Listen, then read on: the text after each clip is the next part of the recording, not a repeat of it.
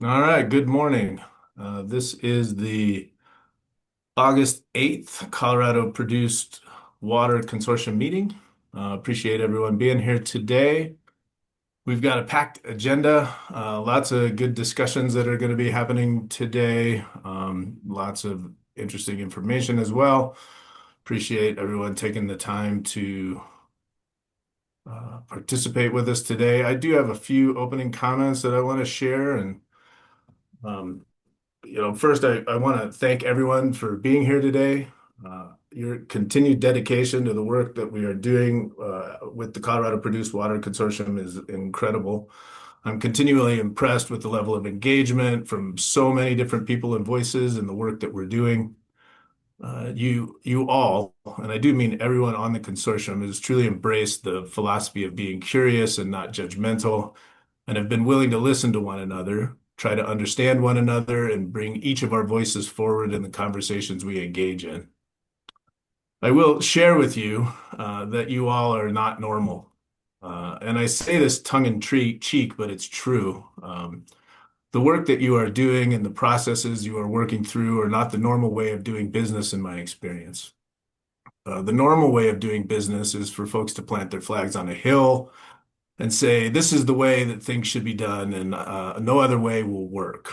The normal way is to grandstand and posture, building walls rather than breaking them down, being unwilling to listen and consider points of view that may differ from our own. This normal way of doing things, unfortunately, has become so prevalent that it really has become difficult to find other ways of approaching complex problems. But here we are, leading by example on a way of doing things that breaks the mold of normal. We listen, we share, we consider, we debate, and we find solutions rather than additional problems. So I do want to thank you all for that and look forward to continuing this today in our discussion. I also want to take a moment to reflect on the concept of leadership. In this room, we have many incredible leaders, leaders in their fields, in their expertise, in their passion for the work they are doing. We have leaders in environmental protection, leaders in protection of communities, leaders in academia, leaders in regulatory processes, and leaders in governance, as well as leaders in industry. The amount of knowledge and expertise we have here is amazing. We as consortium are leaders as well. We are leading the country in developing ways to decrease the amount of fresh water used and increase the amount of reuse and recycling of produced water that is occurring in oil and gas operations throughout the state. We did this through working together to find solutions and opportunities. To me, leadership does not mean always getting what I want, no matter the cost. I may feel that my perspective and my mission is the most important, and I certainly will always advocate for what I believe is right. But to me, true leadership is finding ways to reach the common ground, trying to understand the differing perspectives and understanding the big picture. It is easy to plant a flag on a hill and say, this is what is right and no other way will work. It is hard to do the work to find commonality and consensus. We have a group here of some of the strongest leaders I have ever been around. My ask of you today is that we do the work of leading by example and trying to find consensus on the difficult topic we have been asked to wrestle with. The topic we've been asked to wrestle with is it possible to cite centralized produced water treatment facilities to allow for increased reuse and recycling of produced water while still ensuring enhanced protections for disproportionately impacted communities? And if so, what are the essential protections that must be included to ensure that the intent of protecting DI communities is met? Director Dalton has done yeoman's work in compiling a significant amount of information on current regulatory measures, which I don't know has ever been done, amalgamation of all the different regulatory processes on a particular topic. Has reviewed all of the presentations that have been shared over the last few months and compiled and refined those, and has worked hard in developing a draft recommendation that attempts to capture all of the voices and thoughts that have been expressed by consortium members in previous meetings. I am incredibly grateful for the work she has done and look forward to her sharing her recommendations later on in the meeting and her reasonings behind them. I also look forward to the perspectives, views, and voices that will happen in the conversations that we'll have with consortium members as well. And really appreciate your dedication to work today to refine this recommendation that we've been asked to work on. So, um, with that, looking forward to the conversation today, and I will kick it off to Director Dalton to provide some housekeeping and updates. Thank you, and thank you for the nice compliments. I agree, we have some amazing leaders in the room, and I feel so fortunate to work with each of you. And um, you guys just make this work really fun. So thank you. For announcements, Jennifer Engel, who has supported us uh, since February and has introduced us to some cool technology, specifically at our strategic planning meeting when she instantly got those notes translated from the whiteboard into a document. Jennifer is taking a position at Representative Brown's office. Many of you might know Representative Kyle Brown serves on the Energy and Environment Committee at the state. And so I wanted to give Jennifer an opportunity to say a few words. Jennifer? Yeah, thank you so much. This has been a true pleasure. It's just been wonderful working with you all and um, definitely hoping to bring some of that same hardworking attitude to my new position. So thank you all. Thank you, Jennifer. And we will miss you. Yeah, So, thank you for working with us. Certainly appreciate your dedication and your organization and your willingness to just engage with all of us. So thank you. Absolutely. Thank you guys. then the next housekeeping is just a change to the agenda. We were going to hear an educational presentation from consortium member Doug White, and Doug's schedule didn't allow for him to present today.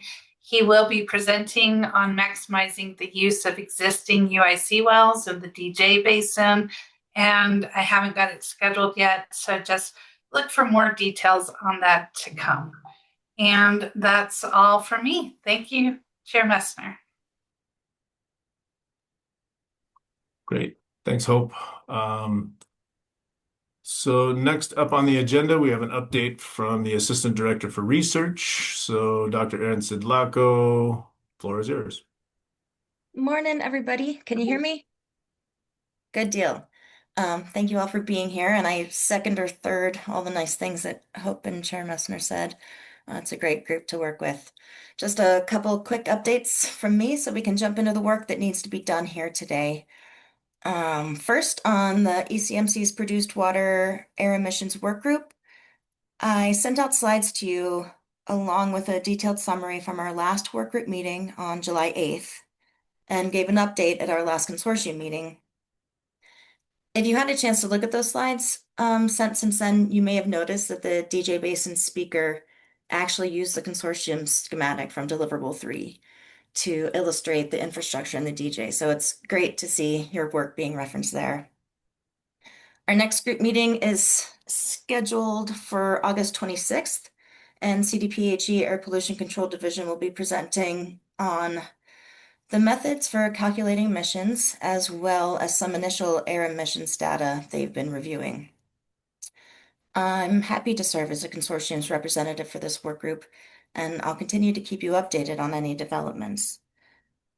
I have spoken with a few of you individually to get your feedback and bring your perspectives to the work group, but if you do have any questions or concerns you'd like me to raise at that next meeting, please reach out to me before August 20th.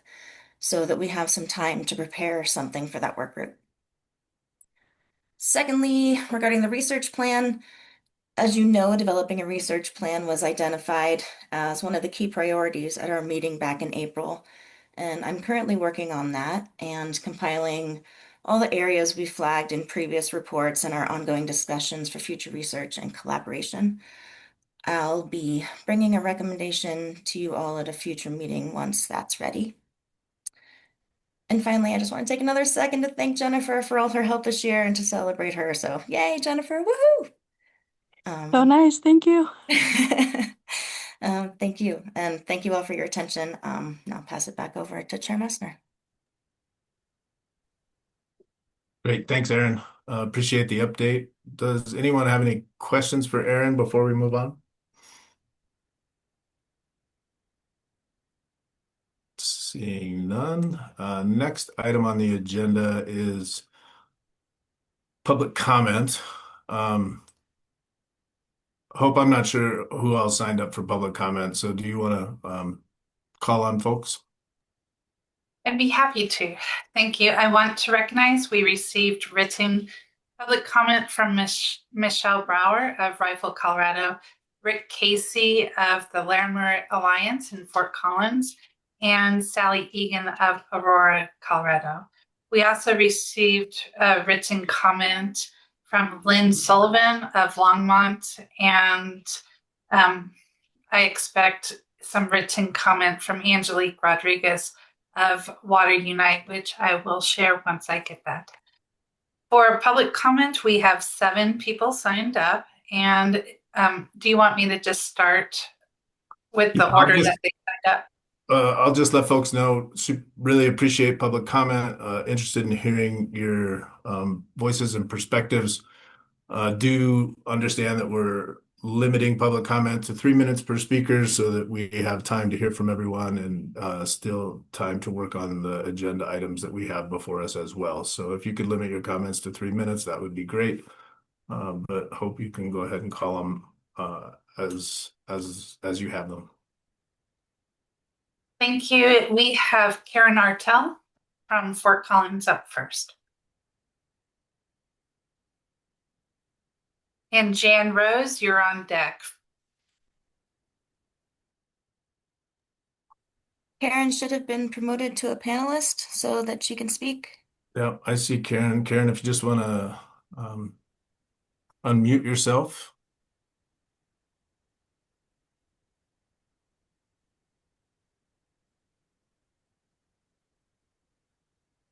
Good Oh, morning. can you hear me now? Sorry about Yes. that. Hi. My name's Karen Artel. I live in Fort Collins. My comments will pertain to the Front Range because I and my extended family live here. Thank you for the opportunity to comment.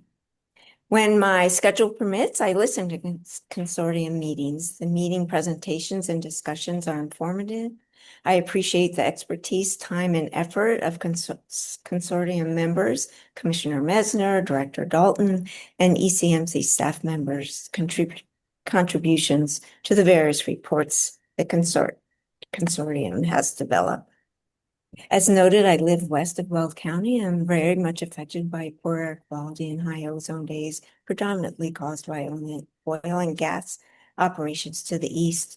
2 of my grandchildren attend a school in a DI community that is surrounded on 3 sides by upstream and midstream oil and gas operations, less than 2 miles from the school, and many more oil and gas wells less than 4 miles away and beyond. Front Range cities and communities, including DI communities, have the densest population in the state, and the North Front Range population is growing faster than any other area of the state. Even so, the Front Range has by far the most oil and gas wells in the state. We're in an ozone non-attainment area classified as serious, where the state planned to request a voluntary reclassification to severe. Front Range oil and gas operations have the highest emissions of HABs, NOx, and VOCs of the state operating areas. Front Range DI communities deal with the hazards and effects of living near oil and gas operations, manufacturing plants, hazardous waste facilities, and other heavy industries. They are in close proximity to sources of noise and areas with increased traffic volumes in and near their community. These hazardous conditions negatively affect community members' physical and mental health and well-being. Why add centralized produced water treatment facilities to the mix? Decreasing freshwater use in oil and gas operations and recycling produced water is a priority, especially because Front Range operators historically use 99% fresh water in their operations. I appreciate the consortium's recommendations of enhanced protections for DI communities if the blanket prohibition is modified or removed.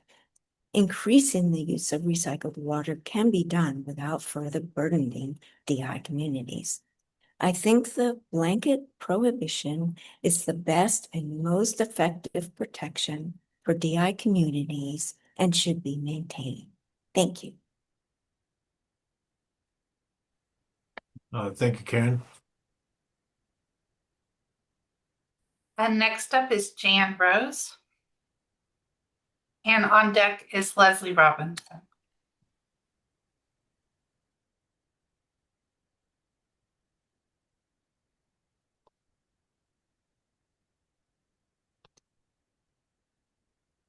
Thank you, Chair Messner, members of the Produced Water Consortium, and avid listeners of Produced Water Reuse that are on the call today. My name is Jan Rose. I represent the Colorado Coalition for a Livable Climate, which is 56 community, religious, and environmental organizations spread across the state of Colorado. And I was the original bill captain for HB 23-1242, reducing the use of fresh water in oil and gas operations.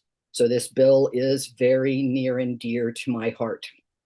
And my first comment, let me start my timer here since I don't see a physical timer on the screen.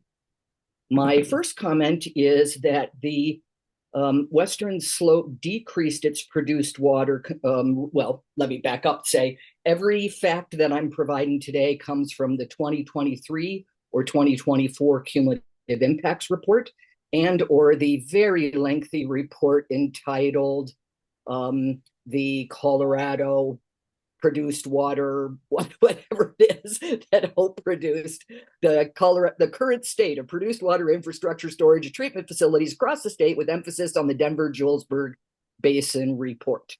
So that's where my information is coming from. I am concerned about a rulemaking to eliminate the prohibition because that was the single hardest fought item to remain in the original bill after the strike below requested by what was then still called the COGCC. And we had really solid reasons, and those reasons have not changed for prohibiting centralized recycling facilities and DICs. And that's that they're major source polluters. And nothing has changed in the technology unless you're going to present something amazing today. Nothing's changed in the technology to change that fact. They are major source providers of emissions, NOx, VOCs, hydrocarbons, BTEX chemicals, and T-norms. So they cross the gamut. Our concern is that since the purpose of the bill was to reduce fresh water, and 92% of the fresh water used in fracking occurs in the Denver-Julesburg Basin, that it stands to reason that eliminating the prohibition will result in centralized produced water treatment facilities in the heart of the non-attainment zone, where we cannot afford to add additional new source pollution standards in the middle of ozone non-attainment that has been classified as severe already according to the 2015 standard for ozone attainment, which is 70 parts per billion. So we have blown our air quality readings this year, and fire season hasn't really started yet. We already have 10 active fires burning. I'll go on the record and say that wildfires are caused often by lightning and by human hand, but they are exacerbated substantially by the extraction, processing, and combustion of fossil fuels. So when you add fossil fuel infrastructure to the state of Colorado, you increase the likelihood of the severity of wildfires in our state. And we're going to see them get worse this summer. We all know that because we had a wet spring. So the Western Slope has reduced its use, and I understand and appreciate that you need to grow the infrastructure on the Western Slope to expand your gas footprint. and you need access to more produced water facilities, and those are only available in DICs. Oh, and I am at 3 minutes, so I'm done speaking. I have so much more to say and no opportunity to say it. With your permission, Chair Messner, I will submit a written comment. Yeah, please do. Hope does a good job of circulating that to all of us, and so do appreciate written comments. Thank you. And also, Jan, I just wanted to say you're always welcome to call me, and we can have a deeper conversation. So next up is Leslie Robinson, and on deck is Natasha Ledger.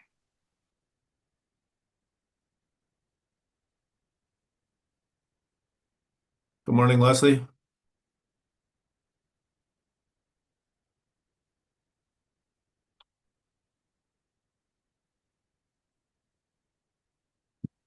I'm sorry, I was cut off there for a little while. We can hear you and see you. Okay. I'm Leslie Robinson with the Grand Valley Citizens Alliance in Rifle. I've lived in this area since 1975, so I've seen the demise of the uranium production, rise and fall of oil shale. In the past 15 years, I've been involved with the rise and falling of the natural gas industry. I have dealt with officials from the COGCC back at the turn of this century and up till today with the ECMC and CDPHE, and will continue into the future. A little warning for Commissioner Messner. The natural gas industry has been more successful in the mineral extraction industry here and has hundreds, if not thousands of miles of pipelines on the western slope, proving that yes, the industry does not need to use trucks all the time. But there will always be truck traffic to service pads and pipelines. Natural gas in the Rifle area of western Garfield County also proved that they could build pipelines from anywhere to everywhere. There is a proposed oil and gas project 10 miles up West Mam Creek, south of Rifle, and the pipelines are to eventually tie up to the Rulison produced water treatment plant about another 10 miles west of Rifle. That mileage doesn't include the up and down trek in the mountains either. It's just another day in the gaslands. That means it's totally unnecessary to put produced water treatment facilities or an open pit in DICs when you can run a pipeline. A state official said there is difficulty setting clear setbacks without flexibility. Well, my question is, why do the people have to be the flexible ones when it's the industry that needs to be flexible in residential drilling?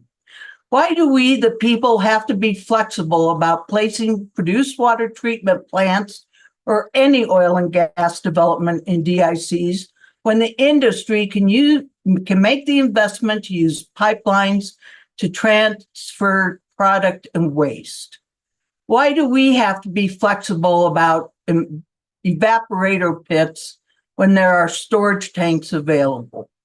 Investment into recycling produced water pipeline system for the Front Range is the cost of doing business for the industry as it has been on the western slope. We, the people, shouldn't have to be flexible because the industry doesn't want to. There should be no produced water facilities in DICs, totally unnecessary. Thank you very much and have a good rest of your meeting today. Thank you, Leslie. Next up is Natasha, and I apologize, I probably mispronounced her last name, Natasha Legier, and on deck is Angelique Rodriguez.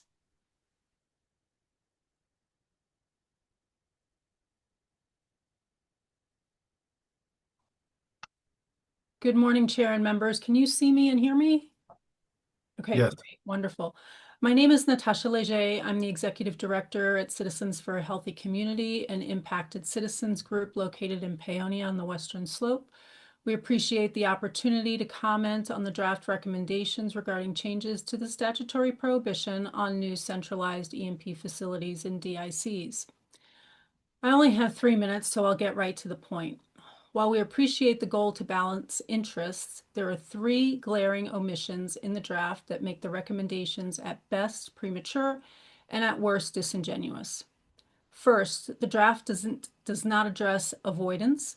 The purpose of the prohibition in HB 23-1242 is to keep these facilities away from DICs.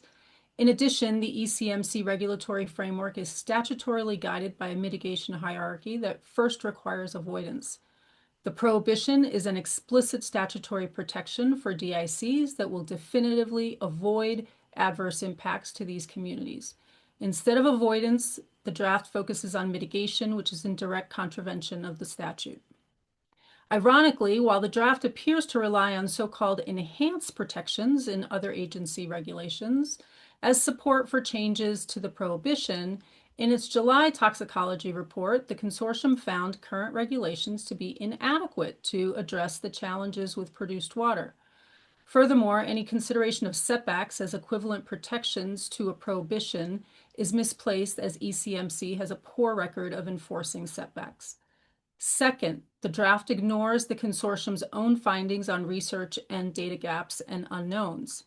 The consortium's July toxicology report found that data and research gaps present ongoing challenges for risk assessment and regulatory oversight.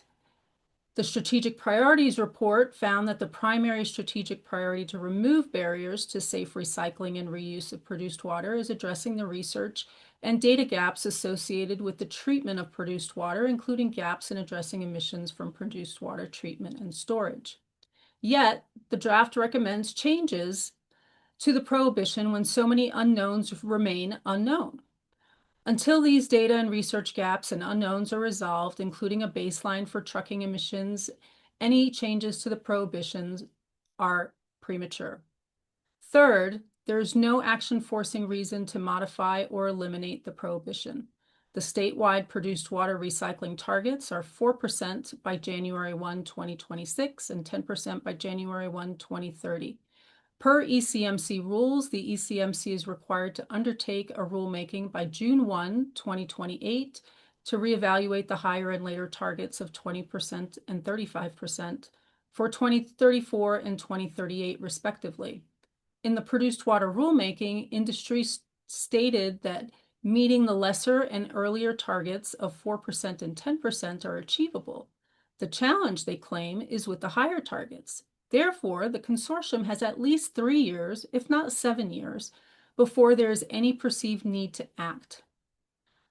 The mandate for HB 1242 is avoidance to unequivocally protect DICs and to reduce the use of fresh water, not to foster a produced water recycling industry.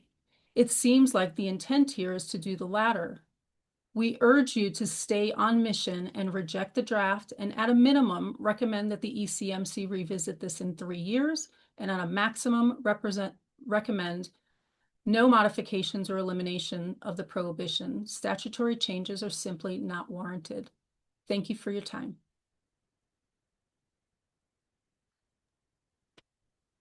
Thank you, Natasha.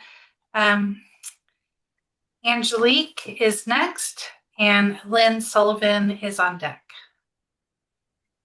Hope I don't see Angelique on here. It might be a phone number. Yeah, there's nobody unaccounted for. We'll do Lynn Sullivan is next, and Christine Misbanksky is on deck. Okay, promoting Lynn now.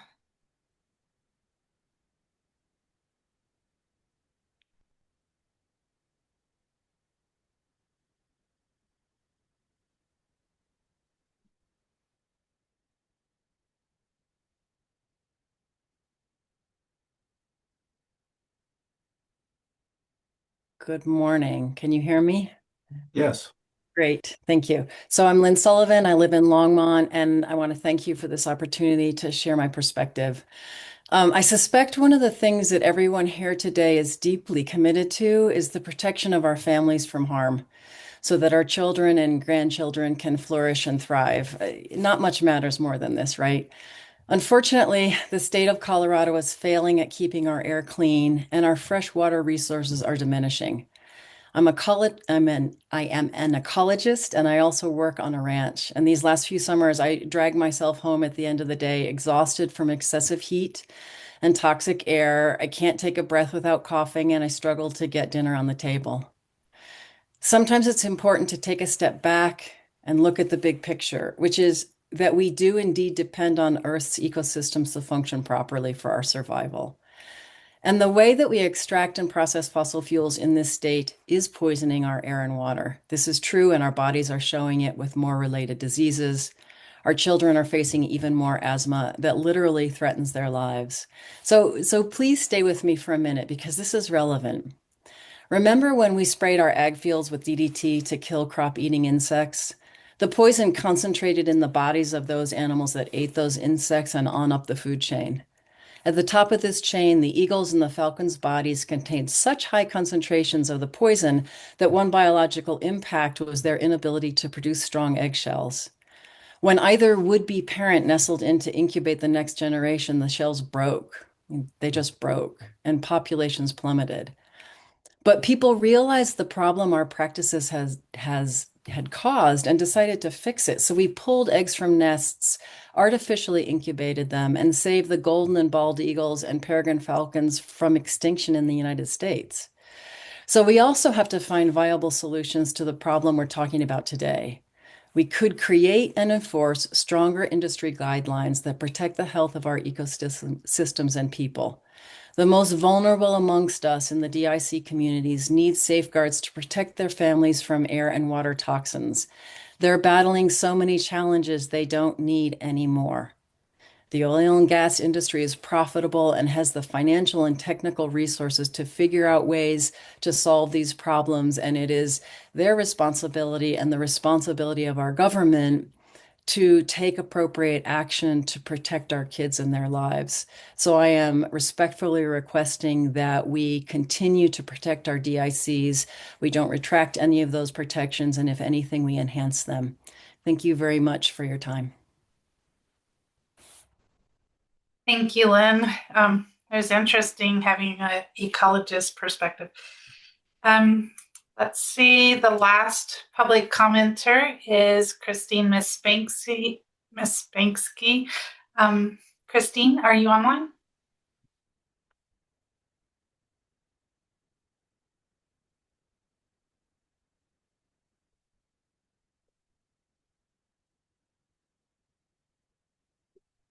I don't know if she's been, oh, there she is. She should be coming. Okay. Good morning. Sorry about that. Took a minute to reboot. Thank you, Director Dahl and Chair Messner. QB appreciates the Director, Chair, and Consortium members listening to the unique concerns of the Western Slope over the past 2 years, acknowledging the rural and remote location, which you have seen firsthand, the existing infrastructure and successes of the recycling systems to date, and the importance that pipeline infrastructure plays in the process. It is obvious that you see the concern with the rules and the way they're written, and you have captured many of these points well. We have had a chance to review the most recent document, Recommendations for Enhanced Protections in Disproportionately Impacted Communities. We do have some initial thoughts on how to put further emphasis on some key points. Based on our review of the document, the upfront recommendation section does not effectively emphasize the sizable concerns identified by continuing forward with the prohibition of centralized E&P waste management facilities in Western Slope DI communities as currently written. We have recommended identifying upfront the direct conflict of moving forward along this path, especially in the rural and remote communities of the Western Slope, in which case many of you saw are not actually communities, but a lot of open space. The importance of local governments in the approval and siting of these facilities should be further elevated. The local governments not only know the community context, but at the end of the day, they know the lay of the land in their counties much better than someone reviewing a document in another part of the state. In addition, they have relationships with the appropriate state and federal agencies to walk through what it means to each of their respective counties or municipalities. Not addressed in this document would be the input that a landowner or mineral rights holder, such as the Bureau of Land Management, would play in the decision-making process around water recycling facilities. This is critical as in many cases, this is an investment decision with royalties on the line, which in an area that would otherwise flag as a DI community, depending on the version of EnviroScreen, could make a significant difference in some lives. In discussing site-specific considerations for critical wildlife habitat, it is important to emphasize that the presence of permanent infrastructure would be much less impactful than the alternative, which would be a significant increase in truck trips and road traffic. Numerous CDPHE regulations are currently in place, and operators manage emissions to meet permit conditions at each location, including water facilities. Operators comply with existing AVO, ECD, and LDAR inspection requests, reporting repair requirements, as well as periodic aerial flyover methane leak detection and continuous monitoring detailed in operator-specific measurement strategies required by CDPHE's methane intensity verification protocol. Imposing additional data monitoring requirements is unnecessary given the robust compliance measures already in place. Community engagement is already an integral component of the site analysis process. To ensure meaningful dialogue, it is essential that this engagement specifically involves stakeholders with direct standing in the areas of operation. Their involvement fosters relevant insights and constructive collaboration. Thank you so much for your time and efforts on this matter, and feel free to reach out if you have any further questions. Thanks, Christine.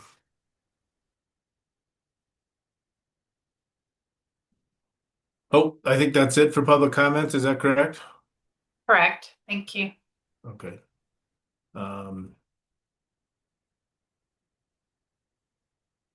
Okay, well, next on our agenda is the conversation around addressing potential barriers to increased use of recycling produced water potentially presented by a prohibition of centralized produced water storage and treatment facilities. I've already talked a little bit about that, so I don't think I need to provide any additional perspective. I'll just hand it over to Hope. She can provide her presentation on the draft that she developed, and really appreciate her attempt to provide significant amount of information to the consortium members for us to digest. And that was a huge lift to be able to develop that. And I know that some consortium members didn't feel like they had quite enough time to be able to read or absorb all of that information. And I acknowledge and understand that. That was a lot of information, but it was also a lot of information to try to compile and get it into a format that was digestible. And so we'll work with what we have and appreciate Hope being able to provide that. And so with that, Hope, unless there's anything else that you want, I'll just hand it over to you to give us kind of an overview of how you got where you got. Thank you, Chair Messner. And while they're putting up the presentation, I do want to express to the public and consortium members that all of our meeting materials are online on the consortium's webpage, and it would be in meeting materials. And what I'll be referring to today, during this particular part of the presentation, is the analysis of the different regulatory rules, which are draft analysis that are kind of later in the list of the August 8th meeting materials on the website. The presentation, along with speaker notes, is on the website for people who can follow along. I do apologize if I stray from script. I am not always the greatest on staying to script, but I will try to stay to the script. And the other thing I wanted to say to preface this is this portion of the presentation is an assignment that the consortium members gave to me at our July meeting, and it was a really good one. It says, really, we want to recognize the protections that the state already has if a centralized exploration and production waste facility were permanent. And so this is an analysis of ECMC rules, Air Pollution Control Division regulations, hazardous and solid waste regulations, and water quality regulations. So with that, I'm going to start the presentation. So good morning, and thank you for allowing me to explore the current regulatory landscape when permitting a new centralized exploration and production waste management facility. This presentation summarizes the more detailed analysis of the oil and gas permitting rules, air quality regulations, solid waste regulations, and water quality regulations that may be triggered should a new centralized produced water treatment and storage facility request a permit. The detailed draft analysis, as I said earlier, is on the consortium's website and will be attached to the recommendations to ECMC as appendices. So as a reminder, I want to repeat something that Chair Messner has mentioned multiple times in our meetings. Be curious, not judgmental. Commissioner Messner shared this quote from the Ted Lasso TV series, which is often misattributed to Walt Whitman at the first consortium's meeting in 2023, and has reminded us of its importance of having an open mind and listening to all perspectives. And we've applied being curious to all of the consortium's work. Being curious has helped us build relationships, not only among ourselves, but within our communities and with our regulatory professionals, as well as academia and industry. I ask everyone here in the room and listening online to not underestimate the power of relentless curiosity, especially of the people in this room. Relentless curiosity means much more than simply liking to learn. It motivates us to ask questions, listen to different perspectives, and find commonality regardless of how hard that might be. Oh, the next slide. I think we can skip over the next slide because I see quite a few placeholders in it. But we're going to look at what we've done to get here, as well as the regulatory analysis and some discussion. So during this part of the presentation where we're looking back, I'm going to review the steps the consortium took to prepare themselves to make data-informed and community-informed recommendations. Much of the preparation is because consortium members outreach and listen to the communities they represent. Consortium members ask questions and learn from each other and others. So I'm going to step back all the way to 2023. And here's where we started. At our meeting in December 2023, consortium member Tessa Sorensen introduced to consortium members the complexity of regulating produced water at the state when she presented on the produced water roadmap. And that's the image that you see on the screen. This roadmap is also on our website under resources and links. By March 2024, consortium members were looking at the first draft of its produced water regulatory policy coordination report, which identified opportunities for state and federal agencies to improve regulatory coordination. And just a shout out to all the public that used and quoted the consortium's reports in their public comment. I really sincerely appreciate that you're reading these reports and using them. I'm glad that they are useful to you. The Produced Water Roadmap is one example of a successful collaboration between state agencies, the Hazardous Materials and Waste Management Division and the Energy and Carbon Management Commission. So to further answer the question, how did we get to today? We start with the produced water rulemaking that the Energy and Carbon Management Commission, or ECMC, held earlier this year. Next slide. In addition to the required timeline and targets to increase the use of recycled produced water, House Bill 23-1242 required the Commission to adopt rules that contain a prohibition against the placement of new centralized produced water storage or treatment facilities in disproportionately or DI communities. Recognizing that centralized produced water treatment and storage facilities are necessary to achieve the higher levels for use of recycled produced water, which ultimately will result in a reduction in freshwater use. The Commission requested the consortium explore alternatives to a complete prohibition, which would also advance the goals of House Bill 23-1242 to reduce freshwater use. The Commission requested that the consortium report back these alternatives by September 1st.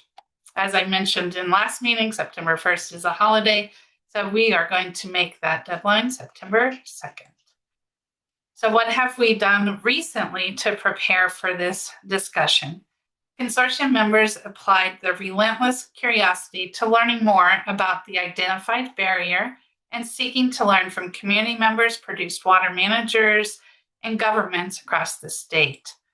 Due to the unique characteristics of Colorado's communities, including demographics, geography, climate, access to roads, produced water management and operational techniques, natural resources, water basins, and oil and gas production basins, consortium members learned first about the DJ Basin in eastern Colorado.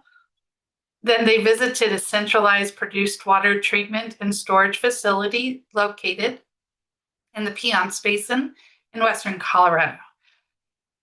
The reason that the tour was scheduled at a centralized produced water treatment facility in the Piceance is because the Piceance Basin is already achieving high levels of recycled produced water usage, sometimes in the range of 80 and 90%.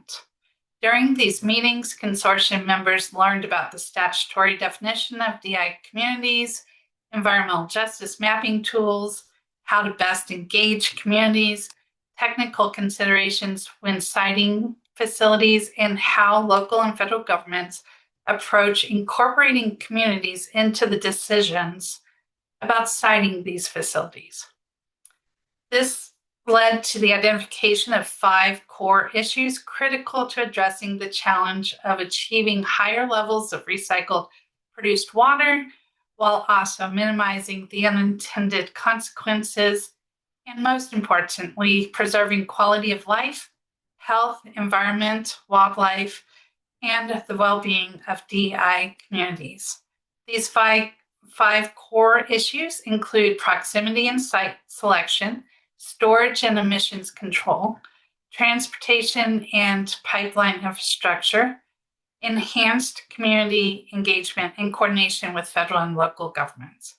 These core issues were discussed in detail at the consortium's July 11th meeting, which was a relatively unstructured discussion designed to allow all voices to be heard. Out of these discussions, consortium members directed staff to conduct an analysis of current rules and regulations designed to protect communities, specifically DI communities, when siting a centralized exploration and production, or E&P, waste facility, which is how a centralized produced water treatment and storage facility would be permitted by ECMC. And finally, let's talk about the results of this analysis. Next slide. During this part of the presentation, I'm going to provide the results of the analysis and the related rules and regulations used by state agencies to protect communities, specifically DI communities, when permitting a centralized E&P waste facility. But first, some awesome words. Next slide. I want to review some awesome words, by which I mean a few regulatory and statutory definitions from ECMC and the Air Pollution Control Division. These awesome words include centralized E&P management facility, produced water, recycled produced water, DI community, occupied areas, well production facility, class 2 disposal well facility, storage tank, and storage facility. On the slide that you're viewing right now are definitions for produced water and recycled produced water. I've attempted to translate the definitions, which are on the left side of your screen, into plain language on the right side of your screen. There are many legal nuances, but when I think of produced water, and this is me personally, I think about water that's deep underground, several miles underground, and disconnected from our drinking water aquifers. Produced water only comes to the surface when oil and gas is extracted from these deep underground oil resources. Now, take this with a grain of salt because there are so many nuances, such as produced water that, in my opinion, hangs out with gas. And those are much more shallow resources. We do have experts on the consortium and in the audience that can provide much more detailed definitions. So for the experts in the room, please accept my sincerest apologies if these plain language definitions miss the mark. So speaking of experts, I want to acknowledge that there are subject matter experts listening in as audience members. These subject matter experts are from state agencies, including ECMC, CDPHE, and the State Land Board.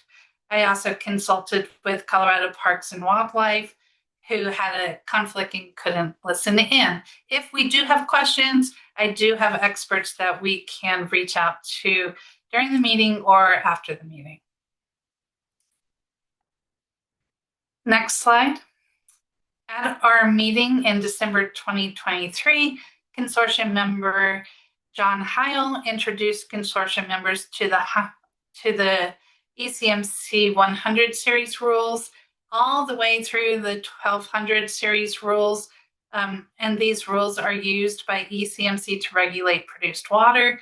For those of you interested in learning more about ECMC rules, I encourage you to listen to the December 1st, 2023 meeting recording. John did a fabulous job just really simplifying all of those rules for us. And if you do listen to John's presentation, as a bonus, you'll hear consortium member Tessa Sorensen's presentation on the produced water roadmap, and previous consortium member Tricia Pfeiffer's presentation on the EPA regulations that apply to produced water. What you see on the slide is the definition of centralized E&P waste management facility, and these definitions come from the ECMC 100 rules.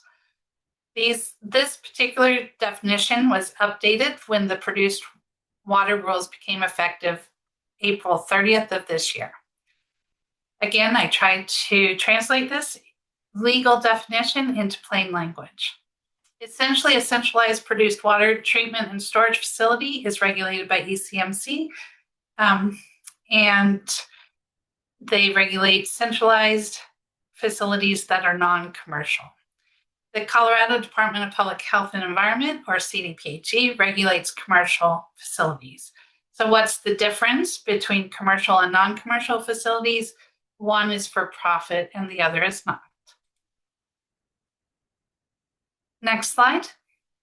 This slide shows the statutory definition as shown on the CDPHE disproportionately impacted communities webpage for disproportionately impacted community. All I want you to recognize here is that it's pretty restrictive. It's got a lot of guardrails in that definition. Next slide.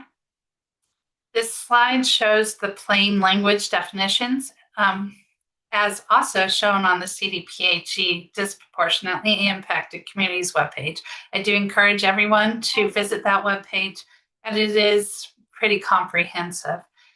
What I want you to take away from this slide is that DI communities experience higher environmental and health burdens and are defined by census block group, which is based on population. So if the population is dense, then the census block will be a smaller size. If the population is more spread out, such as we'll say your closest neighbor might be 2 miles, then the census block will cover more area. And so when we say census blocks cover a whole county, it just means that the population is spread out. To continue in our discussion of plain language of DI communities, next slide. Disproportionately impacted communities include those that have housing cost burdens, are linguistically isolated, communities with environmental and socioeconomic impacts, low-income communities, communities of color, tribal lands, mobile home communities, and historically marginalized communities. Next slide. This slide shows the Air Pollution Control Division definitions for produced water, DI community, and occupied areas. Most notably is that the Air Pollution Control Division uses data from November 2024. And the Air Pollution Control Division defines occupied areas for regulated air emissions to include residential buildings, schools, commercial facilities, and outdoor public assembly areas. Other important definitions used by the Air Pollution Control Division for regulating air emissions include well production facility, Class 2 disposal well facility, storage tank, and storage vessel. So I'm going to try again to translate these definitions into plain language. Previous slide. A well production facility is a stationary source of air emissions from oil wells, and many contain some level of treatment. A Class 2 disposal well facility is a facility that is used for disposing of non-hazardous waste from oil and gas operations. A storage tank stores liquid carbons and produced water, both of which could give off volatile or organic compounds, commonly referred to as VOCs. The tanks have closed tops or roofs to contain what the tank is storing. Fixed roof storage tanks generally mean that the top of the tank is fixed in place. The common alternative might be a floating roof tank, which is where the cover is able to move up and down. A storage vessel also contains hydrocarbons or produced water. The storage vessel is relatively permanent structure that does not move. Air quality or Air Pollution Control Division permits tanks that store crude oil, condensate, or produced water. I've been asked about mobile emissions. Trucking emissions are not subject to permitting requirements under APIN or stationary source permits, but they may be subject to other Air Quality Control Commission requirements. There's no unique requirements in Colorado for trucking emissions related specifically to the transport of produced water.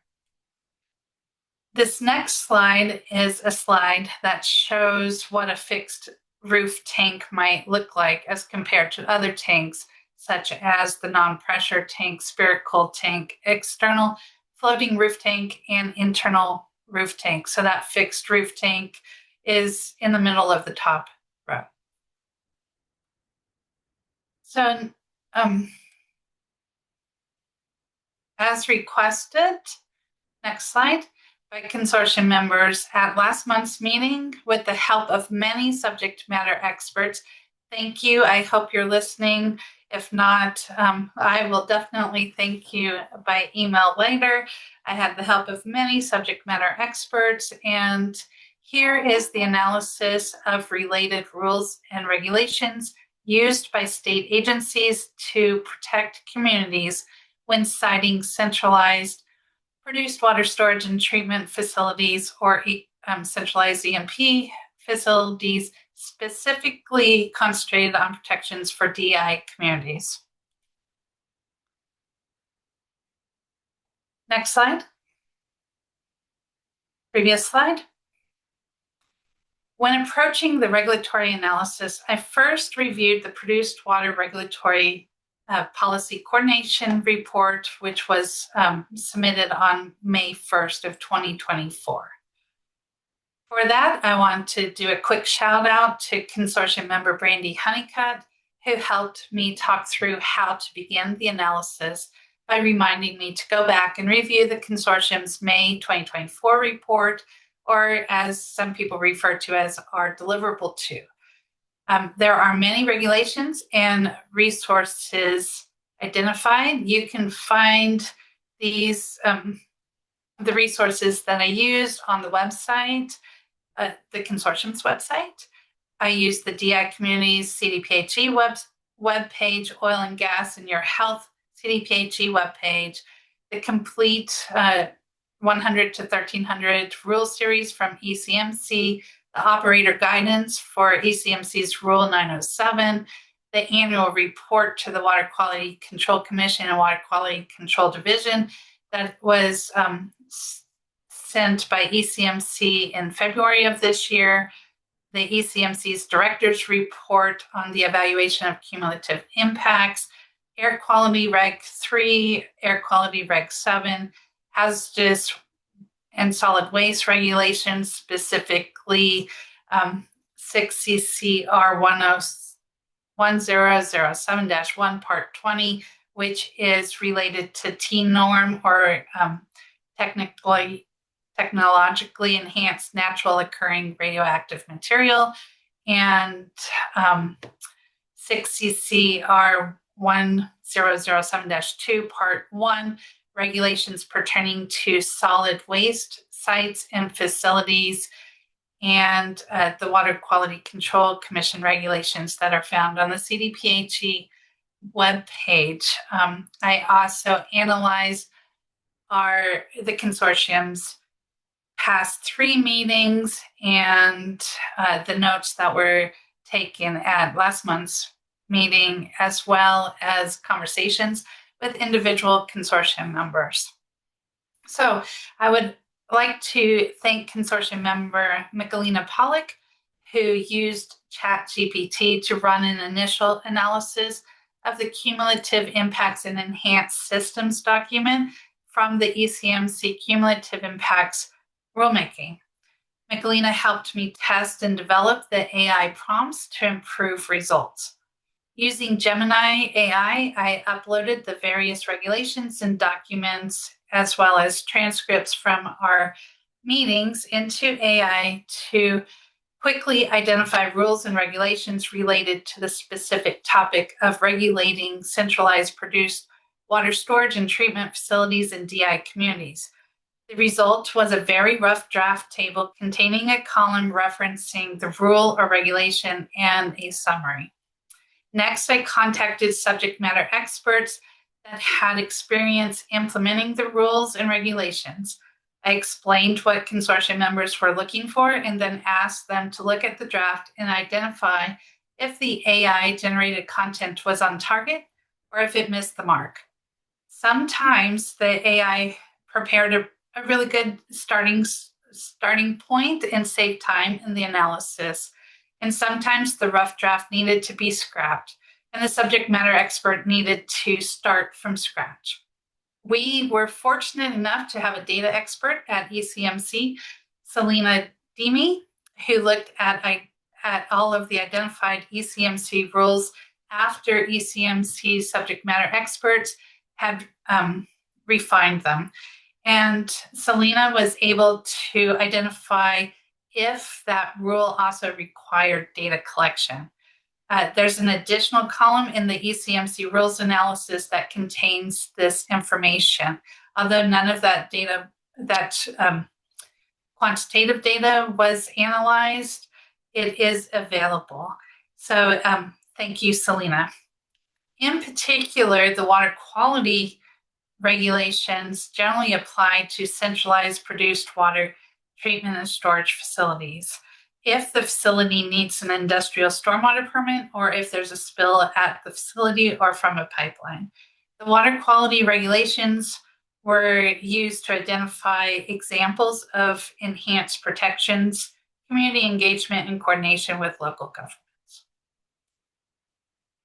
So then this analysis really pointed out jurisdictional authority. Next slide.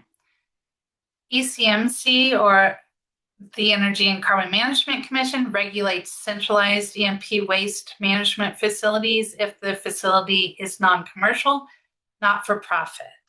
This includes facilities used by one owner or operator or used by multiple operators under an agreement. CDPHE regulates commercial disposal facilities for E&P waste, and E&P is exploration and production. Commercial facilities are considered for-profit entities.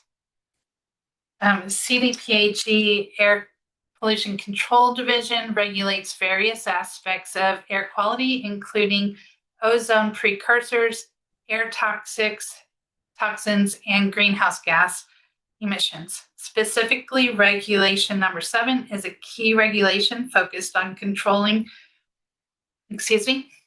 I need a little water.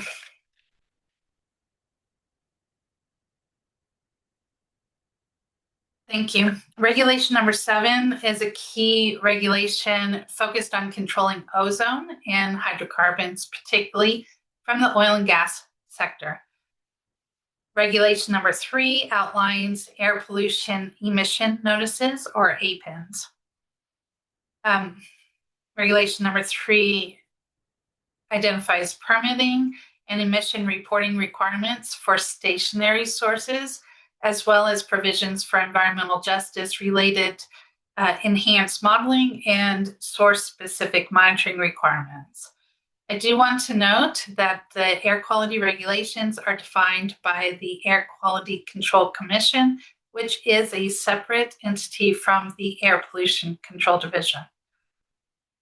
CDPHE's Hazardous Materials and Waste Management Division regulates commercial E&P waste impoundment facilities under its solid waste regulations.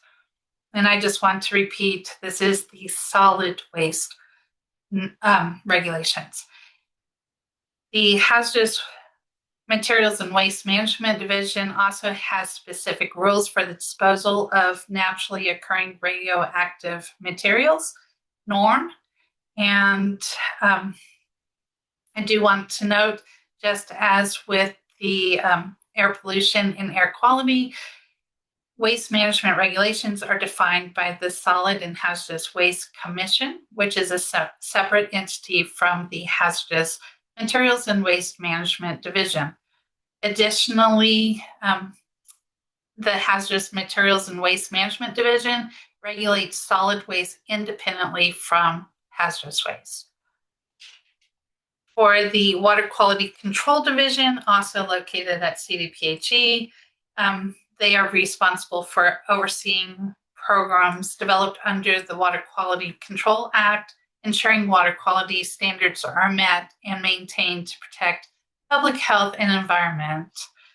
I want to note that the Water Quality Control Division has a wide range of responsibilities. I am only mentioning one of their responsibilities. I do want to shout out to consortium member Tessa Sorensen for identifying the distinction between commissions and divisions at CDPHE. And a shout out to Brandy Honeycutt, who assisted with the Water Quality Control Division detailed analysis, because that's where the AI, that's the one that really had to be scrapped and started over. So next, I'll go into just a highlight of the ECMC rules analysis. You'll see 7 pages of tiny print on our website. Hopefully all of you can enlarge the print that contains the full ECMC rules analysis. Of the entire rules series, the most applicable series were the 300 series, the permitting, 600 series on safety and facility operations, and the 900 series on environmental impact prevention. Of special note, the Commission adopted the cumulative impacts rules in October of last year. They went into effect in December of 2024.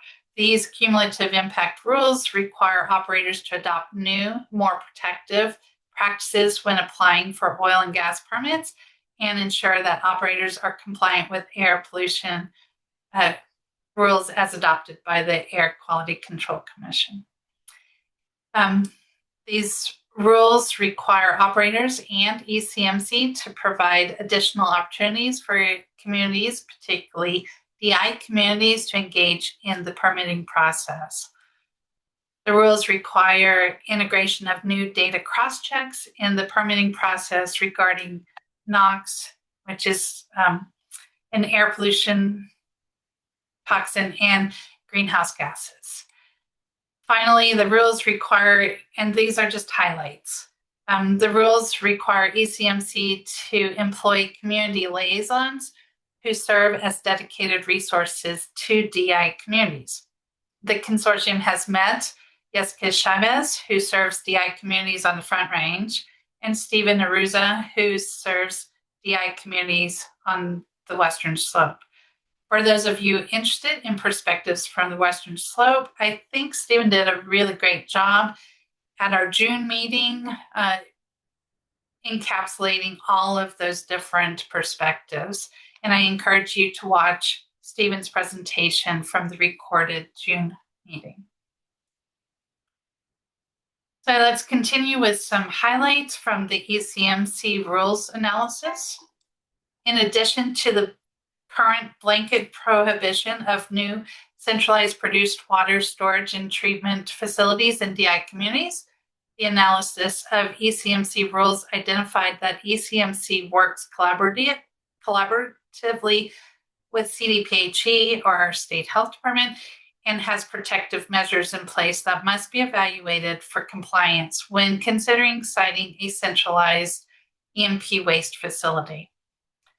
To get a better understanding of the history of the siting process and the recent changes related to the ECMC mission change, and again with the cumulative impacts rulemaking, I met with a team of subject matter experts at ECMC.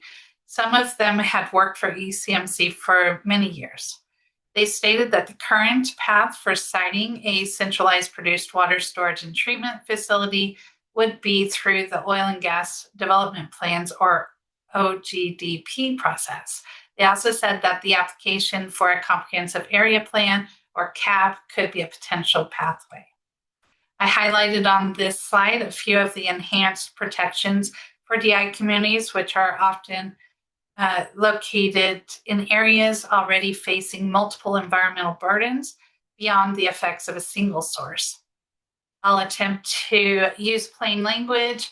However, there are subject matter experts on the consortium and in the audience who we can consult. And just please understand that by using plain language, some of the specifics may be generalized and the legal meaning of the rule can be misinterpreted. I'm using plain language as a request from the consortium members who work with communities and from the public. So one way to get community engagement is to ask your neighbors. When a site is considered within a DI community, operators must hold community meetings prior to submitting their application to ECMC for approval. There are required community meetings, longer comment periods, wider notification requirements, and a community outreach plan is required, and that community outreach plan has to be approved by the commission. The plan explains how operators will communicate with and involve the community. What this means is that projects near communities that already face environmental burdens get extra community engagement opportunities. For emissions and cumulative impacts, locations within a half mile of a sensitive receptor in a DI community require a cumulative impacts analysis, which includes scores from CDPHE's EnviroScreen tool and a narrative explaining how the operator will use this data to determine mitigation strategies. What this means to me is that if the project is within a half mile of a sensitive location, such as a school, hospital, residential area, or public park, operators must include the EnviroScreen scores in their cumulative impacts analysis. And for those of you who are unfamiliar, EnviroScreen is Colorado's tool that measures environmental and health risks in different areas. Operators must also write an explanation of how this data will be used to decide what steps to take to reduce additional harm to the community. These mitigation strategies are specific actions that the operator will take to prevent, reduce, or offset negative impacts. For proximity, I focused on ECMC Rule 907B5G, which prohibits centralized E&P waste management facilities being sited within 2,000 feet of a building unit or high occupancy building unit, unless owners and tenants within that radius consent.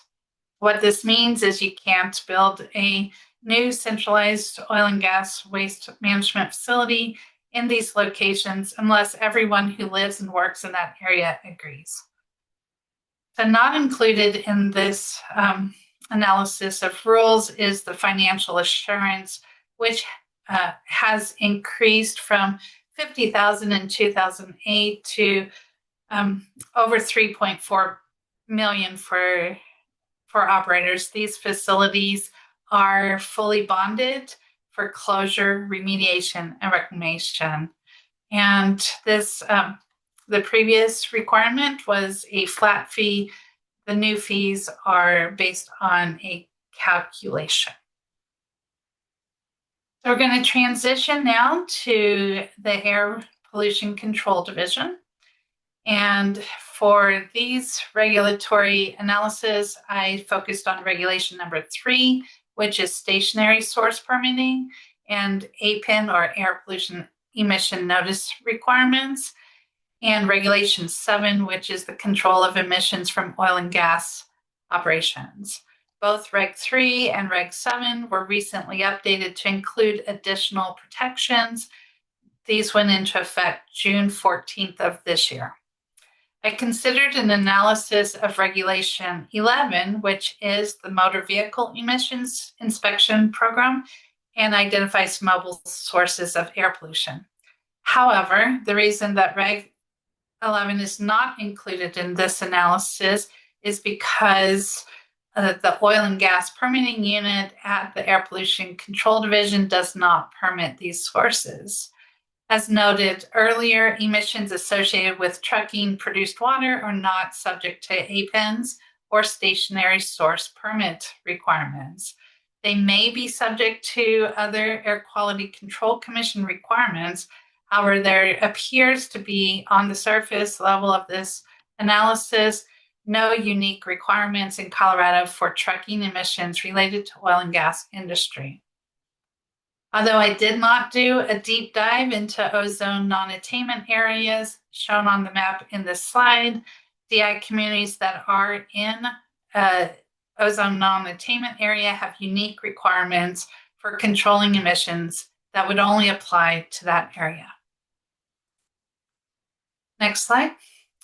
The analysis of Air Pollution Control Division regulations identified that the division works collaboratively with the Energy and Carbon Management Commission and has protective measures in place that would need to be evaluated when considering siting a centralized produced water storage and treatment facility. I wanted to highlight a couple. The full analysis is again on our website, but a few of them that I'm highlighting today is environmental justice, proximity, monitoring, and emissions controls designed to enhance protections of DI communities, as well as socioeconomically vulnerable communities and cumulative impacted communities. Using plain language, air quality modeling is required if the facility is in a community that is already facing multiple environmental burdens.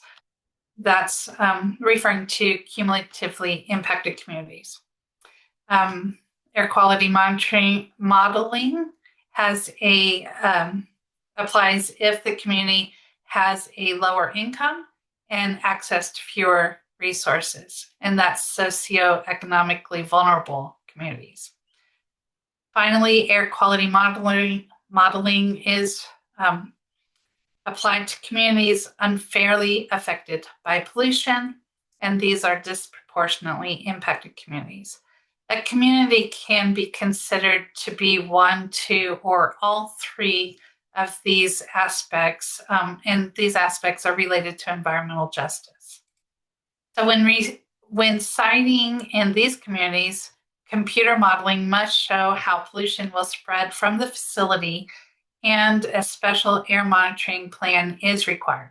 Specifically for DI communities, a monitoring plan approved by the state will be used to track benzene, toluene, ethylene, xylene, fine particles through PM 2.5, and nitrogen dioxide. The plan must include limits for these identified air quality pollutants that account for pollution that's already in the community.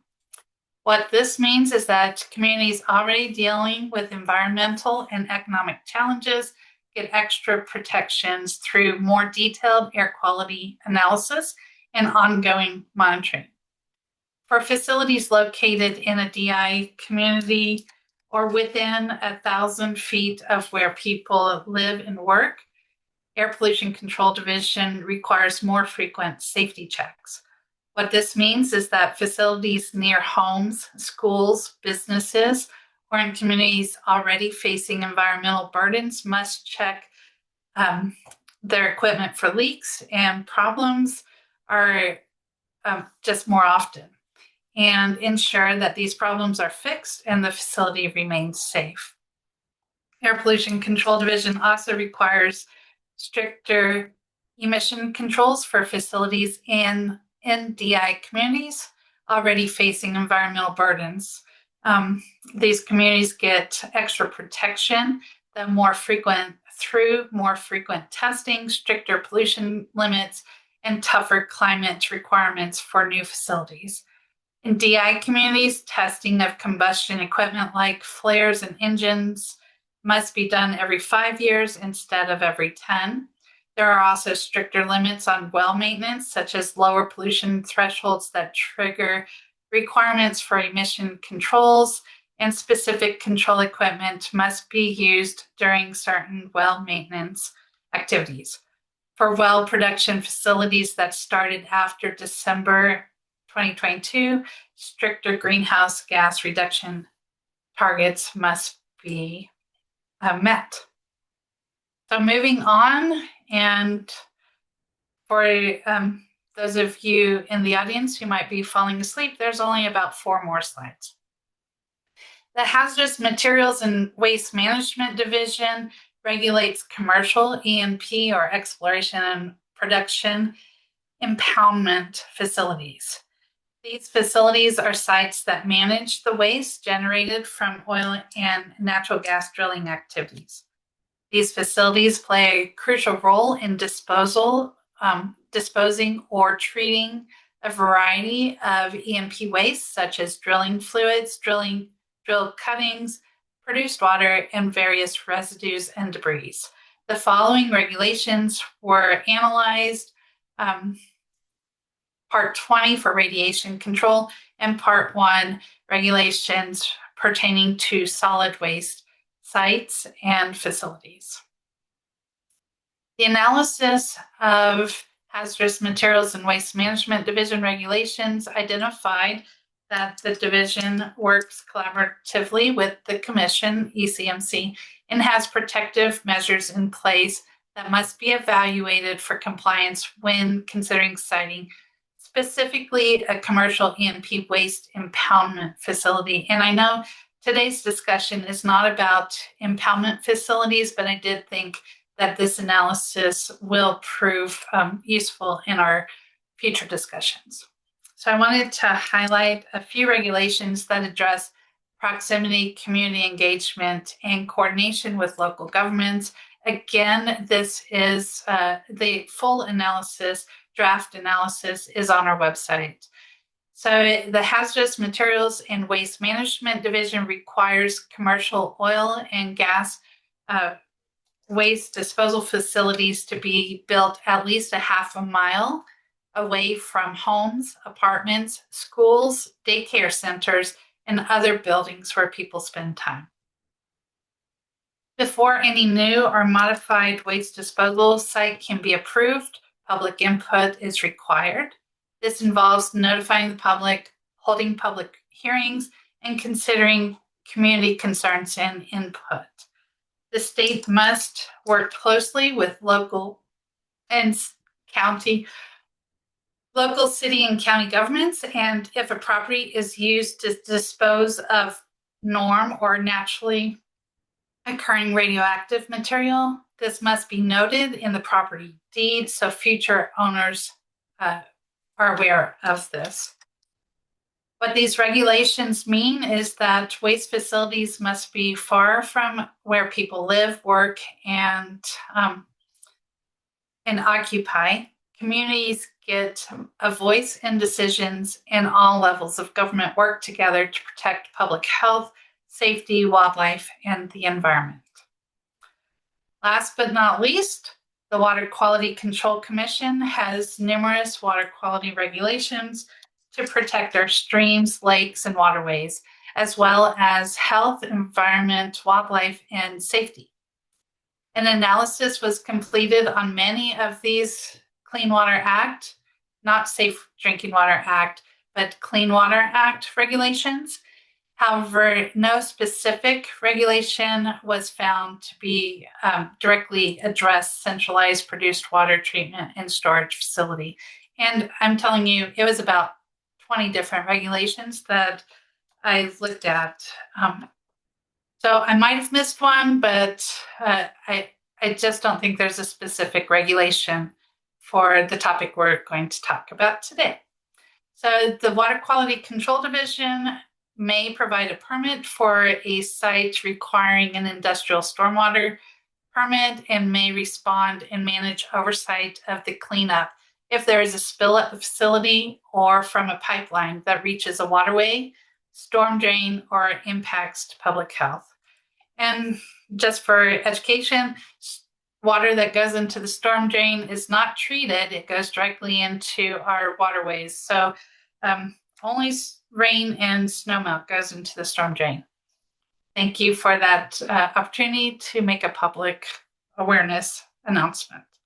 The Reclaimed Water Regulation, Reg 84, has been referenced in past consortium meetings as an example of one approach to regulating recycled produced water. Although not directly related to centralized produced water treatment and storage facilities, this review of the water quality regulations can be used as examples of enhanced protections, community engagement, and coordination with local governments. Water quality regulations protect not only surface water, but all groundwater in the state by requiring the use of best management practices to prevent pollution. This is also true for surface water protection. The Water Quality Control Division requires public input and community engagement. All permit applications for discharges into rivers and other waterways must include opportunities for public participation and includes additional requirements when the discharge is close to a public drinking water source. So the other thing that I wanted to mention is the Water Quality Control Division usually does a triennial review, which means they take 3 years of stakeholder engagement and input before the regulations are updated. And that's just a general statement. So what this analysis means is everyone's drinking water is protected through pollution prevention requirements, and communities have a voice when permits are issued that could affect their water supply. So here are a few key takeaways from the presentation I just gave. Recent ECMC rulemakings added enhanced protections for DI communities and increased community engagement requirements. Recent updates to the Air Pollution Control Division regulations enhance air quality controls, monitoring, and public outreach requirements. Hazardous Materials and Waste Management Division regulations ensure solid waste is managed safely and is located away from communities.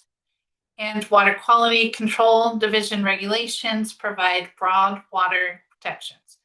Now, before I get into the draft recommendations, which will be a separate presentation that I hope will address the challenges associated with achieving increased produced water recycling goals set in the ECMC produced water rules, while also recognizing the enhanced protections that a blanket prohibition of centralized produced water treatment and storage facilities in DI communities provides. I want to pause for questions, but I want to hold off on the detailed discussion of the draft recommendations. Chair Messner? Holy cow. That was probably the best presentation of all the different regulatory processes associated with this that I've seen since I've been in this work for the last 6 years. And so it's very rare that we see that combination of what's going on with CDPHE and ECMC combined into one presentation. So well done with that, and understanding that you did it in a way that was plain language, which was spectacular, but still was just a brushstroke of the regulatory landscape that's out there, and the additional work you did with the report I thought was really good. So thanks for that, Hope. Opportunity here for questions on the current regulations, not on any kind of draft recommendations that she developed, but some really clarifying questions on the presentation or report.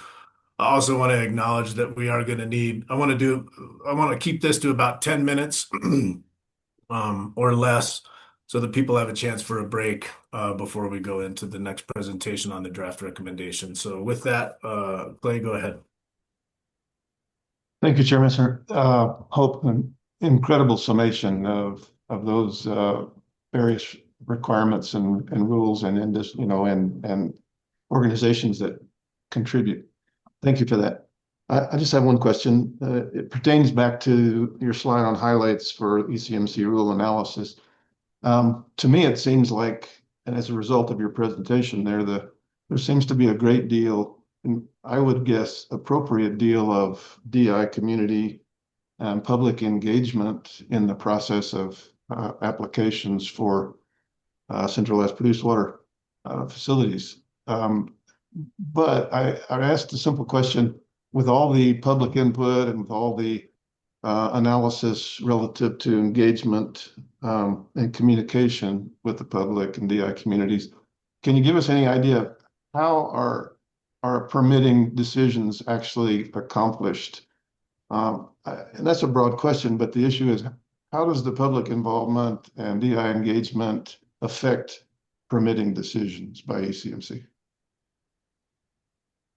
Honestly, Clay, you're putting me on the spot because the consortium, as the director of the consortium, I really do intend to be neutral, and so that we can focus on the research and really making solid recommendations without political influence. So I try really hard not to watch any of the commission's hearings and to really keep an arm's length away from the work of the commission so that I can take a broad approach. So I'm going to ask any of our consortium members that do represent the commission, which we have two, Chair Messner, and although I'll call him Commissioner Messner in this role, and John Heil. John Heil or Commissioner Messner, do you have a response to Clay? Yeah. Let me answer that, Clay. And so I think one thing that's important to understand is that currently well, first of all, there's only been one centralized produced water treatment facility that has been permitted by ECMC and come before me in the 6 years that I've been a commissioner. Okay, so this is not that very common occurrence. A lot of what Hope's talking about in the regulatory process and OGDP applications and reviews are not centralized produced water treatment facilities, but rather our oil and gas operations. And so those happen on a regular basis. And there's ever since the mission change rulemaking, which occurred in, well, I think it was ultimately implemented in 2021. There's been enhanced protections associated with disproportionately impacted communities. In fact, the ECMC was the first state agency to have enhanced protections for disproportionately impacted communities. That was further enhanced in the cumulative impacts rulemaking that occurred last year. Those we haven't seen.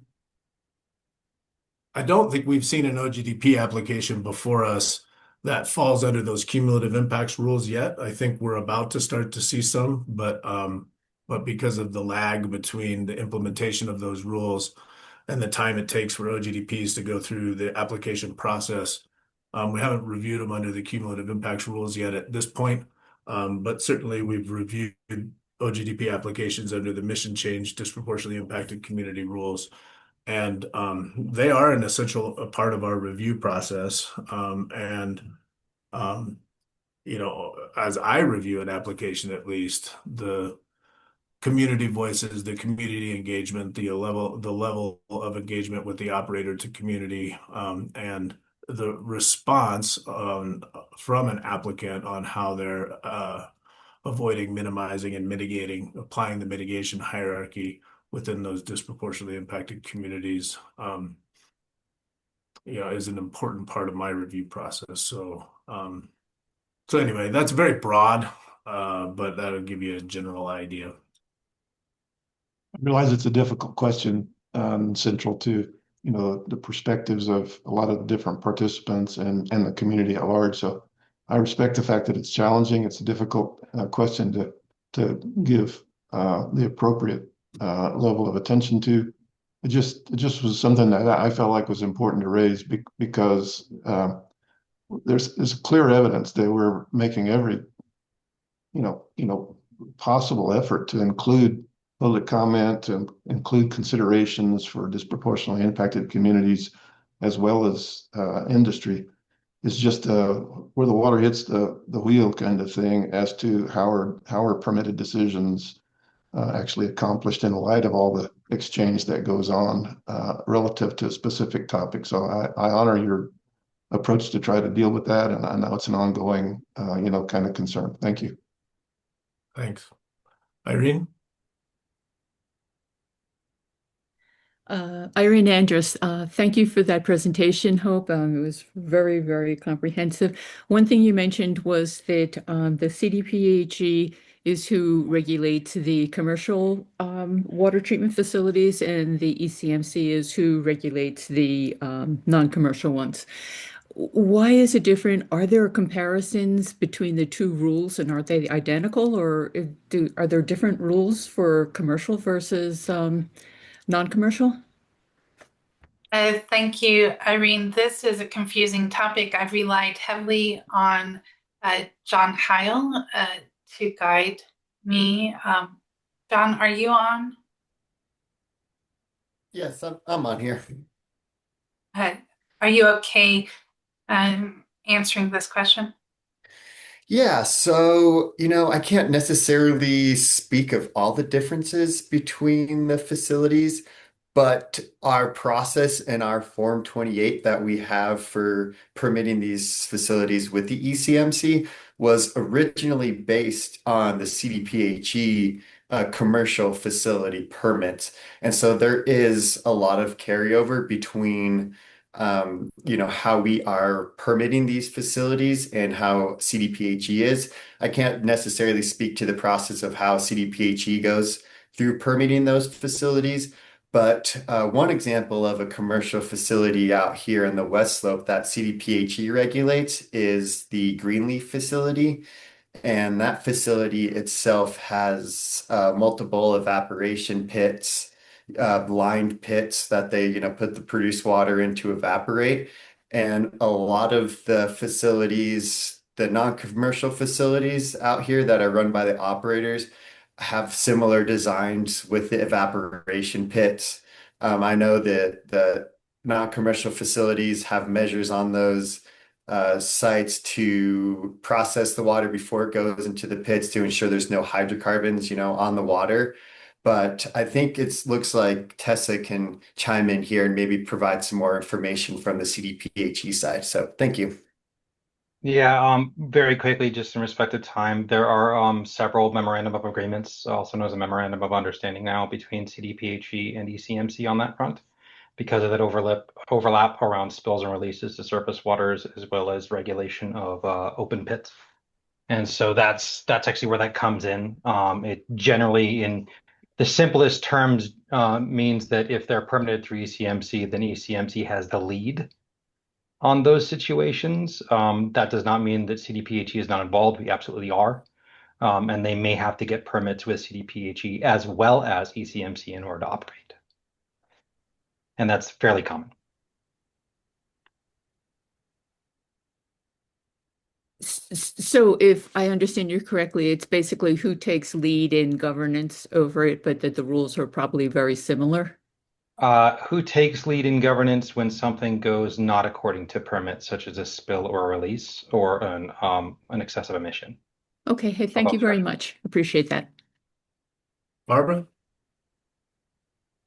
Yeah, thanks. I think one thing to add to the answer Irene just got is that, of course, the commercial facilities are not regulated by the legislation that stood up the Produced Water Consortium and created this elimination of or prohibition against the non-commercial produced water treatment and storage facilities in DICs. So that's the biggest difference, in my opinion.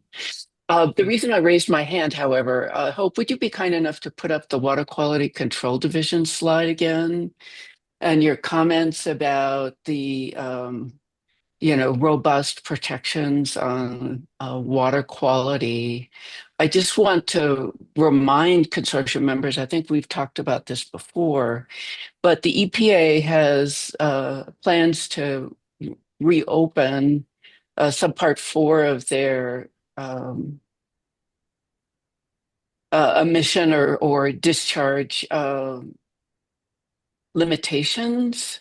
And there's a great deal of interest now, as you all know, on produced water as a salvation for our aridification in the West, and looking at extracting lithium and other minerals from it, using it for cooling and data centers and thermal power generation, to what level it's treated before that's done.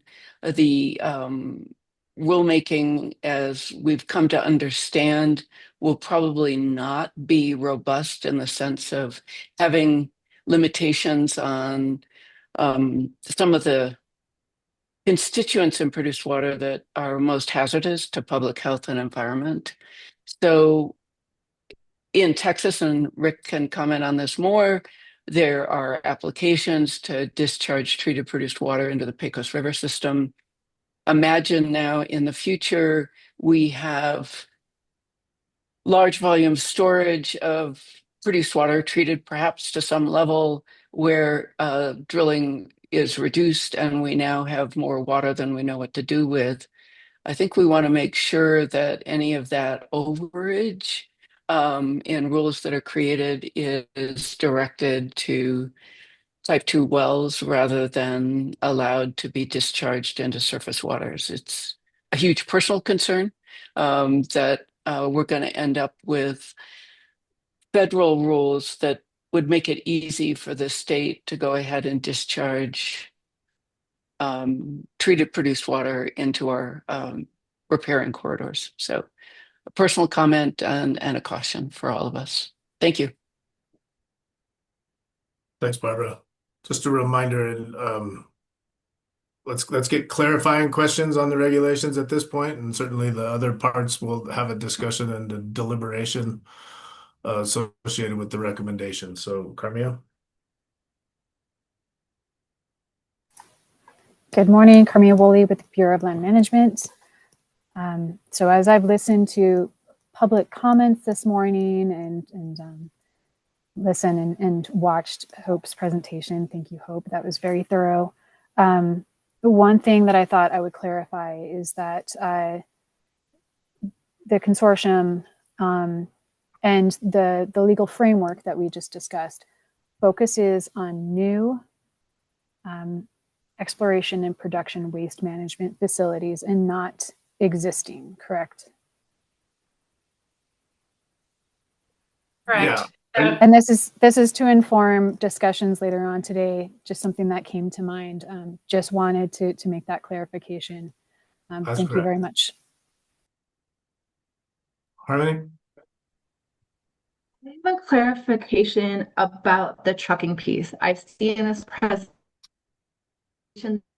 not the APD jurisdiction, and it was also something that was the biggest discoveries in working on the legislation that created the consortium, as it is significant and it's also a big part of this conversation. And we also put new reporting requirements in. It is so important. And I'm curious if maybe Greg Duranlo or someone from the ECMC can give an update of where that information that's been collected since December is and what is available to us.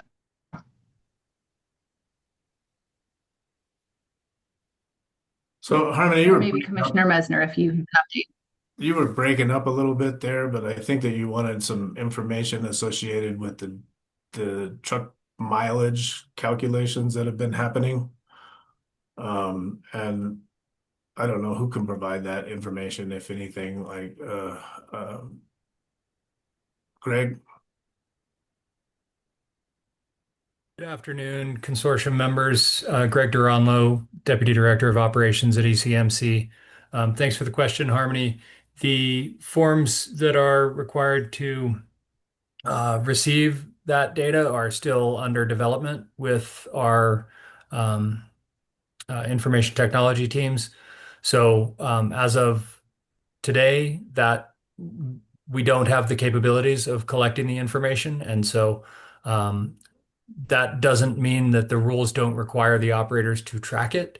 And so at some point we will be working with the operators to get that information into us. Thanks, Greg. We don't have any of that information available today going into this conversation. That's correct. Correct. Okay.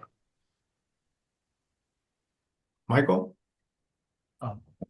Thanks, Chair Mesner. So first, that was a really impressive survey of the regulations and clearly a lot of work went into it. So thank you very much for doing that. I think that was a really, really valuable summary. I had kind of a clarifying question just for my own thinking about this process. And as I think about the question we're being asked to address, I come back to what the goal of the statutory prohibition was, which was to keep centralized water treatment facilities at a distance from people in DI communities. And as I was listening to the sort of summary of all the regulations, what I took away is that there's maybe two regs that are technically relevant here. One is the ECMC has a 2,000-foot setback for centralized facilities from homes or residential building units. And I believe it's CDPHE has a half-mile one that applies to commercial facilities. Is that right? And that both of those apply statewide, not just in DSCs. Is that right? Have I overlooked anything or? I'm going to call on Chair Messner, John Heil, and Tessa. For CDPHE, I believe so, but I'd have to go and double check on that. Yeah, and for the ECMC, it is a 2,000-foot setback from the nearest building unit or high occupancy building unit, unless all building unit owners and tenants within that 2,000 feet consent to a closer location. Got it. Thank you. And that's the 907, right? So it doesn't have the other exceptions that Rule 604 does. It's stricter in that regard, right? Got it. Okay. That's correct. Thank you. Okay. Guys, 10:52. Let's take let's go till 11, take a quick little bathroom break here, and then we'll come back at 11, let Hope continue her presentation on her recommendations, and then we can step into the deliberative process after that. Thanks, Hope, and we'll see everyone at 11. Making progress. All right, folks, we'll go ahead and get started here again. Hopefully folks had enough time to take a quick break. So Hope, correct me if I'm wrong, but I think next presentation you're going to go into kind of the draft recommendation you developed and the rationale behind it. And I'll just start by reminding us, the question we were asked, and I think a number of you have kind of indicated or reiterated that, which I think is important. And so what ultimately we're being asked here to do is to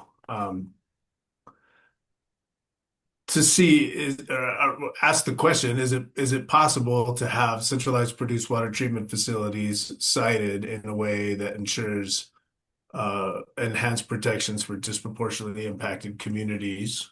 And if so, what are the required protections necessary to ensure that the intent of HB 23-1242 to ensure the protection of individuals inside disproportionately impacted communities is met, is accomplished? And so, we as the consortium are not a legislative or a rulemaking body. We're a recommendation body. And so we're just asked the tough questions, and then we have to kind of work through those questions.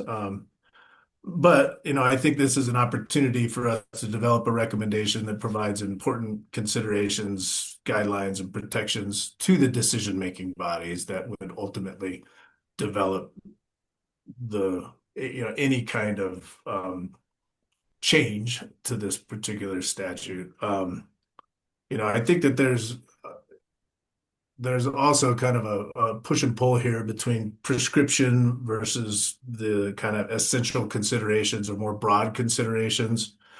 Prescriptive elements, things that are very specific, are most often in processes like these left to the decision-making bodies themselves. So whether that's the legislative bodies or whether that's the rulemaking bodies, to develop the details or the prescriptions associated with this. I think the essential considerations, the things that this body has the opportunity to provide some clear perspective on the essential elements that must be considered by the decision-making bodies. This is our best opportunity to influence and develop those important considerations and develop those bookends or those important elements that we as a consortium think are really important to be informing this any considerations or decisions that may be made around this. And so it doesn't mean that we can't be prescriptive. I'm just saying that ultimately from a recommendation standpoint, I think this is a really good opportunity to create clear directives and bookends and essential considerations to decision-making bodies that may ultimately make decisions around this topic. And so with that, I'll kick it off to Hope, and she can provide how she got to her draft recommendation and kind of the rationale behind that. So thanks, Hope.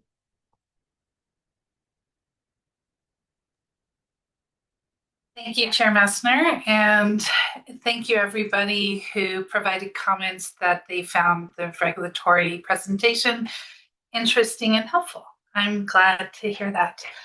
You never quite know how a presentation will land. So thank you for the feedback. So if you could, Jermaine, if you could get the slides up, I'm going to be reviewing the draft recommendations document. So before I begin, I wanted to thank all of the consortium members for asking me at the last meeting to conduct the current regulatory landscape that provides protections for DI communities. And I believe that regulatory exercise combined with the robust conversations and educational opportunities and of course the tour really contributed to me feeling more comfortable presenting these draft recommendations for your consideration today. This presentation will start with a thought exercise, which I've never really done with the consortium members before, so I hope it goes well. And thank you for allowing me to experiment. Previous slide. This previous slide. Then I'll review our primary goal, the request from ECMC to provide alternatives for their consideration, and then the work that you put into identifying the 5 core issues to addressing the question, is it possible to site centralized produced water facilities in DI communities while ensuring enhanced protections for residents, workers, and visitors? And then finally, I'll review the draft recommendation. So let's begin with the thought exercise.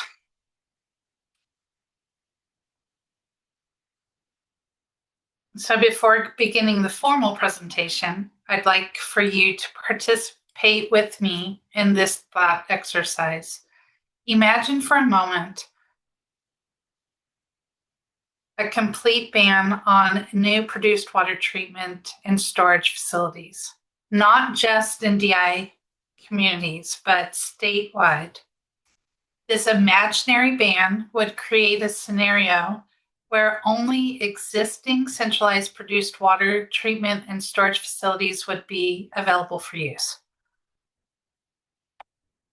To provide context for this thought exercise, I want to go back to the consortium's July 2024 report. In that report, the consortium analyzed current infrastructure storage and treatment and found that Colorado's oil and gas production basins have very different levels of infrastructure. The Piceance Basin has 33 permitted centralized E&P waste management facilities and a well-developed pipeline infrastructure. Meanwhile, the Raton Basin has 0 permitted facilities, the San Juan Basin has 1 facility, and the DJ Basin has 4. And that's from our July of last year report. As a reminder, the DJ Basin is densely populated along the Front Range and stretches pretty far east and south of Denver. The lack of infrastructure in the DJ Basin matters because currently the least amount of produced water recycling is occurring in the DJ Basin, and infrastructure is needed to reach higher levels of recycling. And all of that data is found in our July of last year report, as well as our future needs report. So now the scene is set, only relying on existing E&P waste management facilities. I want to ask the first question of this thought exercise. Feel free to close your eyes, don't go to sleep, but feel free to close your eyes as you imagine. Would reliance on existing infrastructure make recycling produced water harder? As you imagine this scenario, consider that the current distribution of facilities across the basins is uneven. As demonstrated by current recycling efforts and the consortium's recommendations for the ECMC produced water rulemaking, existing infrastructure alone cannot support expanded recycling efforts of 20 and 35%. If there was no new infrastructure, would operators be able to achieve these higher rates of recycling? Would, on the other hand, a complete ban accelerate innovation? Without the option to build new centralized facilities, would operators be forced to develop new technology?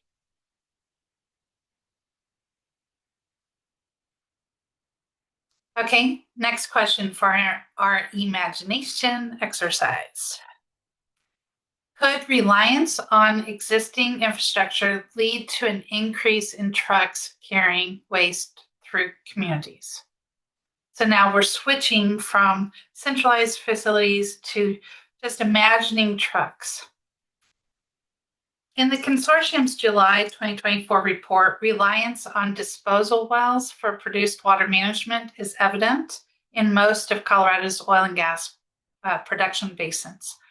While the Piceance, Raton, and San Juan basins have well-developed pipeline networks to transport produced water, the DJ Basin has limited produced water pipeline infrastructure and connectivity. Limited infrastructure suggests a reliance on trucks needed to transport produced water. Without new local treatment options, would this produced water need to travel longer distance, potentially increasing truck traffic and the amount of waste through DI communities and other areas? If more infrastructure such as pipelines are needed, what are the community protections that are also needed? So you have two more questions to imagine. Third question. How would not having access to new treatment and storage facilities affect freshwater use? Consider whether a complete ban might actually discourage recycling of produced water by making it harder, which might, this is just an imagination exercise, but it might push operators to use fresh water instead of treated produced water. On the other hand, even if recycling percentages are lower and more fresh water was used, would the overall reduction in industrial facilities and their associated impacts, such as air emissions, noise, and traffic, benefit public health, wildlife, and environment more than achieving these higher produced water recycling rates? So the final question for this thought exercise, and potentially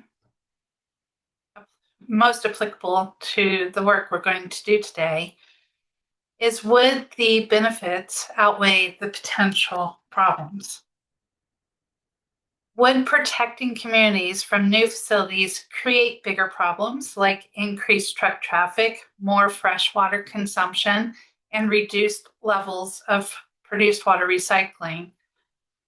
Would an unfair burden be placed on communities with existing treatment and storage facilities? So that's the end of our thought exercise today. Hopefully they highlighted the complexity of the challenges that face you as consortium members. How do we protect communities while avoiding unintended consequences? So thank you for participating in this thought exercise that explored the complexities of a hypothetical ban on all new facilities. Next, I'm going to review the consortium's primary goal, the produced water recycling timeline and targets, and the specific challenges of the current blanket prohibition of centralized produced water treatment and storage facilities in DI communities. So going back to the beginning, for members of the public who may not be familiar with the consortium has 31 appointed members representing diverse perspectives. And as Chair Messner mentioned at the beginning, all consortium members bring a wide variety of knowledge and experience and different perspectives to our work. Members are appointed to represent state and federal agencies, research institutions, environmental groups, industry, produced water experts, local government, environmental justice groups, and disproportionately impacted communities. Members are appointed to represent these specific perspectives. Consortium staff are directed to include all the voices of the members in their work products. The consortium's primary goal is listed on this slide. It is to reduce the use of fresh water and increase the recycling of produced water in oil and gas operations. It's important to note that the consortium has no rulemaking responsibilities, and the role of the consortium is to provide recommendations to state agencies and the legislature that capture the diverse perspectives of all of its members. So before we examine the specifics of these new produced water recycling requirements as of April 30th, 2025, it's important to understand that these represent legislative mandates and not merely agency or staff recommendations. In 2023, when the Colorado legislature enacted House Bill 23-1242 that established the consortium, the bill also directed the Energy and Carbon Management Commission, or ECMC, to develop produced water rules. The legislation provides ECMC with explicit statutory requirements rather than general guidance. Based on recommendations from the consortium, the law mandated ECMC to develop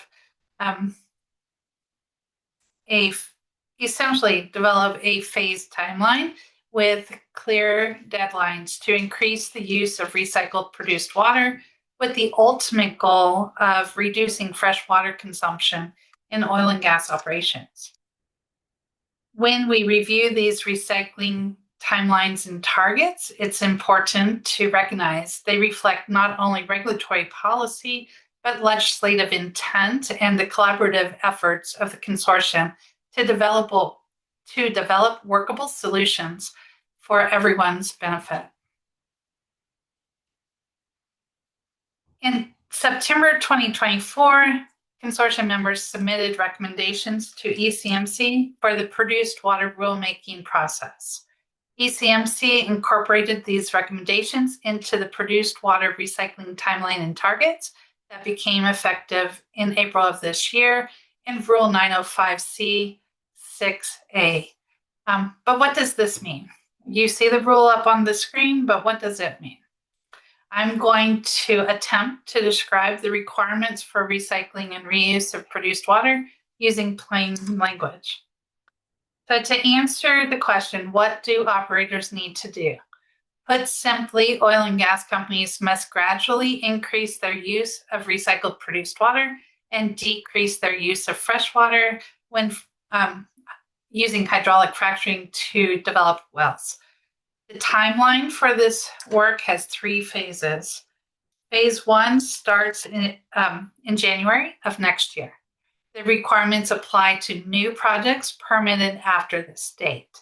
The minimum amount of recycled produced water that must be used when developing a well through hydraulic fracturing is 4%.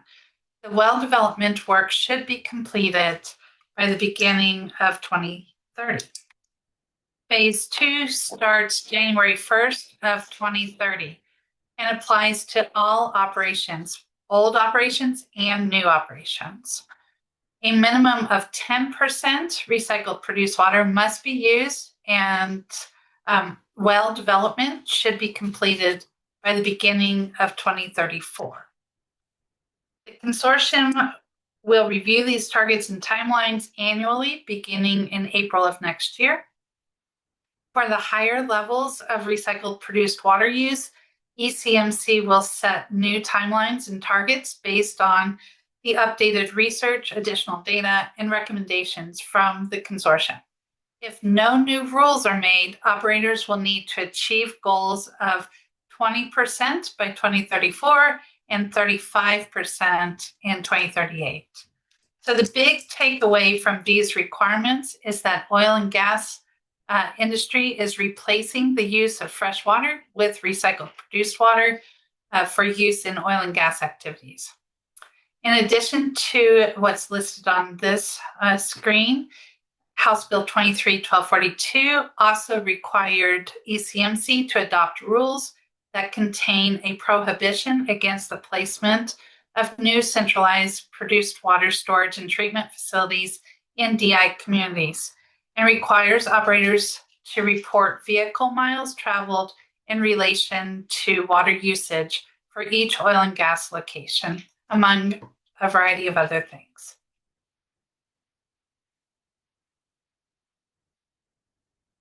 I'm going to review the requirements in addition to the requirements for the increased use of recycled produced water. House Bill 23-1242 also requires ECMC to adopt rules that contain a prohibition against the placement of new centralized produced water storage or treatment in DI communities, and requires additional reporting. This is a legislative mandate that resulted in ECMC Rule 907B5H.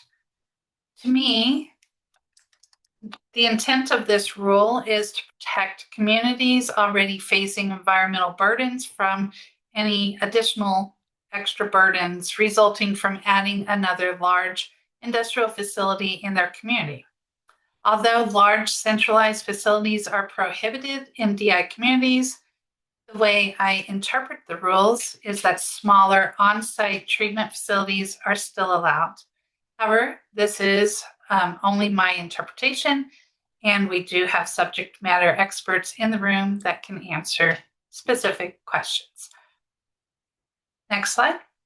During the produced water rulemaking, ECMC heard feedback that a blanket prohibition of centralized E&P waste facilities within DI communities may create unintended adverse consequences to achieving the higher targets for produced water recycling and reduction in freshwater use. So I'm going to pause a little bit here to give a reminder to new members of the public listening in today. The consortium informed the development of the initial draft of the produced water rules. The consortium was not a participant in the rulemaking. Back to our regularly scheduled program. During the rulemaking, ECMC asked the consortium to explore alternatives to a complete prohibition, which would advance the goals of saving fresh water as set forth in House Bill 23-1242. ECMC requested the consortium report back to the Commission by September 1st of this year. The commission informed participants of the rulemaking that the consortium's recommendation may serve as the basis for future legislation or rulemaking regarding this issue. I'll take another break to pause and again remind both consortium members and the listening public that the consortium does not participate in running legislation. The consortium does not draft or create rules and regulations. The consortium provides recommendations to state agencies for consideration and evaluation. These recommendations are science-based and community-based, encompassing all the voices represented on the consortium. I also have a few reminders for consortium members. So the Department of Natural Resources, including ECMC and the consortium, does not take position on bills unless approved to do so by the governor. Any individual member of the consortium may take a position or offer testimony on personal time and cannot act in their official capacity as a member of the consortium. Members of the consortium should not advocate for or against any legislative proposals on behalf of the consortium or the Department of Natural Resources. Once again, back to our regularly scheduled program. So, what has the consortium been working on since they received ECMC's request in April of this year to identify alternatives? Well, this is the fourth time that the consortium has met on the topic. At the consortium's main meeting, members learned about the potential barrier in the DJ Basin, where low levels of produced water recycling is currently occurring, and where there are large urban centers and a dense populations in those urban centers and a generally flat landscape.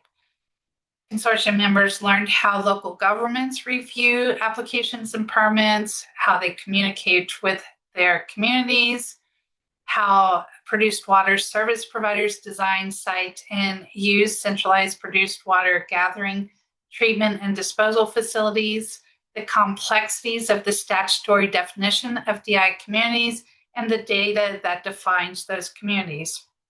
They also learned techniques for working with communities to identify solutions. At the consortium's June meeting, the focus was on the unique characteristics and challenges in Western Colorado, where high levels of produced water recycling is already occurring. Population numbers are smaller and more dispersed than in the metro area. There are still densely populated sections in Western Colorado, but in general, the populations are more dispersed as compared to the Denver metro area. The landscape contains mountains, large swaths of federal lands, large areas of protected wildlife, and generally more snow and less roads than is seen in eastern Colorado. This meeting was held in person and included a tour of a centralized produced water treatment facility. We heard from community members about the impact produced water management has had on themselves as individuals and their communities. We learned about how produced water is managed on BLM lands and how applications are reviewed at the local government level. Additionally, we heard from ECMC regarding the timeline for collecting new data required by the new produced water rules. At the July meeting, the consortium built on discussions from May and June and discussions heard from community members. From those conversations, consortium members determined the blanket prohibition on centralized produced water facilities in DI communities has resulted in unintended consequences that need addressed while preserving the intended benefits and protections to DI communities. 5 key themes were identified. They include proximity and site selection, storage and emissions control, transportation and pipeline infrastructure, enhanced community engagement and coordination with local governments. These themes serve as the basis for the draft recommendation that we will discuss today.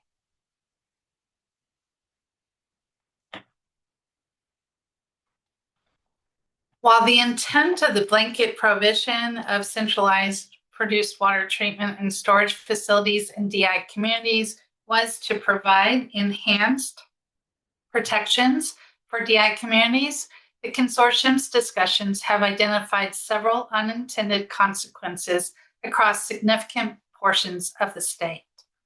This includes an inability to increase the use of recycled produced water in large areas of the state, particularly in Western Colorado, where there are high numbers of identified DI communities. Another unintended consequence that was identified is a potential for a significant increase in truck traffic, leading to associated community and environmental impacts as operators are compelled to transport produced water further to meet recycling goals beyond what on-site temporary storage can support. The final unintended consequence that was identified is an increased reliance on fresh water in oil and gas activities due to limited options for centralized water management. Specifically, produced water needs to, the amount of produced water storage needed to maintain enough treated produced water to achieve the higher levels of recycled produced water goals.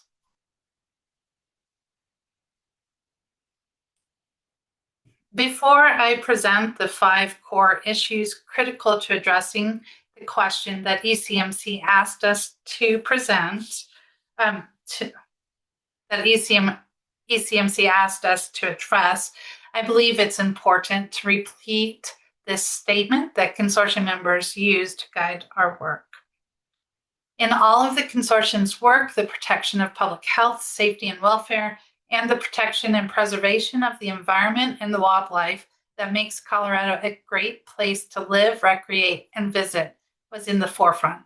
There is an understanding among consortium members to present recommendations where the benefits of reuse and recycling of produced water is balanced with the potential risks. So the question asked of us is it possible to site centralized produced water facilities in DI communities while ensuring enhanced protections for residents in those DI communities? That is the question that the consortium is exploring. As reviewed through extensive discussions at the May, June, and July meetings, the consortium identified 5 core issues critical to addressing this question. I've repeated them before, but proximity and site selection is key to safeguarding communities. Storage and emissions control provide critical protections. Transportation pipeline infrastructure is vital for both meeting our recycling goals, saving fresh water, and protecting communities.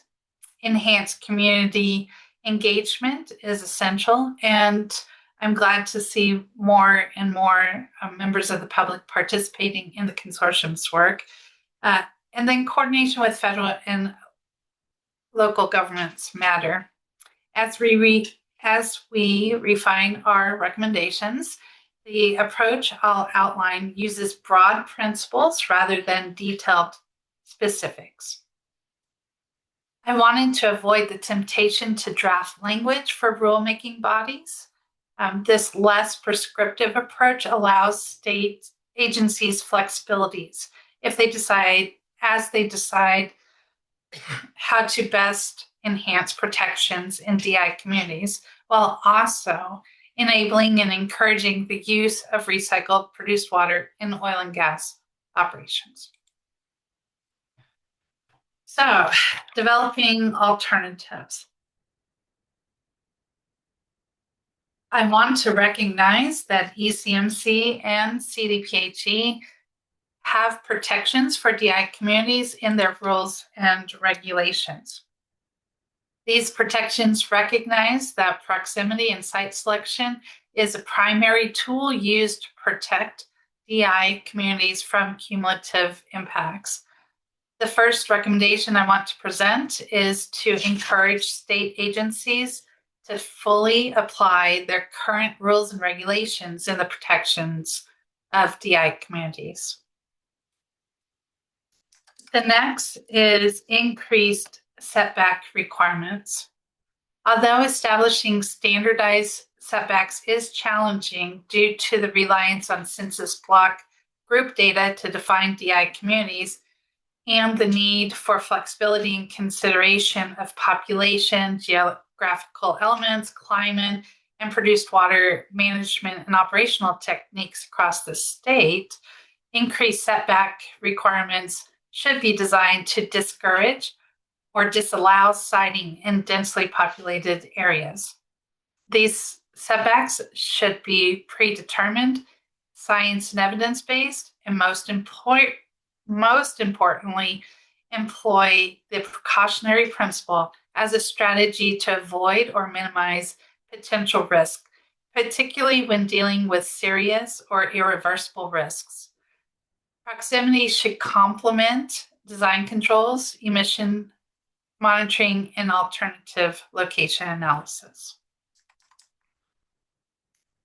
An alternative location analysis allows for community transparency in decision-making and ensures that less impactful alternative locations are thoroughly explored, and siting in a DI community is a necessity rather than a preference. This analysis reduces the reliance on a single site analysis and should be viewed as a complement that enhances site selection process by considering comprehensive environmental and social factors. And then finally, this is based on the request for presenting data in different ways. The use of GIS tools can aid in visually understanding the potential impacts of a proposed facility on sensitive receptors.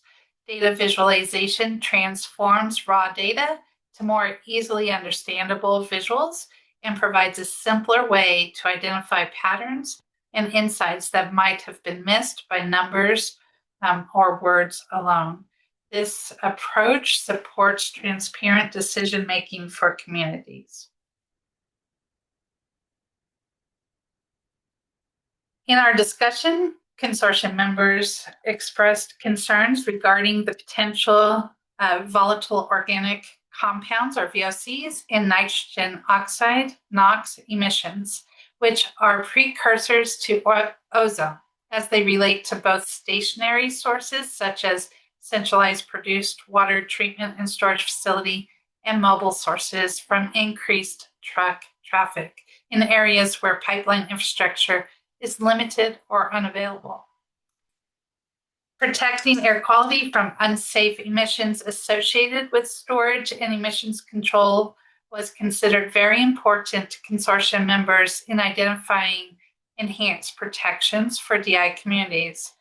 The following were recommended as considerations if the blanket prohibition is modified or removed to enhance the current protections in rules and regulations. And they include mandatory enhanced emissions control and capture, enhanced treatment of produced water prior to open air storage, pre and post construction monitoring, and life cycle analysis. State agencies, one of the recommendations that is in the draft document is that state agencies should consider going beyond the minimum regulatory requirements and require state-of-the-art enclosed systems, as was seen by consortium members when they toured the centralized facility near Rifle, Colorado. And where pits are used, they should be covered. All emissions should be captured and controlled. This includes VOC and NOx capture and control technologies with the technical specifications developed and implemented by the appropriate state agencies. Consortium members identified monitoring as a valuable tool. Monitoring prior to construction will provide a baseline set of data that can be used to protect public health, environment, safety, and wildlife, as well as monitor the facility's lifespan. This monitoring should be science-based and designed to capture short-term emission spikes. The data should be publicly available and available in a timely manner.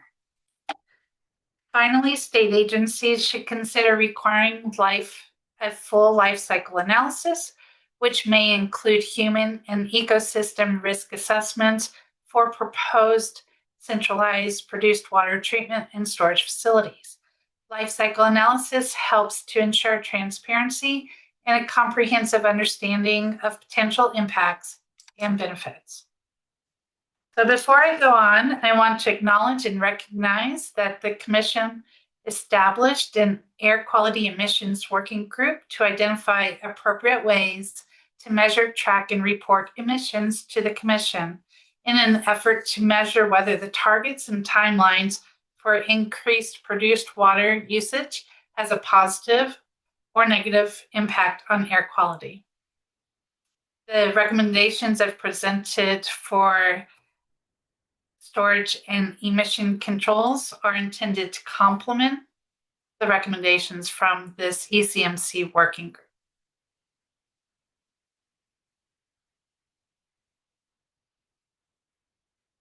So not only in recent discussions about centralized produced water treatment and storage facilities, but in most of our discussions over the past 2 years, consortium members identified truck traffic as a primary concern of residents living and working near oil and gas locations. We have heard from local governments the positive impact on communities, wildlife, and the environment when truck traffic is significantly reduced. One way to reduce truck traffic is to develop a comprehensive pipeline infrastructure. The consortium would ask state agencies to consider supporting the preferential use of pipelines over truck transport for moving produced water to and from centralized produced water storage and treatment facilities when trucks would travel through or on the boundary of a DI community. The pipeline infrastructure should be designed to minimize traffic, emissions, and associated community health and safety impacts. The consortium recognizes that spills and unforeseen circumstances occur. With that in mind, the consortium would ask state agencies to consider enhancing safety standards for all pipelines transporting produced water, including leak detection, rapid response protocols, and regular integrity assessments, particularly in proximity to sensitive receptors and waterways. Next, I want to address a dilemma that the consortium has been struggling with, and that is engaging with the public. Consortium members with expertise in community engagement have shared their best practices for engaging with communities to inform policy creation in a manner that works for their unique community characteristics and design. I want to thank everyone who has shared this expertise with the consortium and with me. I have learned so much from you. Public engagement and transparency are essential to making the right siting decision for that community. This includes balancing professional and community input, as well as increasing public awareness and participation opportunities. As we've learned in past meetings, community members want to be engaged early in the process, and they want to know they are being heard and included in decisions that impact where they live, work, recreate, go to school, walk their dogs, and enjoy everything that Colorado has to offer. They also want to have access to the same information being used by decision makers, but in a user-friendly manner that provides the information in a way that is understandable and the data is in a manner that is usable. I want to recognize that state agencies are improving their engagement. In particular, I believe I speak for all consortium members when I say we deeply appreciate that ECMC and other state agencies have dedicated community liaisons. The presentations and conversations with Jessica and Stephen, ECMC staff who work directly with DI communities, have been incredibly valuable. Even though their positions at ECMC are new, Jessica and Stephen demonstrate a deep understanding of the varied community perspectives. Coordination with federal and local governments is the last of the core issues identified by consortium members. I want to recognize Adams County Commissioner Penter and Rio Blanco County Commissioner Doug Overton for their active participation representing local government on the consortium. I also want to thank Jesse Newland representing the EPA and Carmia Woolley representing the BLM for providing the federal government perspective to the consortium's work. State regulatory agencies cannot operate in isolation. Effective solutions require consistent coordination between state regulatory agencies, federal agencies, and local governments to ensure that land use and community concerns are properly integrated into state permitting decisions. This includes aligning regulatory approaches across state agency where possible to reduce confusion and conflicting messages for communities. State agencies have made meaningful strides in coordinating with local and federal governments, and we should continue to build on this foundation. So this concludes my presentation on the draft document. The draft document, along with these slides, are on the consortium's webpage. ECMC asked the consortium to explore alternatives to a complete prohibition of centralized produced water treatment and storage in DI communities.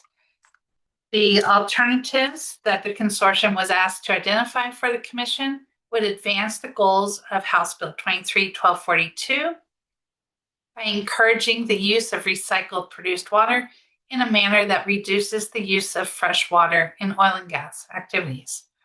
These draft recommendations are an attempt to capture all the conversations that we've had over the past several months.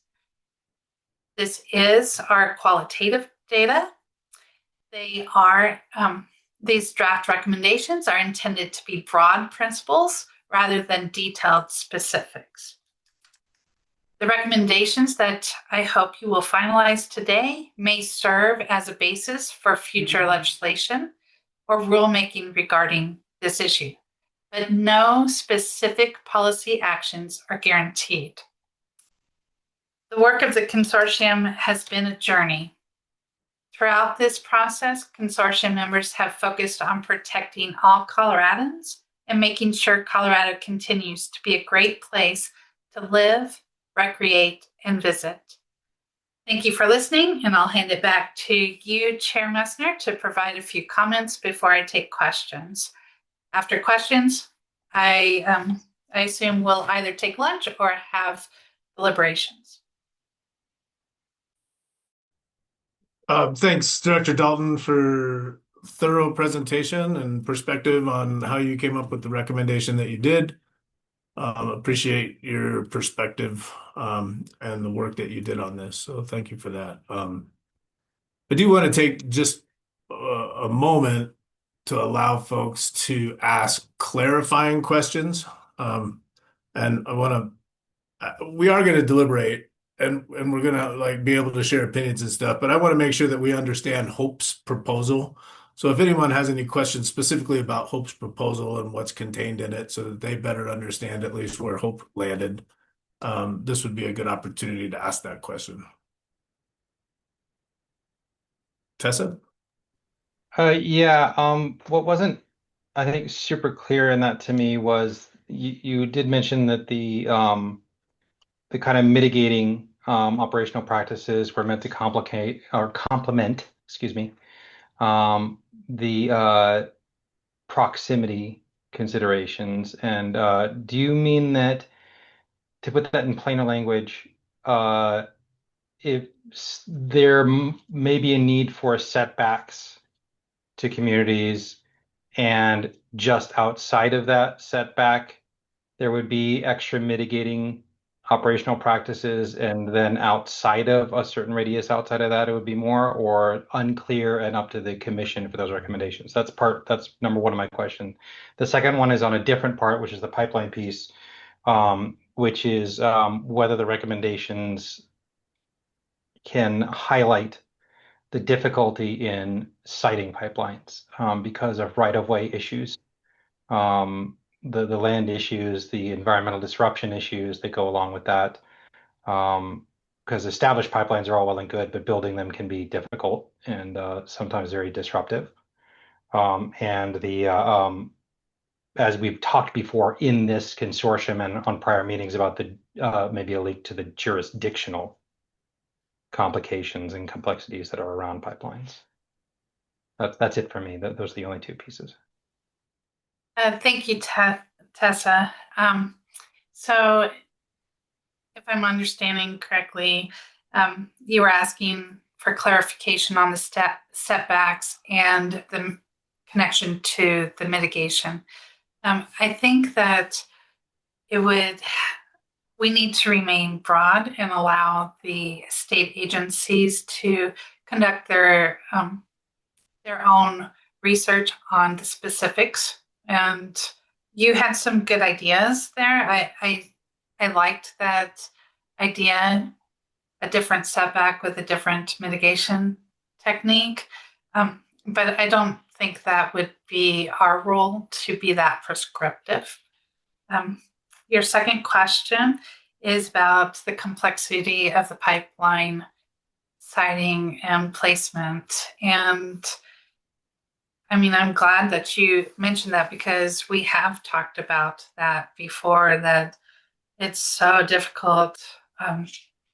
We really saw success when an operator has a comprehensive build out plan instead of just a single site here and there. So no, I did not look into the regulatory landscape of siting pipelines. And I think that should answer your question. Okay, thank you. Michael? Thank you, Chair Messner. And Hope, thank you for the presentation. I have a question, or I guess a request for clarification about the geographic scope of these recommendations. You know, we're addressing an inquiry from the ECMC that came out of their rulemaking, and I participated in the rulemaking, not in my role here, of course, and all the objections that I heard about unintended consequences from the statutory prohibition were focused on the Piceance Basin, in particular, Garfield County or Rio Blanco County. And, you know, I am not aware of any concerns about the statutory prohibition being unworkable or problematic along the Front Range or northeastern Colorado. So I would be interested in your thinking about that issue. And I know the letter provided for a statewide set of changes. My understanding for most of this process has always been that this is a Piceance Basin Western Slope issue, not one that we need to not one that really requires changes on the Front Range, but I'd like to get your thoughts on that particular issue.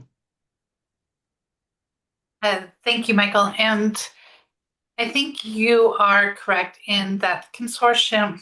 I know you're correct. The consortium looked at Eastern Colorado and Western Colorado. I mean, we had an entire meeting dedicated to those separate topics and in their locations. And I think the consortium fully recognizes that there are so many differences in geography, weather, population, so many differences between Eastern Colorado and Western Colorado.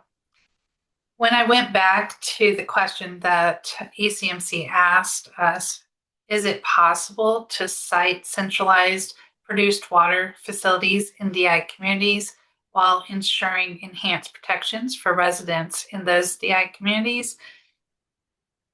I really thought a statewide approach would be appropriate. The other reason I recommended a statewide approach is we have heard from ECMC staff and that a statewide approach is an easier mechanism to implement. And so I thought I would start with the statewide approach and try to create answers to this question. Is it possible to cite NDI communities from a statewide perspective? And hopefully, if the answer is yes, it is possible to cite in these DI communities, whatever the recommendations end up to be, would be very protective of communities in Eastern Colorado, DI communities in Eastern Colorado, as well as Western Colorado.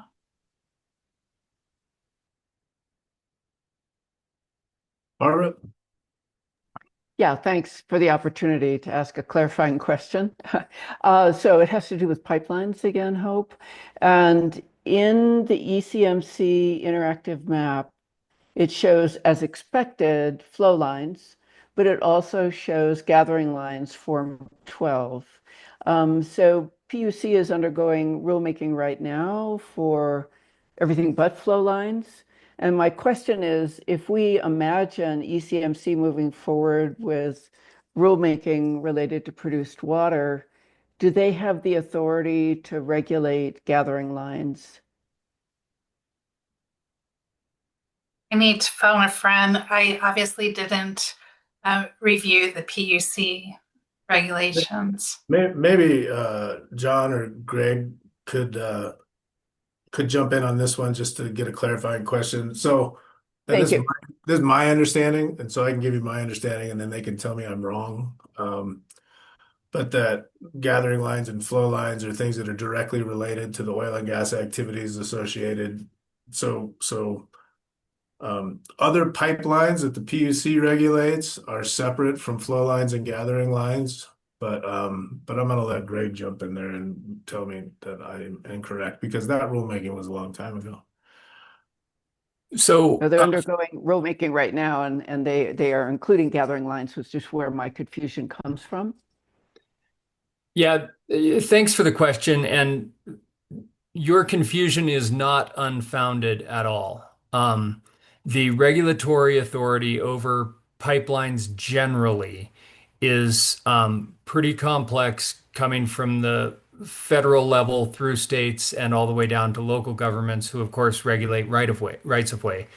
And so gathering lines, there's sort of two types of gathering lines: gas gathering and oil gathering. And then there's a third type that nobody ever talked about when the pipeline regulations were established at the federal level, and that's produced water gathering lines. ECMC does have some regulatory authority over produced water gathering systems because they transmit exploration and production waste. We don't have authority to cite those pipelines, but we do have some authority over the construction, the design, construction, integrity management, et cetera, much the same way we do over flow lines. Flow lines are defined in our terms to be specific to the production from the wellhead to production equipment.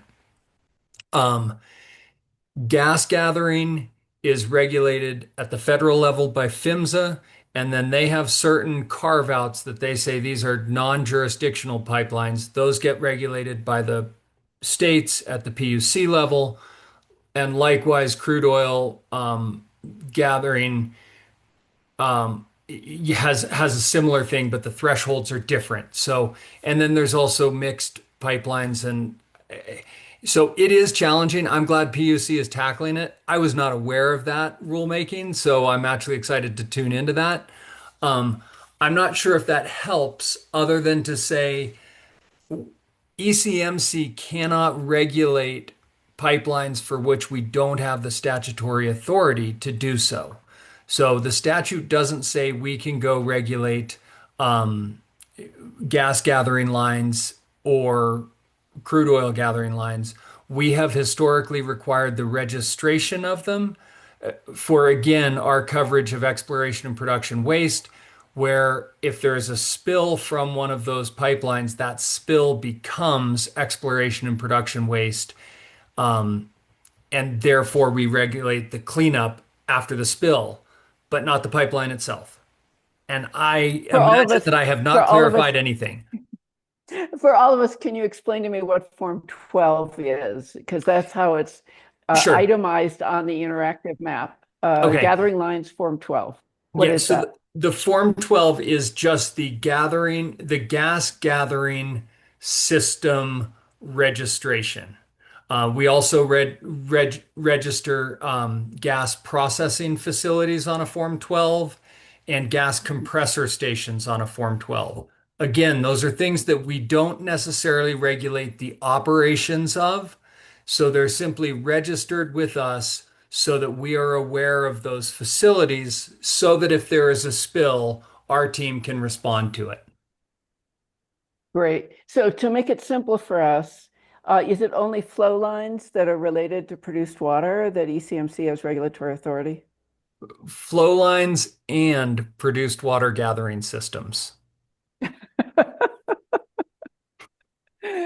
I'm thoroughly confused, but thank you for trying to clarify. And that means that there's a broader scope for ECMC regulatory authority for produced water, quote, pipelines. That is correct. That is correct. And still, we don't typically get involved in the siting of those.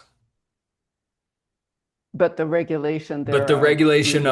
of the pipes themselves, the installation requirements, the minimum standards for pipe bedding, they have to be installed in accordance with ASTM standards and things like that. Those things are in our 1100 series rules. Okay, so as we move forward on this discussion today, you do have regulatory authority over flow lines and gathering lines for produced water. Yes. Check. Okay, thank you. Slight caveat, but yes. For the purposes of your discussions, yes. Thanks so much for the question, because it is really it's tough, and we've got a number of folks who kind of operate in that realm every day. I appreciate your attempt to educate us all. Okay. Thanks, Greg. Thanks for all the questions, the clarifying questions. Thanks, Hope, for the presentation. I'm going to suggest that we take 15 minutes and come back at 12:15, give folks a chance to go grab their lunch, and we're going to do a working lunch here to begin the discussion so that we kind of seize the moment of time that we have in order to try to get somewhere. So let's come back at 12:15 and we'll start having some discussions. Thanks. I'm sure I didn't give folks enough time to get their lunches.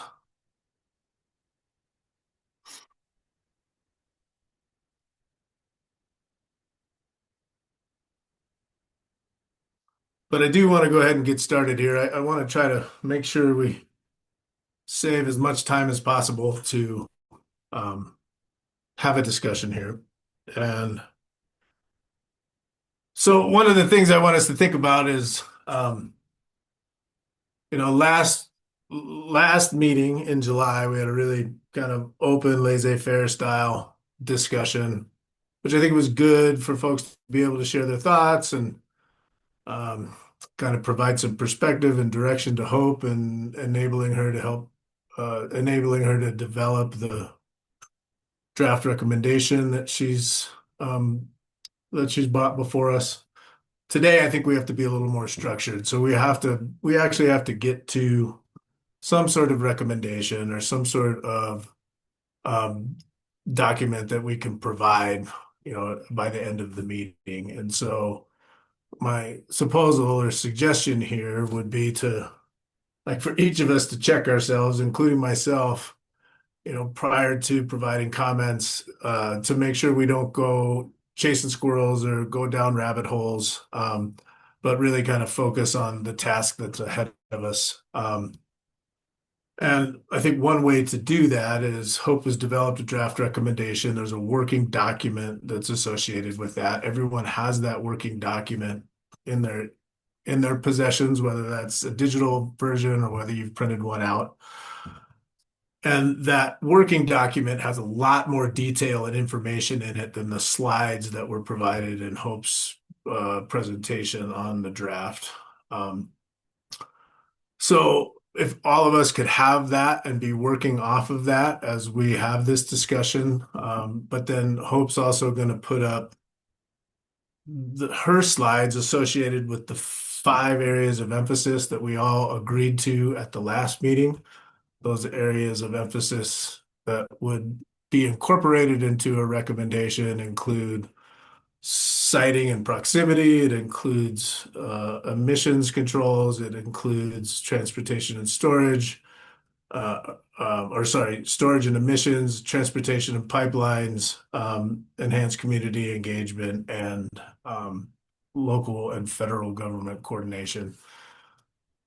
She's provided pretty explicit recommendations associated with each of those topics in the working draft. She's given a presentation and has slides on each of those topics. And so my suggestion would be that we work through kind of sequentially each of those 5 topics and make a determination or make suggestions on whether folks are comfortable with the recommendation that Hope has provided and the rationale and details associated with that, or whether we have suggestions on modifications or changes or additions or deletions or whatever that may be, but try to be very intentional on working through each of those so that she can capture those voices, those thoughts, those opinions, and be able to incorporate them in any kind of revision to the draft that she's working on. And so I know, Michael, you have a question? Yeah, I do. Or I'm fine with working through this the way you're suggesting. But the question of whether this applies to the peons or statewide is sort of an overarching one. Where do you want that in the discussion? I would have that as siting and proximity. I mean, I know it's not exactly that, but let's bring that up because let's bring it up in the first topic of conversations, which would be siting and proximity. So I acknowledge that you brought that up earlier. So yeah. Sure. So if everyone's okay with that, we can kind of move forward with that process, or if people have heartburn with that, they can let me know. But I'm not seeing anyone raising their hands. So maybe Hope, I'll kick it over to you and you can bring up the slides and introduce each of the topics. Thank you, Chair Messner. I just want to reiterate the question that we were asked by ECMC is it possible to site centralized produced water facilities in DI communities while ensuring enhanced protections for residents, workers, and visitors? And I would like to suggest one change to the to the sequence. So I'd like to start with some of the less controversial topics, because in our working document, I've received several comments, so we're making progress there. But I would like to start with the coordination with federal and local governments first. And as far as the geographic, statewide versus, a regional approach, I'd like to save that to the last, because really I want to focus on this question: is it possible to cite the produced water facilities? And I'm sure that geography question will come up in all of these topics that we've already decided and agreed to. But I'd like to start with coordination with federal and local governments first. Barbara? Yes, a quick question. If I want to address the issue of coordinating between agencies, where do you want that to fit? When you say coordinating between agencies, are you talking between federal and local governments, or between state, or within No, I'm talking state? about the Okay. right. It's specifically between PUC, CDPHE, and ECMC. It's a good question. Where does that fit? I think it's important, and it should be a part of our conversation as well. I I think we can put Thank it in you. the coordination piece. Hope, what do you think? I think so. And at least for right now, I might move in the final document the flow, but at least right now, I'm going to put that note into the coordination with federal and local governments. And we might change that topic heading to include state. Sure. Thank you. So when it's appropriate, I'll have a. Are you ready to dive into the coordination with federal, state, and local governments then, Hope? I am. So if we could move on to slide 16, please.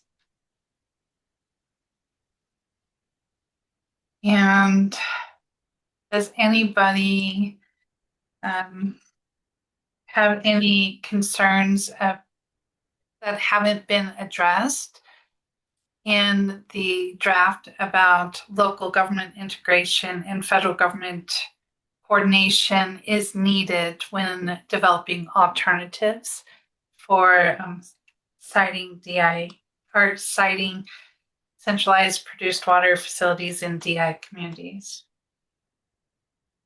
So I think the question Besides is that you have a draft recommendation. It has elements incorporated in it.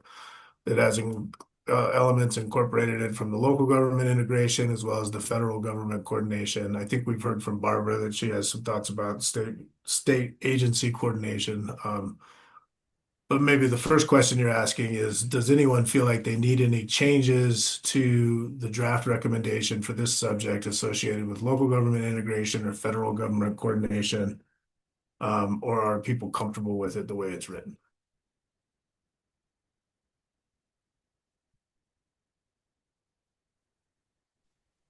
I'm not seeing any hand raised, so I know that Barbara, you've got a suggestion, so why don't we kick it to you? Yeah.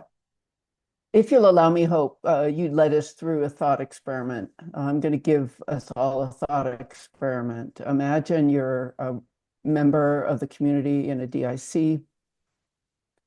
Regardless of what's decided by ECMC regarding protections of DICs, there's a commercial produced water treatment and storage facility created within the DIC. The community really doesn't and shouldn't be expected to understand how that could happen if they've engaged with all of this rulemaking and discussion in front of the Produced Water Consortium and eventually before the ECMC about the non-commercial. So it seems to me the elephant in the room is there are alternatives for industry to resolve their issues with this prohibition by either doing on-pad or a commercial facility that has nothing to do with the decisions we make here today. But it seems that the coordination between CDPHE regulations and ECMC regulations is a prerequisite before we make logical decisions to advise the ECMC. That's my position. It may not be shared, but I know we have been asked by ECMC to take care of this task, and we're going to do that. But without coordination, what have we accomplished? So that's my question for everybody to consider. And I ask, how is it possible in the recommendations we make that we point out this coordination as being a prerequisite for any consideration of reducing the protections to the DICs? Thanks, Barbara. I have a couple thoughts on this, but I'll go to Tessa. Thanks, Mr. Chair. And I suspect some of your thoughts might mirror some of my own. So that coordination is largely happening. I think it's important to emphasize and prioritize that, to kind of maybe characterize that from our perspective a little bit, and from my perspective, is that coordination is definitely happening. There's restrictions in place that have to be recognized in terms of jurisdictional authority to even, we don't get to tell each other what to do in blunt terms. But I do think that emphasizing that is really important. In my individual role for CDPHE, that's actually kind of my primary job, is to facilitate that coordination. And so I do really appreciate that comment a lot. And I think that an emphasis and prioritization of the coordination that is in place, I think is probably the more, I would say, descriptive way to say it in terms of what's happening already on that. So, Barbara, let me ask you this. But I hear what you're saying, and even so, some of this is new to me too. As Hope has done such a good job, and the folks that have helped Hope in developing the different kind of overviews of the regulations, and I did find it kind of interesting that commercial facilities would be allowed or are allowed to be in disproportionately impacted communities. They do have a half-mile setback associated with them. Centralized produced water treatment facilities are not. But that's nothing like a prohibition. No. Yeah, but Yeah. centralized produced water treatment facilities are not allowed in disproportionately impacted communities, but there's a 2,000-foot setback. And so I think there's some inconsistencies. And so I think as a consortium, I think what we've heard regularly is that, particularly from community, but also from operators, is that it's difficult to navigate the regulatory landscape associated with produced water in the state of Colorado and to fully understand who's regulating what, how that's working together.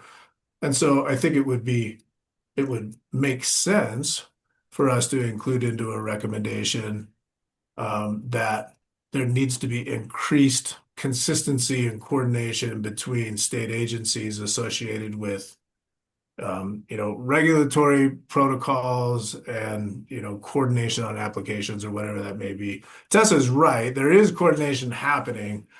But at the same time, having a patchwork of regulations, whether that's from the PUC and ECMC, as we heard Greg talk about earlier, and how pipelines are handled, which, is still confusing even for me, or whether it's citing of produced water treatment facilities of different types.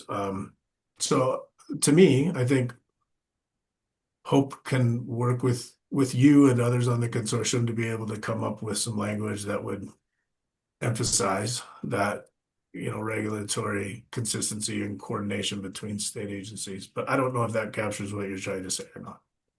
Yeah, or in even stronger language to prioritize it before we start to even consider invading this prohibition to accommodate the increased capacity of produced water treatment and storage wherever in the state, because there is this alternative that can go right into a DIC whenever a commercial operator decides to do so. So in terms of our intent, and I really appreciate Hope emphasizing this in the beginning, that the consortium has had this in the front of their forehead as we consider all the different tasks we've been given to be protective and to engage the precautionary principle. I'm reaching out to all of us on this call to think about this inconsistency and the reality for people living in a DIC. So thank you for my opportunity to bring this up, and I appreciate your comments, John and Tessa. Thanks. Harmony? As was just highlighted again with how confusing that whole pipeline issue just was, and as someone who interacts with community groups and environmental groups, I appreciate what's being said, that there's more working across, but we're not seeing that and feeling that out here. And I think that there are absolutely huge things that are falling through the cracks with that's this person's responsibility, that's this person's responsibility. And we absolutely need more of this is all of our responsibility to be protected of our communities, especially our disproportionately impacted communities. And I don't know exactly what bucket it falls on, but I'm going to harp on this over and over and over again because it's so substantial. And I've been working on this for years, and we put it in the legislation because it's so substantial. But if no one is capturing, no agency, no matter who they are, at whatever level, is capturing and taking into consideration the emissions from the trucks, we have huge gaps in what we're doing here today. And again, I don't know if that goes here, but I want to say if we're working together, that needs to be one of the top issues that we're working together on. Okay, thank you. So are folks okay with Barbara's suggestion to include a coordination and consistency amongst state agencies? Anyone have any heartburn? Okay, so are we good with this one then? Can we check this one off the list? I am checking it off the list, and if anybody has any problems, please connect with me later. So check. And Hope, yeah, I'll work with you on that language if you'd like. I am going to rely on you, Barbara, and you, Tessa. Tessa and Barbara. Okay. What's next, Hope? Let's go to community engagement, please. So looking at the section on enhanced community engagement, I would like to know what are we missing? And when you're talking about the section, we're not talking about the slide. And so the public that's listening in, the slide obviously is just a brief overview of it. There's a working document, a working draft that has a lot more detail associated with it. So we should be working from that as we make these thoughts. So go ahead, Jolie. Thank you very much, Jolie Bronner. When we talk about this community engagement section, I love the bullet point on early and continuous engagement, and I love the bullet point on transparency. But in speaking about both of those bullet points, I think we're actually missing the content of public comment here. If we're making recommendations or telling people what we're hearing from community, I'm not seeing that reflected here in this section or in another section where we could maybe do that. Even today alone, we had multiple public comments from 1, 2, 3, 4, 5, 6 people who all took the time to be here today and give us their thoughts and be part of the process. And all but one of them begged us to not eliminate the prohibition in DI communities. And I think that's something we should note. Whether or not we're going to talk about this as an issue, if we're concerned about engaging with community, making community feel heard, and actually elevating their voice to decision makers, I believe we need to include the content of what those community comments have been. And I'm more than happy, Hope, to sit down and work on some reports on that or some language as we start to summarize them. Would love some direct quotes. I've taken some notes, would invite anyone else to share their notes as well. But I think it's really important to actually include the voice instead of just say, we heard from the public, and then end of sentence. So I'd like to update that section, please. Thank you. No, I think thank you, Billy. And that is an important request that we've heard over and over again is what happened to my public comment. So transparency in the result of what happened to your public comment is important, and I will work on you for some language. Thank you, Hope. Irene? Irene Andrus, thank you. Do we want to include anything in here about some kind of a notification network if there are any issues? Notification network if there are issues. Like let the community know there was some kind of a toxic air release, or to let the community know that there was some kind of a leakage or something like that. Is there any kind of a ongoing notification even afterwards about, letting them know if there were any issues? So one thing I'll put in there, and Tessa, I'll let you talk about it, but there are current rules that require notifications of emissions or spills or releases or issues. There's also, current rules regarding complaints and responses to complaints and, those type of things. And so I think there is a section that Hope included talking about a full application of all existing rules and regulations associated with all the different agencies. I don't know whether that fully captures what you're concerned about or not, but No, it does. Thank you. But Tessa, go ahead. Just to quickly add to that, there is also multiple, several multi-agency websites and reporting tools on there that also have what kind of reports they received and where exactly were they at mapping associated with them, especially on the CDPHE side.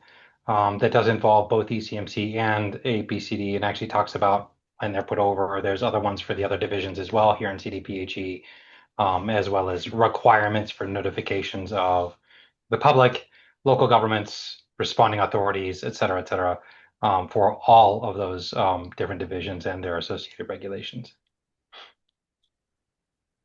If you have feedback for those, please do so to those divisions. We love to hear it. Okay, any other thoughts on this? Oh, go ahead, Kevin. Sorry, I was trying to unmute myself. I'm just rereading the section a few times, and enhancing the community engagement. And I would like to recommend that I do like the early and continuous engagement, but I don't see,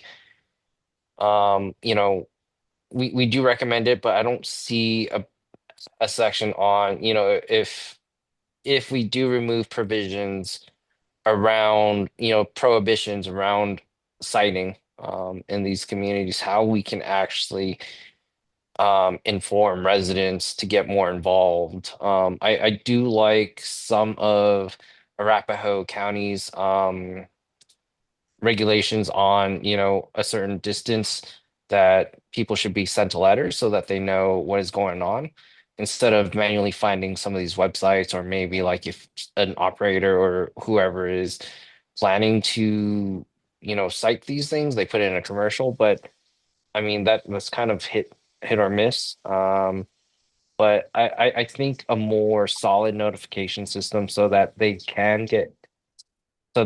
are aware that this is going on, that they can get involved, they have the resources and the links to get involved. I would recommend that, some sort of, solid notification system that works well. Instead of happening to just drop a link somewhere. I think that we as kind of government entities have kind of resorted to, digital notifications. It's helpful, but not everybody wants to be spam emails and stuff like that. No, thanks, Kevin. That's actually a really good point, and one that came up extensively in the cumulative impacts rulemaking process.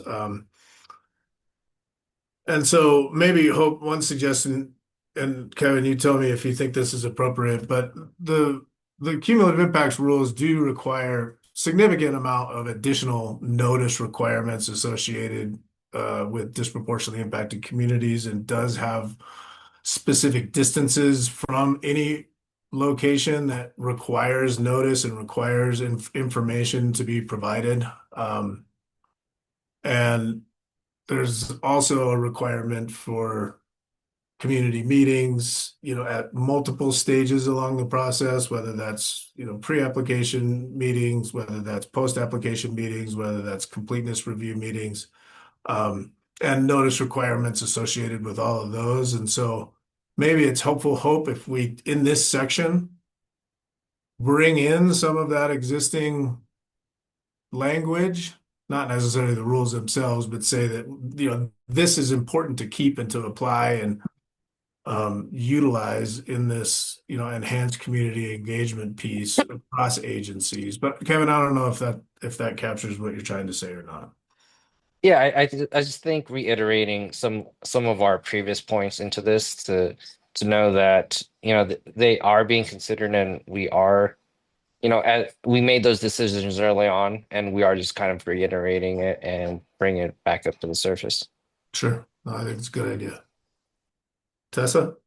I'd like to suggest maybe putting reiterating another reference in this to the recommendations and guidelines by the EEJ Action Task Force that is referenced by ECMC regulations as well as our own, as well as the continuing work of the EJAP, acronym speak, the Environmental Justice Advisory Board that now currently exists. Sure. But that might be kind of a good add in there, because it does kind of illustrate that accessibility and inclusiveness approach to it, not just early and continuous, but also accessible on that. Sure.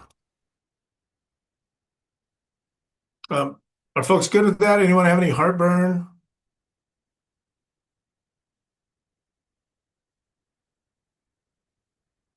Okay. Harmony?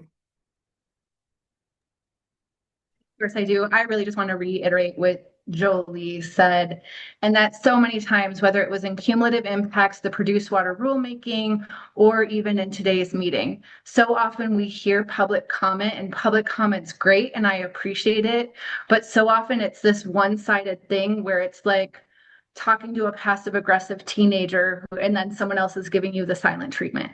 It's not the most effective. I like that we're going to give some feedback of what happened to their public comment, but if we're not actually incorporating the things that communities are asking us for the most, because as we sit in this, I think it's the voices of those that we heard of today, the voices representing community, that we should be most listening to and hearing.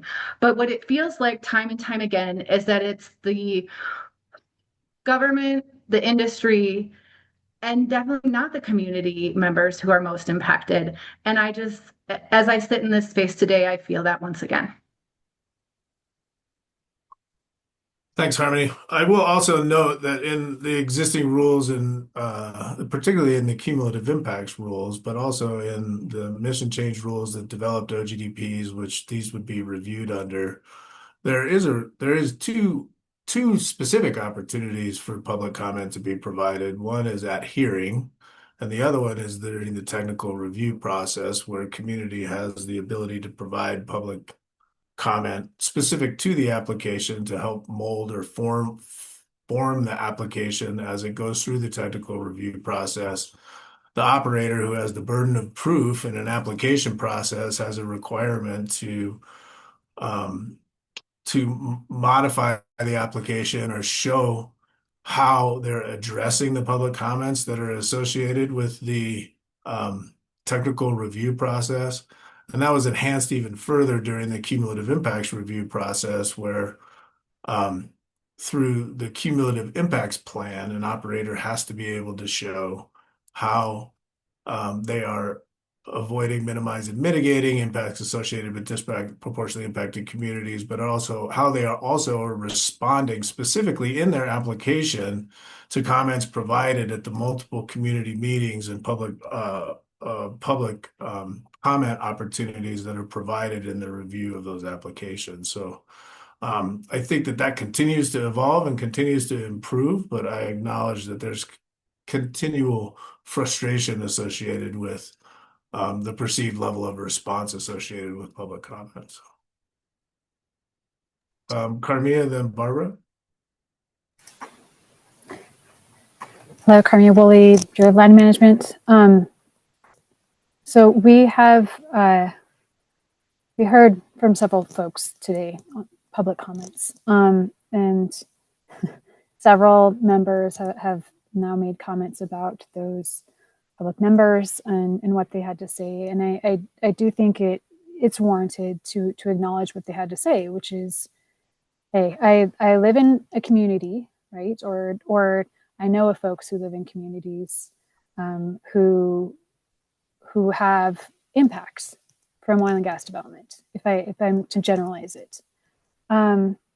So being a federal land manager, as well as an oil and gas regulator, I can say most of my experience has been on the Western Slope, where there are a lot of produced water treatment facilities. And I have seen a range of facilities. Some facilities that were old, some of them that are new. There have been practices that have changed through time. Things continue to evolve. I have seen facilities where I could not note any emissions that were unpleasant, right? Some of them smelled as if you're smelling like soils, if there were any emissions that I could smell. I've been to facilities where I could smell those emissions, and they were notable. I have been to facilities that were where I could identify sensitive, receptors, so residents, within a mile. I've also been to facilities that were miles away from any residents. So there's a broad spectrum of places, and one thing I must say, and I'm trying to, like I said, acknowledge public comments, but also provide my experience and insight when it comes to oil and gas development. We work within our legal framework, and as Chair Messner is noting, right, it's formal, but those are the rules that we play by, and so that's good to know what our boundaries are. I appreciate hearing from the public what they have to say, because it is true. It is true that there are emissions, there are potential impacts, and I think the Bureau of Land Management, even ECMC, other regulators are continuing to evaluate those potential impacts to human health and the environment, and improve those. One thing, though, that I really want to focus on is the scope of this, and that is new facilities. We're focused on new facilities. If we don't take this opportunity to set boundaries for those new facilities where it's feasible for oil and gas development, where it's feasible to meet our other goal of, protecting human health and the environment, and also increasing produced water reuse and recycling, what are we going to end up with if we can't try to balance things out? If we end up with our existing facilities, we've already heard from the public that they have many, many concerns. And I can say, having, being a regulator, that honestly, I think a lot of the newer facilities, the modified facilities, continue to improve in time. And then another thing to consider is if we are using existing infrastructure, there's an age to that. It needs to be maintained. So knowing that we have valid existing rights for oil and gas to be developed in Colorado, right, we have to think of the safest way to make that feasible for humans and for the environment. And so that oftentimes involves newer things, right? While oil and gas does impact landscapes, right? It's for a limited time. And those oil and gas resources are developed, and then it moves to a new area. And so what I've heard and what I foresee for industry is moving to these new areas where there's not existing infrastructure in place. That is likely where they're hoping to permit new facilities. And so I appreciate everyone, thinking outside of the box, thinking of ways, right, to improve it where we're not dependent on existing infrastructure that may or may not have the same requirements as proposed or new infrastructure in the future in facilities. We're definitely facing a challenge, right? We have 2 items in the legislation that conflict. So it's great trying to solve this puzzle with everybody, and welcome continuation of this conversation. Thanks. Thanks, Carnia. Barbara, then Jolie. Yeah, I'll try and make this quick. So I'm going to go back to Clay Terry's question and the conversations we've just been having about how have we captured public comment and carry it forward a step further with a big, hairy goal. Is there any way we can quantify, for example, in front of the ECMC, where public comment actually, now I'm talking about community public comment, actually ended up impacting a decision in the direction of the comment? And these are all qualitative questions, but I think, the people who came before us today to offer their comments have been before ECMC a number of times, as have some members of this consortium. And the comment that Harmony made, it's like talking to a teenager. I've been on the other side. I've been on this consortium. I've been on the Transportation Commission. I sit on the CWCB. I formerly sat on BLM RAC for 7 years. I know what that feels like on the other side. You really want to engage them in conversation, but you are restrained based on the guidelines of how one interacts with the public when you're in these public positions. So I think it would be really cool if there was any way, even in a short period of time window, there could be some capture of, yes, we heard you, and yes, here's the result of your comment. And I just give that to you, John. I know this consortium isn't the place to get that done, but it would start to resolve this question of, is it even worth my time? And I think a lot of people don't come to make public comment because they feel like they're not truly heard in terms of their being action based on their comment. Yeah, thanks, Barbara. Probably not an appropriate time to bring this up. I'm sorry. Well, no, I think we need to capture this. There are things that are done where the public comment and public input and community meetings do modify applications, and it is captured in applications and in director's recommendations, actually. And so I think that needs to be highlighted, but I think that an emphasis on that we're making a showing of how those community voices are captured, heard, and how applications have changed through the process. Cumulative impacts rules do require some of that, and the mission change rules do require some of that, and that is part of applications. As you review OGDP applications, you do see those, but I think we can be more explicit. So I think that's something that could be included, I think, in this. Yeah. Jolie?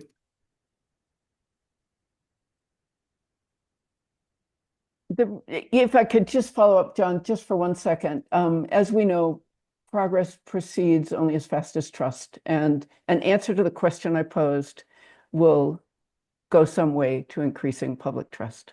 So that's why I raise it. Right. Thanks. Yeah. And Michael, just to respond to your question you put in the chat, that is required. And so it is in applications. That's what I'm trying to explain, is that is already required. So go ahead, Jolie. Thank you. Thank you for your comments, Barbara. I agree. I think that's extra important of people knowing how they're part of the process with that transparency. I just want to address some of the comments that came before me. I really appreciate our need to find balance. Carmine, I think you made some great points about finding how we find balance that actually works for everyone. I agree, but I do want to quote some of our public comment just today, when Leslie told us, like, why do the people always have to be flexible? And industry doesn't have to be flexible, is how they feel. And so if that's how we're presenting to the communities, we're missing something here. And so we need to show that two-way street, because right now it feels like they're screaming into a void. So I appreciate the need to be flexible. I just want to honor that when I say including public comment. So I think we can find a balance there, and talking about it, because again, people want to live in great communities that are prosperous, but that also have clean air, water, and great schools for their kids to go to. They all want the same things. Additionally, as Barbara was saying, just making sure we're including people in the process. And a great way to do that, I'm sure we don't have space for it and time, but maybe there's a way that we can include in our recommendations some best practices for incorporating community voice as a recommendation. Maybe we don't change the process itself, but maybe even in there, and I'm more than happy to help with this. Some background, I served as vice chair for the Congressional Redistricting Commission for the state of Colorado. We were constitutionally obligated to incorporate community feedback. And so I have some experience in this space, more than happy to chat with you, Hope, about it. I just really want to make sure that as we're doing this, people's voices are included and it's not just lip service. And I know there's a lot of lines drawn in the sand, but if we slow down a little bit, we might be able to find some common ground where people can at least feel heard, and validated, and make sure that they don't feel like community is always the one that is being forced to bend to match what other people need. Thanks. Thanks, Julie. So I think these are all good things. I think, Hope, you've got the opportunity to engage with some of the folks that are providing some of these. And I guess my question to the consortium is, there's a lot of information that was just provided. There's some direction that was given to Hope. Does anyone have any heartburn or concerns about what's been shared?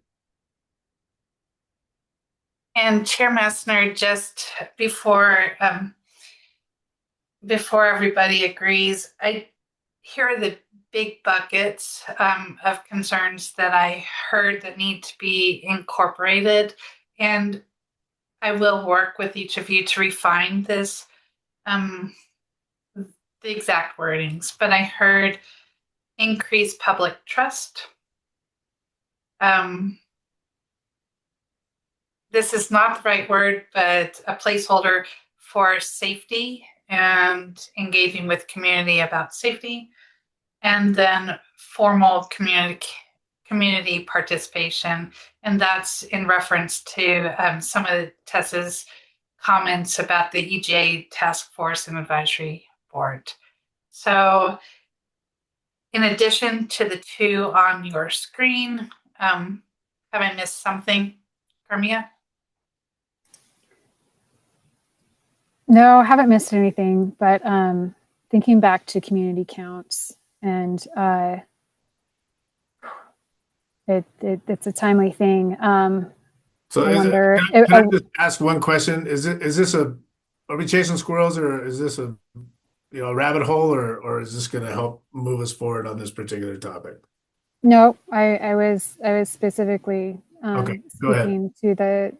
So just thinking about Kevin's comment and other people's comments, right? And we've already brought up community counts, which is established in Garfield County, but where it's not just a formal setting or going to an internet or something where people can comment, but where it's an actual phone line that somebody answers.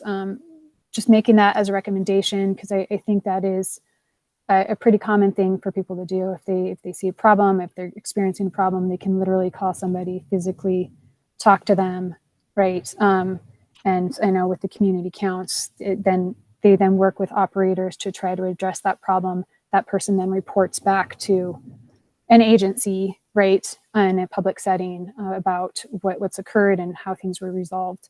Just an idea to put it out there. We've already discussed it, but I think it kind of hits on a lot of these points that other people have already brought up. Thanks. Thanks, Carmia. And I'm not trying to pick on you. I'm just trying to move us forward here. But I think that's a good idea. I think community counts is a good example. And so thank you for highlighting that. Hope, I do think Kevin brought up kind of a reiteration of the notice requirements and community engagement opportunities and um, all of those elements that may be in existing rules and need to be emphasized and acknowledged in it. And so I think what I heard is the need to engage with Jolie, Kevin, Carmia, Barbara, Harmony. Let me know if I missed anyone.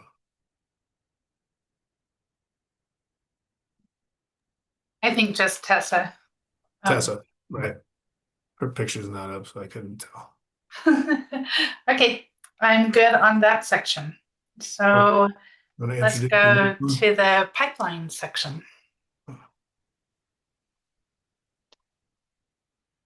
So in the pipeline section, we have these 2 bullets. Do we need additional bullets? And Irene, I know that you have several comments in the actual document, but I am going to call on you first. Thank you, Irene Andrus. As we know, flowback is the biggest amount of water that we're going to get back in the DJ. So I would like to see that the pipelines for both providing the produced water, the treated produced water, and for capturing produced water and flowback water be operational before completions activities can begin. That way we get the most amount of produced water back into the system. And my second thing that I'd like a little clarification on is on pipelines, how do we verify that the amount sent is equal to the amount received? And is there some kind of a verification that that's taking place? Because that's an indication whether a leak has occurred or not. And when there is a leak, I wanted to know if there is any kind of service level agreement for how quickly things have to be rectified. So those are my main things I wanted to bring up on this topic. Thank you. John Heil. Yes. So John Heil, ECMC. I can touch on your second question first as far as getting things cleaned up into compliance with our standards. We do have regulations that require the operator to clean up, their spills and releases in, a practical time frame. And we are tracking that time frame with the Form 19. If they don't get that cleaned up in 90 days, then it goes over to Form 27. We don't have specific times that says, they have to clean it up in a week, they have to clean it up in 2 weeks. But it's generally beneficial for the operator to get these spills and releases cleaned up as soon as practical. But we don't have any necessarily set timeframes for getting these spills and releases cleaned up. Excuse me. As far as your first question goes, I think that is a really good question. And I know that the operators do have specific equipment on their lines that track the pressures, but it's not always 100% accurate. I've been on spills that have, occurred over a long period of time where the operator wasn't aware that they're happening because it was a 16-inch, three-phase line with a small leak on it. And it's very difficult for the operators to detect those specific drops on pressures on such a large line with such high pressures. And so I know there is a lot of ambiguity or kind of margins of error that they have to account in on some of those pressure sensors, but sometimes they're able to catch it on the smaller dump lines on locations when they're doing pressure tests. But on some of those larger lines, I know it's difficult for them to basically track that information. And I don't know if there's any operators on this call who could also add to that, but that's my experience with it at least. Thank you. Thanks, John. Yeah. Irene, does that answer your question? Well, it doesn't address the first part, which is that the pipelines be operational prior to the beginning of completions operations. But on the, I mean, it just seems like there must be a billing process that has to look at how much was sent and how much was received for billing purposes or something where verification can take place. And I don't know how this works. So maybe I can take that offline with someone like Rick or Doug or someone. I think, hope, correct me if I'm wrong, but in the working draft, there's talks about enhanced leak detection requirements and pipeline safety requirements and, evaluating opportunities to make sure that there is safety associated with the pipelines. And without, again, being too prescriptive, I think if we can provide language that at least from this recommending body communicates, the need for that pipeline integrity, pipeline safety, enhanced leak protections, for these facilities, should they be sited in disproportionately impacted communities. I think that emphasizing that, to me, creates the opportunity for the decision-making bodies to understand that this is a really important piece for us, but it gives them the discretion to be able to determine what technologies or what specifics need to be put in place that make the most sense depending on what they're talking about. Now, as far as the ensuring that the pipelines are in place prior to completions activities, I need to hear more feedback on that one. I think that, I understand the intent, and, my hope is before this stuff happens that everything's captured by pipelines and that this ends up being a really important piece that should there be a consideration for siting centralized produced water treatment facilities in disproportionately impacted communities. The default is pipelines, and pipelines need to be the form of transportation. That doesn't mean that you're going to eliminate all truck traffic associated with centralized produced water treatment facilities, but that pipelines be the primary mechanism associated with transporting produced water. Should there be a consideration for these to be in disproportionately impacted communities? So anyway, I those are my thoughts at least. So Barbara? Valid. Yeah. Thank you. Thanks, Commissioner Messner, or Chair Messner. I would like to go back to the conversation we had earlier about who's controlling what pipelines. I believe we're only talking about ECMC, and in the preamble, Harmony, I think we should be really clear about that because pipelines can mean so many different things. So again, I'd be glad to work with you on that, but we need to be clear at the outset what kind of pipelines we're talking about. Although do keep in mind that this recommendation, while directed to ECMC, does have the preamble of all applicable state agencies, right? So of course, but all I'm saying is, lay that out, right? Even though Greg had a hard time defining it for all of us, as best we can to define who does what, because the state is in the process of rulemaking to take over from PHMSA for most pipelines. So it may be mostly state and ECMC that we're talking about here. And I don't know what role the Water Quality Division has on pipelines since, of course, they can eventually leak. So that's my request that we clarify that. Okay. Rick? Oh, thank you, Chair Mesner. So 3 real fast comments. One is to John's comments. You're absolutely right. When you're moving liquids through a 16-inch line, there's a natural variation just due to topography.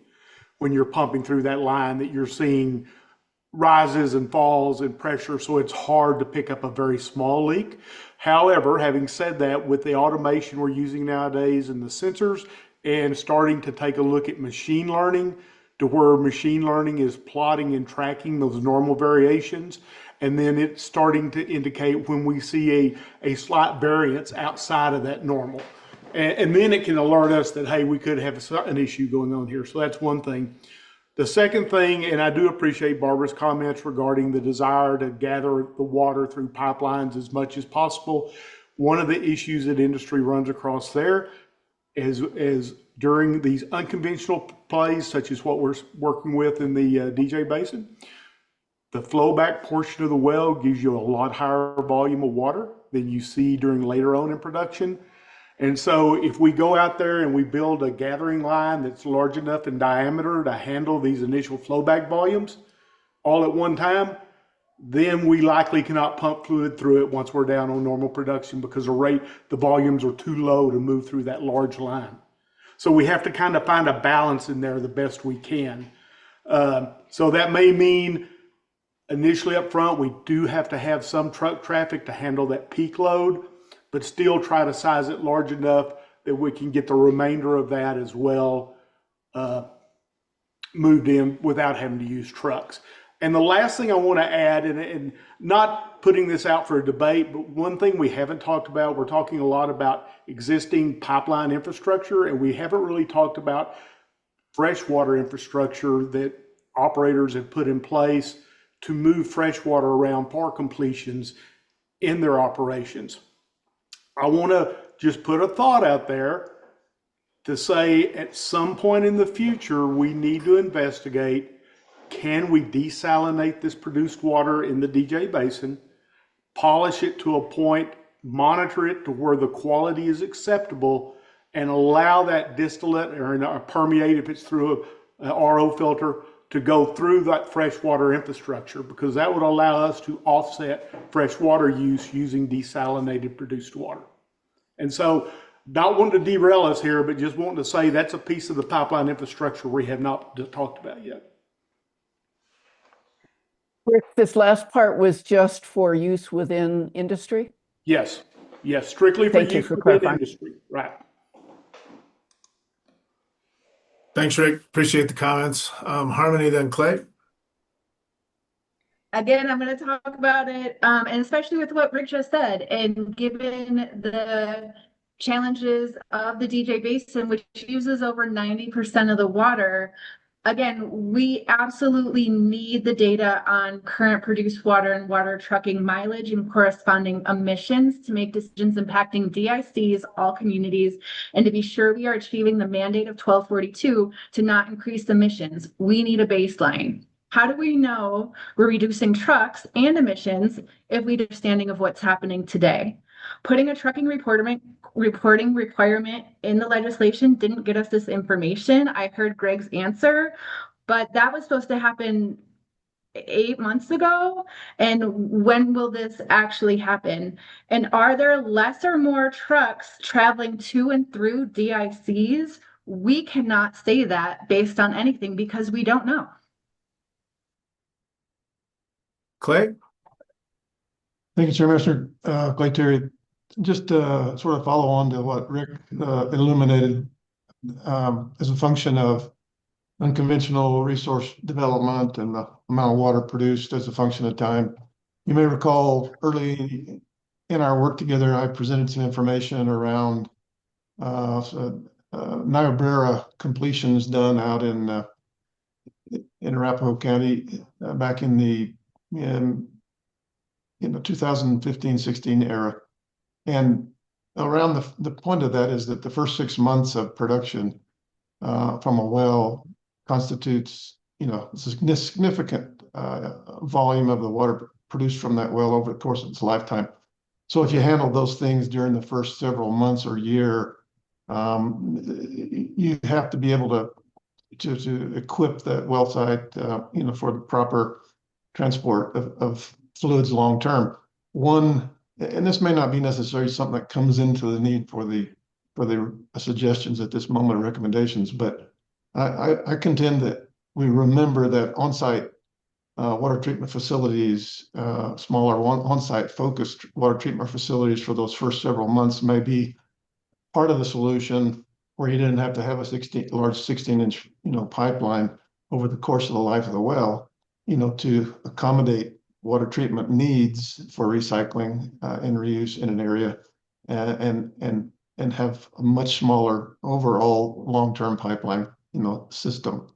I just wanted to throw that in there so that people remember that it may not be one or the other. It can be a combination of things that lead to a potential solution as a function of timing. Thank you. Thanks, Clay.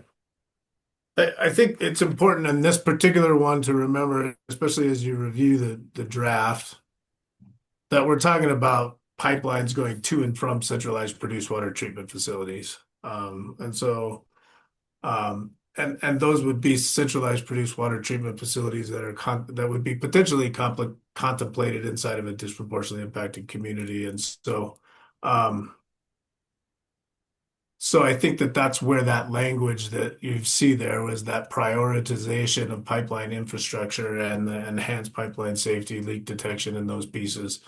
I think it acknowledges that there's going to have to be potentially some trucking and there's other elements that need to be considered. But I think that, tell me if I'm wrong. I think that's what you were trying to capture in that language. Is that right? That's correct. And what I'm hearing is I might need to add another sentence or some more details, either in this section or somewhere else in the document. Okay. Does anyone else have any comments associated with this before we move on to the next item? Are people comfortable with this, or do they have heartburn, or what are folks feeling about this section? Anyone have heartburn with the information that was provided by the folks that shared their thoughts that Hope is going to capture? Oh, Carmia and then Barbara. Okay, no heartburn. I was just going to add to what we were just talking about, which is when it comes to the treatment facilities, they're usually strategically located. But when the gas development, there's usually other storage sites that pipelines go to because the operators need large volumes of water at one time. And so then from those facilities, which are also strategically located, but not as long-term as centralized facilities, there's usually temporary pipelines. So just putting that out there for your knowledge. Thank you. Thanks, Camille. Barbara? Quick question to Rick. Do you want anything in here about the new lay flat pipelines that are qualified for moving produced water? Poly pipelines, not lay flat. Well, so I think what Barbara's referring to is there's some work being done nowadays with lay flat hose to where it's dual walled, and you have the capability to, roughly every 500 foot, you've got a connection for these lay flat hoses to put them together.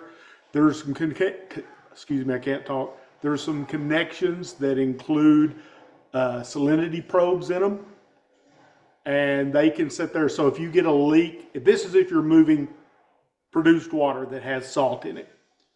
And if you get a leak in that inner hose and it makes its way down that annulus to that connection, it sends an alarm that you've got a leak in that inner hose to where you can shut operations down and either repair it or remove that hose from surface. So that's been used now for about a year up in the Bakken, up in North Dakota, to allow for some, and of course that's a very hypersaline produced water, but it allows operators up there to incorporate some amount of produced water in their completions. And the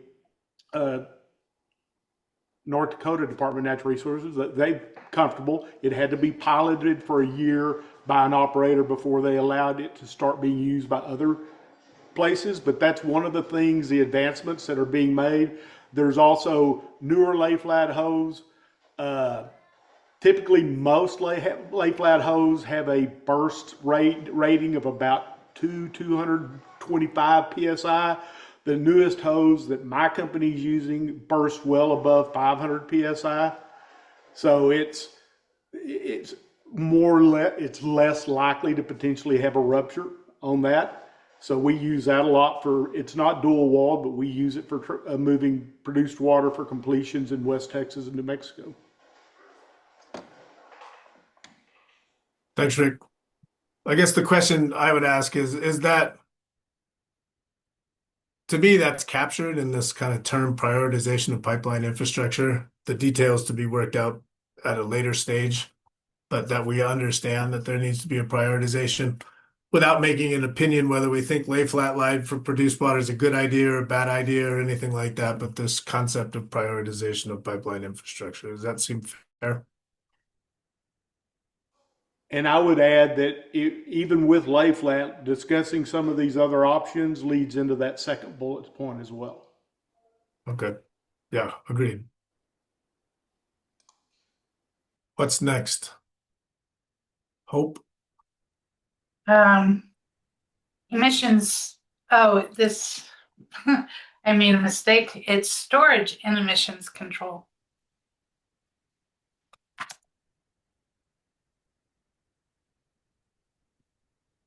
So in the working draft, there's a number of bullets around emissions control, around storage, about treatment of produced water prior to any open storage. There's talk about existing rules. There's talk about enhanced rules.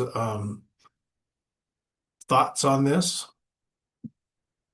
Are people comfortable with it as is? Or need to be modifications or adjustments? Irene?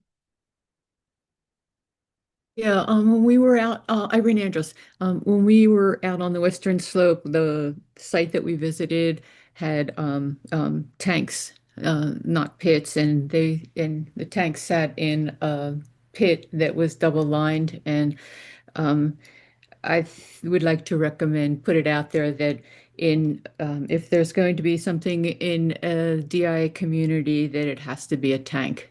And it has to be a covered tank, and it has to be in a lined pit like what we visited.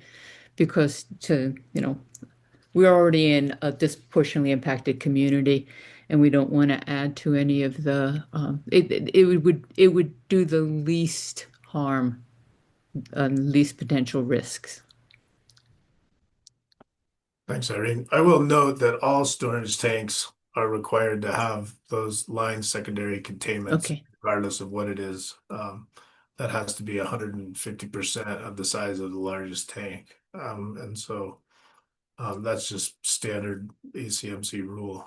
But let me ask you this though, because emissions controls, and I think in the document itself it talks about some examples, but emission control, as Hope indicated, has a number of different tanks that can be considered. It also talks about floating covers associated with tanks and or covers over pits, but some way to control and manage any emissions, whether that's capturing and destructing the emissions, whether that's capturing and piping the emissions, but some way to control emissions. Are you comfortable with those elements, or are you saying it can only be these minion tanks? I'm saying no pits. And what's your concern about pits so that I better understand? Leaks. Okay. So the pits all have secondary containment. They all have multiple layers, and you're still concerned about leaks associated with pits? Yes. Okay. And is this a deal breaker for you? Well, I'm putting it out there to see how other people in the consortium feel about this. I want to understand if that's how other people are feeling as well, or if it's just my opinion. Okay. Thanks. Sure. Mark? Hey, thanks, Mark Hefta. Yeah, just on the pits, I wasn't planning to comment, but we do have still containment with leak detection is required in between. So I mean, there is some ability to monitor that potential for leaks. But the reason I was just on the emissions control was it is acknowledged in the report that we have the working group, but I think it would be better to highlight that the air working group with is identifying, I think, more detailed recommendations. And I don't think anything here I don't think anything is. I'm supportive of what's shown here on the emission discussion, but I think we need maybe a little more affirmative acknowledgement that the working group is also developing some recommendations on that. Thanks, Mark. I mean, acknowledging that the working group's role is really to look at how to measure, track, and report emissions, not how to control emissions or what the volume of emissions should be or anything like that. And um, so I just wanted to acknowledge that. I got Harmony, I've got Rick, I've got Jolie. First, what page are we on in the document? Oh, Why, Harmony? Just click on my name. Okay, I think I am on page 17. Okay. But the way it works, if you do see my name in a little bubble at the top, you can click on it and you'll be transported to where I am. Okay. Perfect. Okay. I struggle with this space a bit because of some of the things that we learned, that there can be tanks, and in those tanks they can hold 50% hydrocarbons, some of the separator tanks and whatnots, and still be incredibly leaky. So there's definitely a wide range of tanks, and if they're positive or negative. For me, for a long time, and what Rick said in our last meeting, is there is the ability to remove close to all the hydrocarbons from this water. And I think that if we worked collaboratively across all the different agencies, the ECMC, DNR, the water people, the ACD, to come up with a definition for treated produced water, not just recycled produced water, that would really allow for us to, even more safely than certain tanks, store this water in the large amounts of quantity needed, because it's 500,000 to 700,000 barrels a day in the completions phase that's needed. And in a lot of areas, building those tanks and bringing them in just isn't feasible. And so I think if there could be a way that we work collaboratively really and feel really good about what we're doing, I think that's something that we need to explore, is a definition of treated produced water with close to as much hydrocarbons, almost all, if not all, removed, so we're not having those emission issues. And in a lot of the research and seen, I used to be very wary of pits, and I know that pits have had a lot of issues in the past. I think technologies have come on that have made things significantly better than the pits of the past.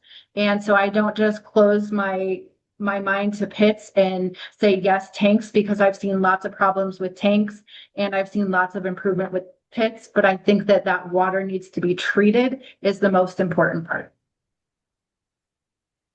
Thanks, Harvey. Let me ask you a question. So I hear you saying, and tell me if I'm wrong, that the need for a definition of treated produced water. I mean, and treated produced water for storage, I understand what you're talking about. I don't think I have the right language for it right now. Fit for use for something.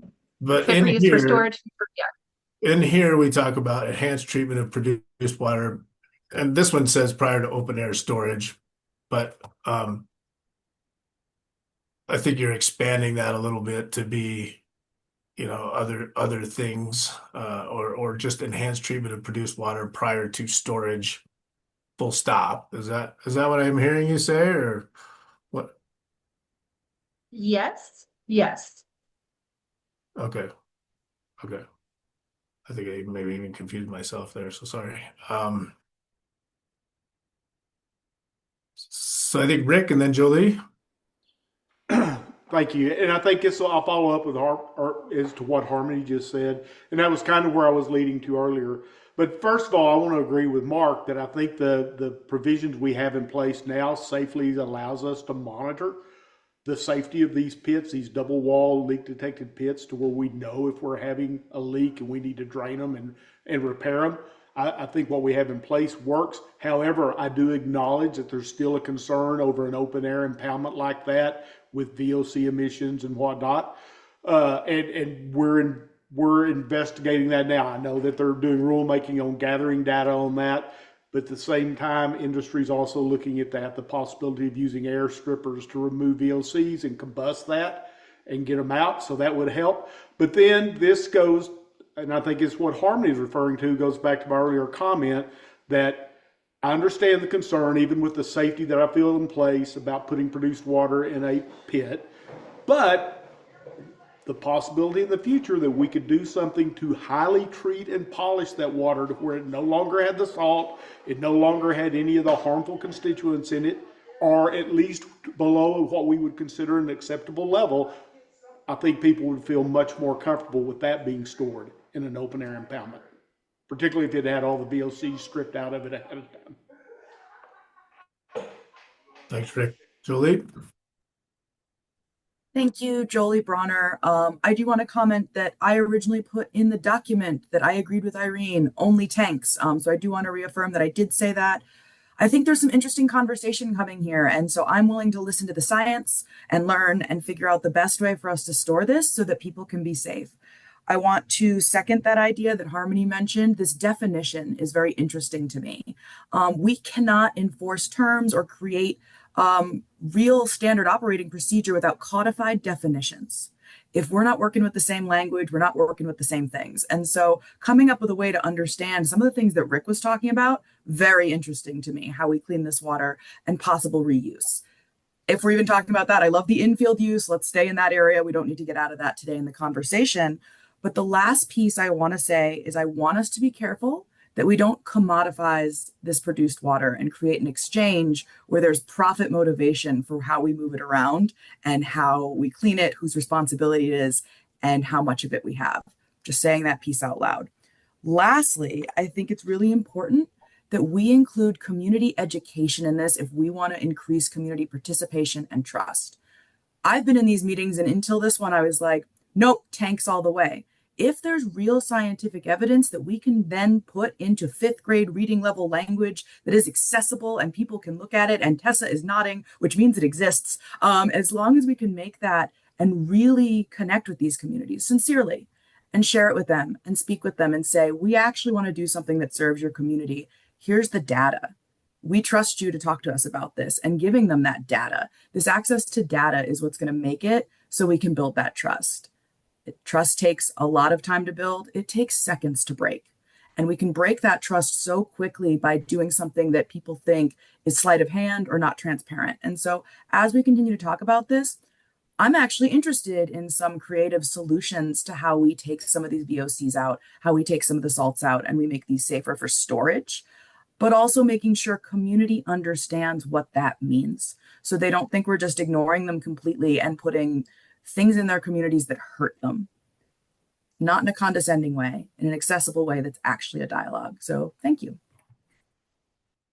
Thanks, Julie. Mark, do you have your hand up from before, or do you have something else you want to share? My apologies. I forgot to take my hand down. Okay. Barbara? Yeah, just quickly, treated for what? I think in terms of defining treated produced water, we need to be really careful. We heard much earlier from people in industry that what we need to do to reuse water for fracking depends on the geology of the well that they're going to frack, and it depends upon what's in the produced water that they're going to treat for reuse. So we have that variability already.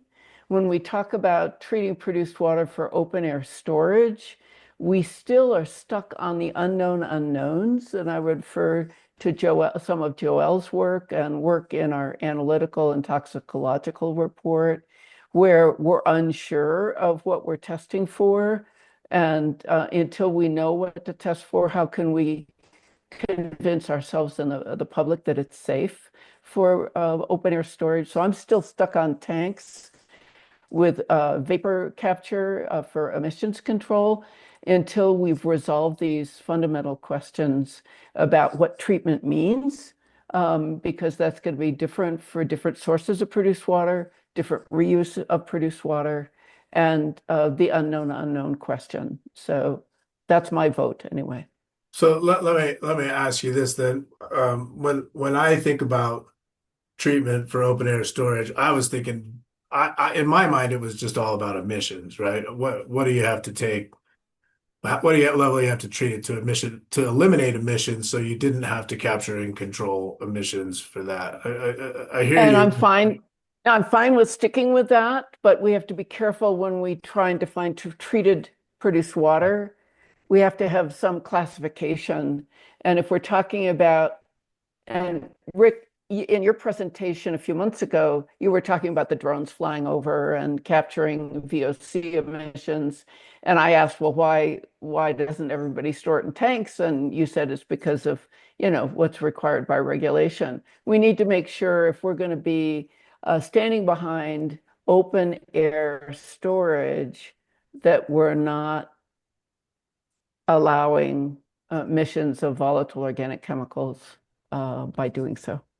So I'll get off my soapbox, but that's my concern. Let me ask, And is that captured though? I mean, I hear you about if we're going to do a definition of treatment, we need to be more specific about that. And so I think Tessa probably has some ideas on that. And but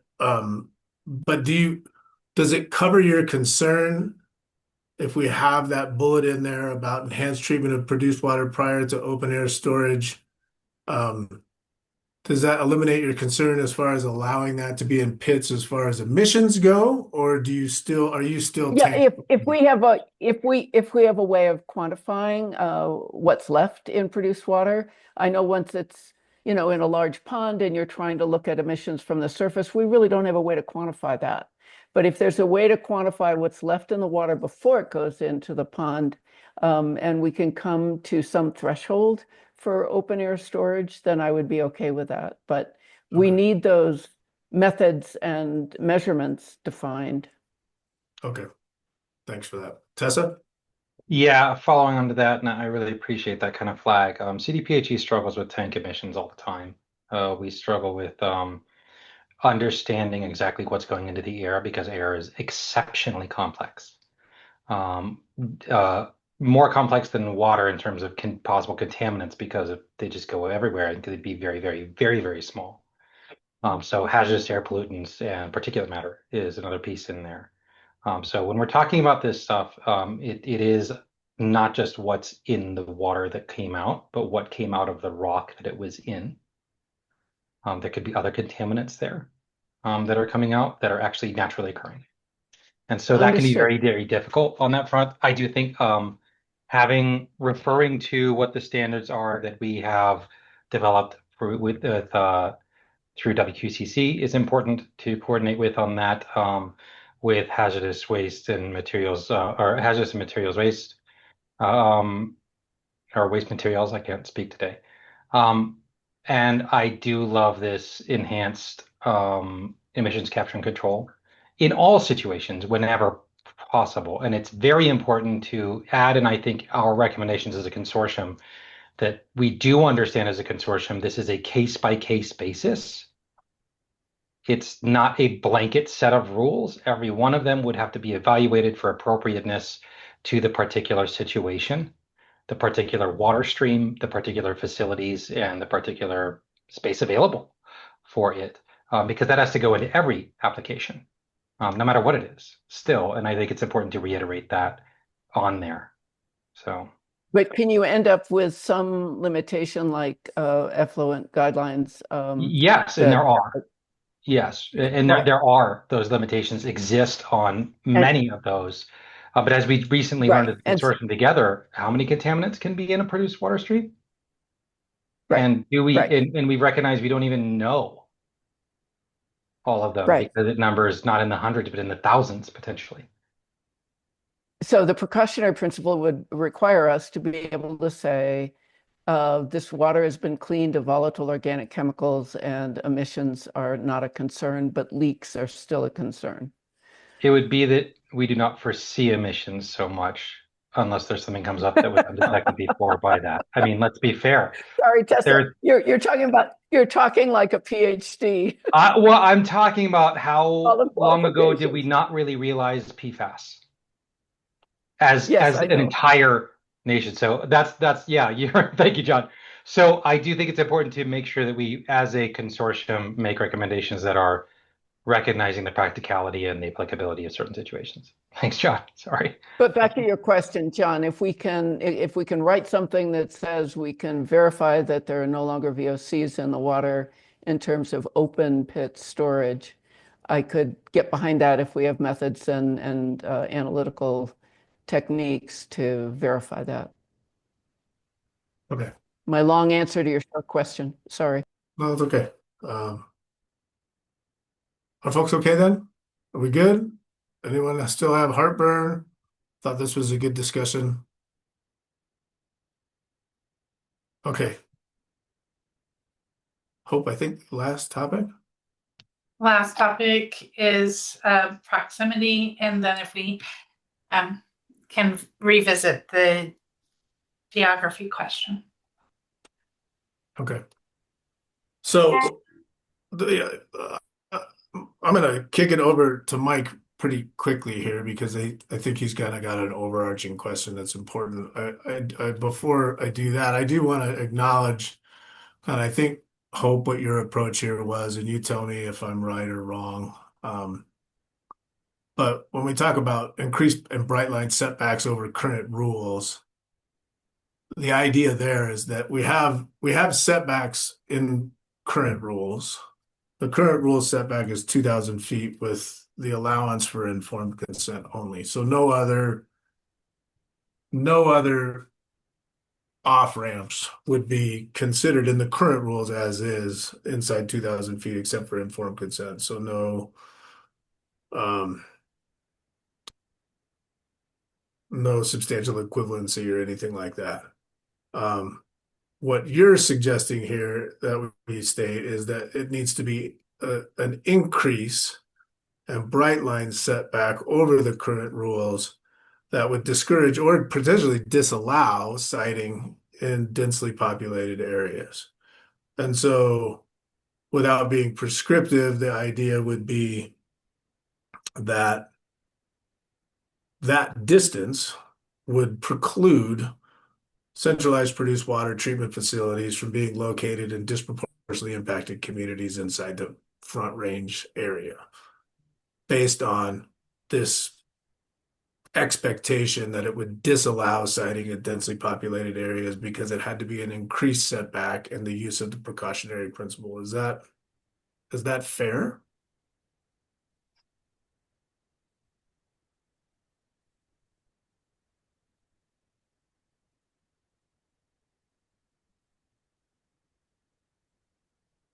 That was a question for you, Hope. Is that a fair interpretation of what you I thought that was a question for Mike, so apologies.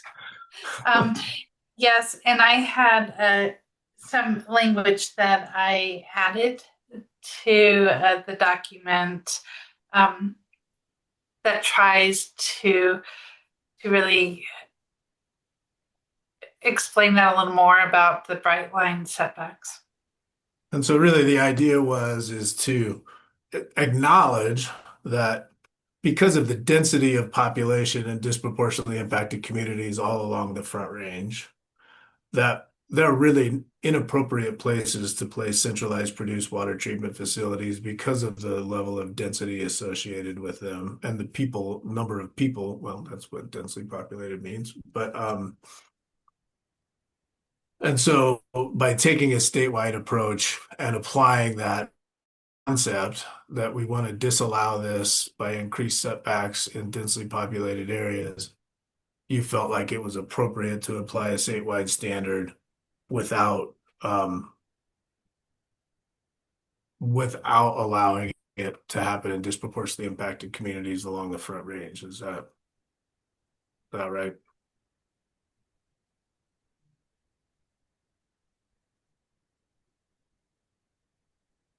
Okay. So I'm just trying to capture what I think you were trying to say and make sure I understood intent. And then go ahead, Mike.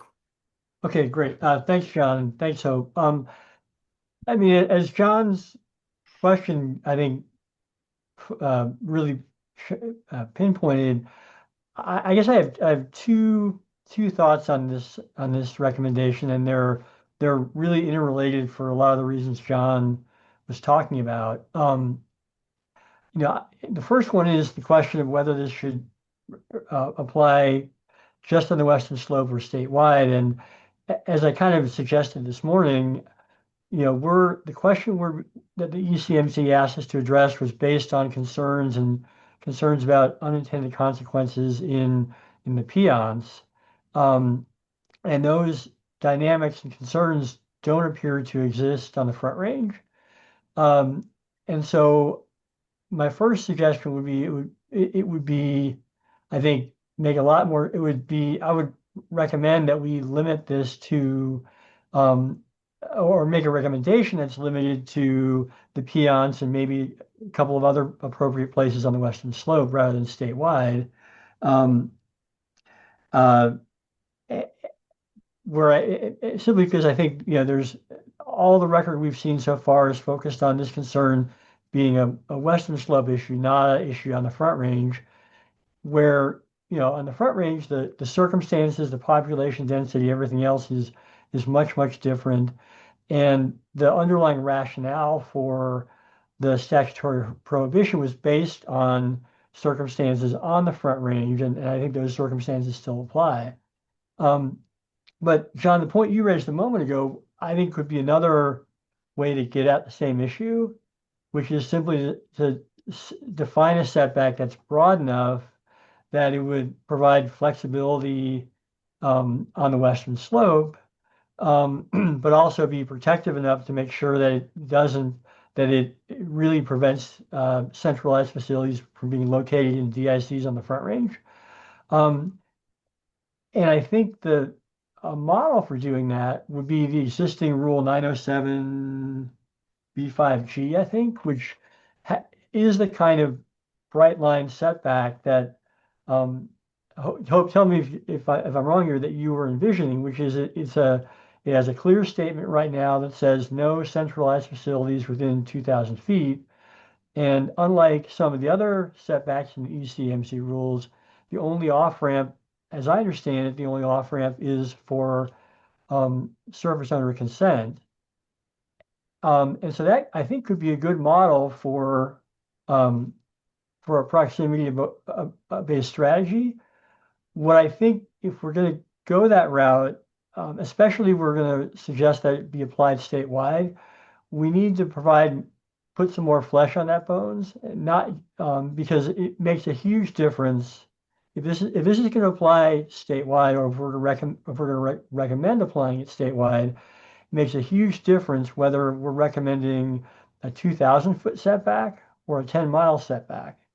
And I would have a lot of concerns if we just keep it vague and say, have enhanced setbacks modeled after 907, but make it somewhat stronger. But I think if we offered a recommendation that said something like, take 907 and make that a 5 or 10-mile setback, that might be a recommendation that would accomplish what we need to what we're aiming for in the peons, but also protect DICs in the Front Range where this is the population densities are much higher, but also the DIC areas are much smaller. Can I ask you a question, Mike? Because this is actually I think that, at least it's my opinion, that I think we should be a little less prescriptive, but I understand the intent that you're trying to bring as far as putting a little more meat on the bone to make you comfortable. And so, you actually said that you would like to see us define a setback that would not allow siting of centralized produced water treatment facilities in densely populated areas.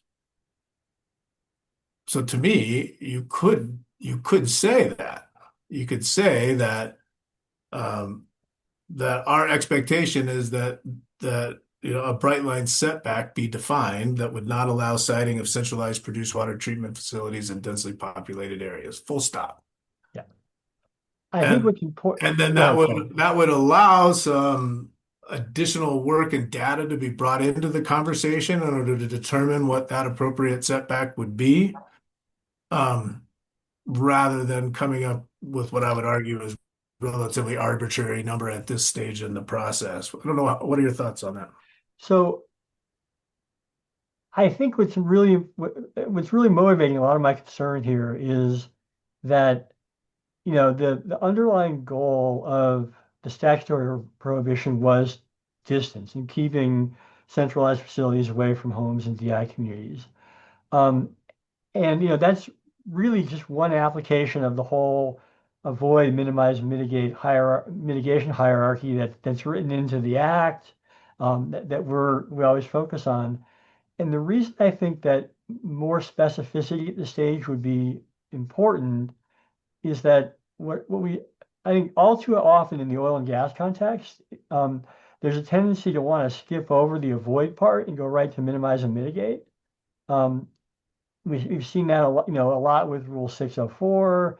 I see it in, all kinds of other contexts with oil and gas projects. And um, I think if we're, and we're offering a set of 5 categories of recommendations, I'm concerned as a practical matter that if we keep a recommendation really vague and statewide, um, the setback piece of this is likely to be downplayed or underemphasized when I think it's really central to the whole answer that we're offering them here.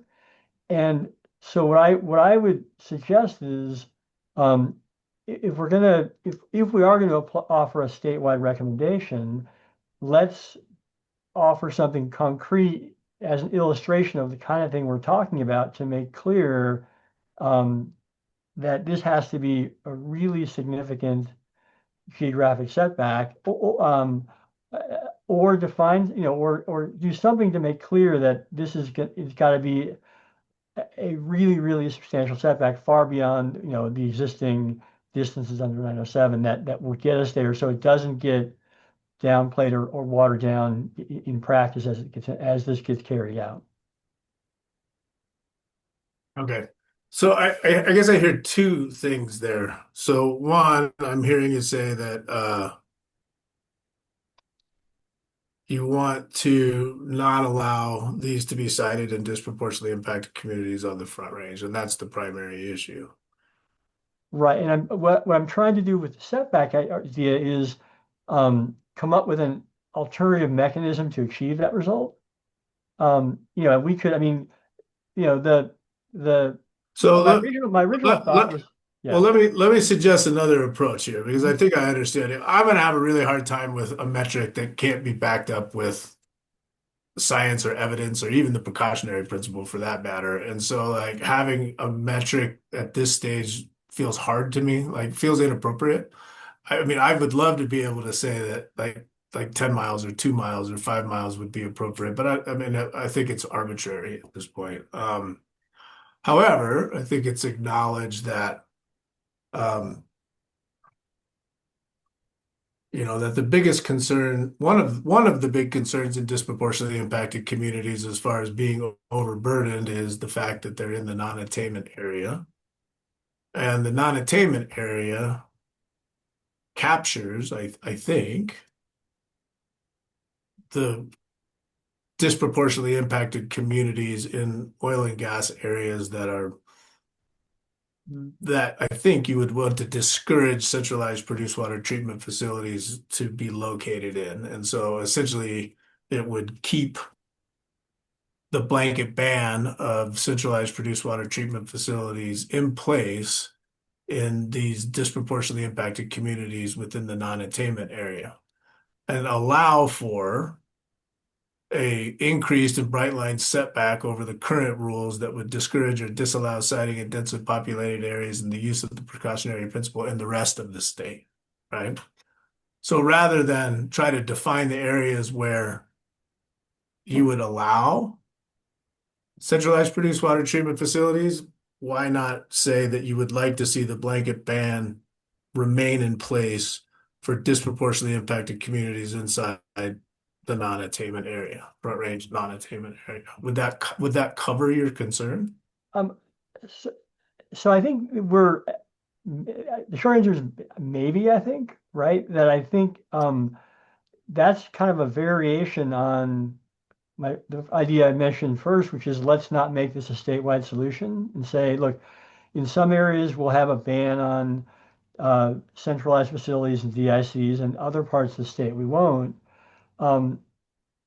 I'd love other folks' thoughts on whether using the non-attainment area as a proxy for that would be appropriate. I haven't honestly compared, the non-attainment area to where those northeastern Colorado DICs are. I think that would be really important to do. But maybe we could offer something to say, look, we recommend maintaining the DIC statutory prohibition, in parts of the state, such as the Front Range, where there's densely populated areas.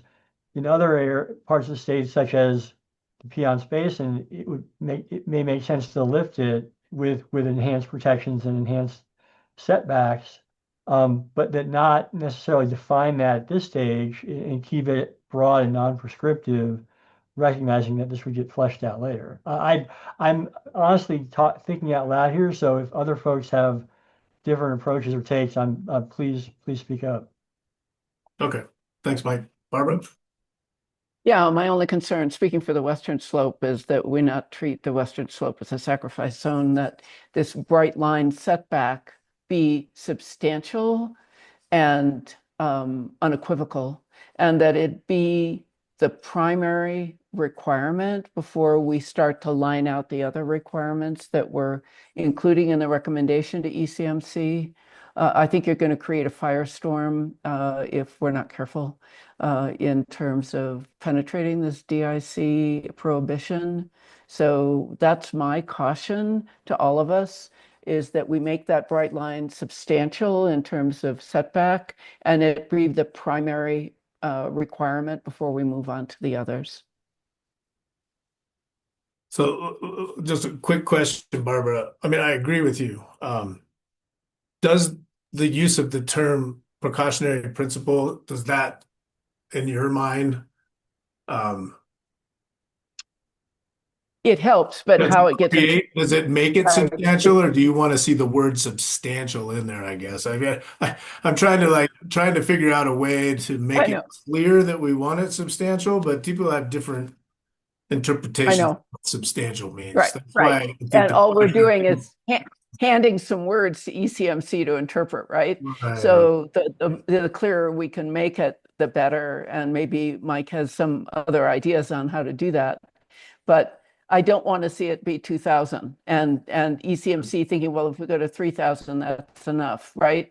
It needs to be substantial because the population is very diffuse in these DICs. And the comment that, oh, there's all this empty land, well, some of it's empty and some of it isn't. And the BLM is checkerboard in most of the parts of the Western Slope, as you well know, John.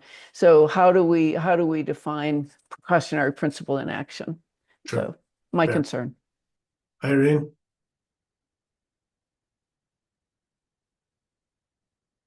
To the comment about the non-attainment area, just eliminating the chance for facilities there, that would eliminate all of Weld and Adams. And if we really want to do is get the DJ to be using more recycled produced water, we're closing them off for any facilities, or am I misunderstanding you? Yeah. No, it's not allowing facilities in the non-attainment area. It would not be allowing facilities within disproportionately impacted communities. Okay.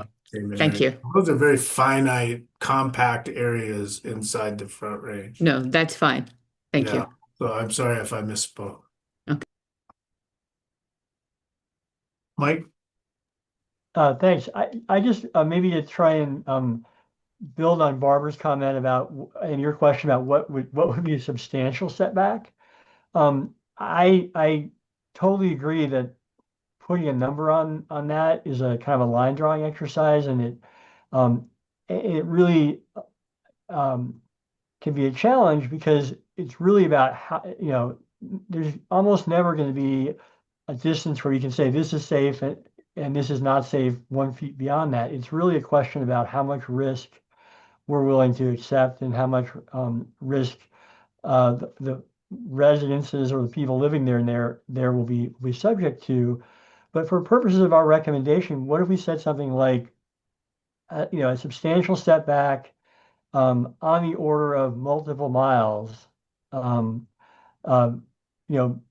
based on the existing 907. So we don't try and draw the line, but give the ECMC some sense of the order of the order of magnitude of the space we're talking about, recognizing that there's a lot more there's more line drawing that would have to go into actually setting that. I don't know if that would address your concerns, Barbara, or yours, John, but I think I take the point that um, you know, figure out what that number is will take some more work, but I would love it if we could offer a recommendation that conveys some sense of what we mean by substantial and the kind of area we think would be important to protect.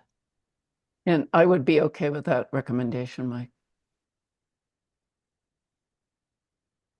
What recommendation?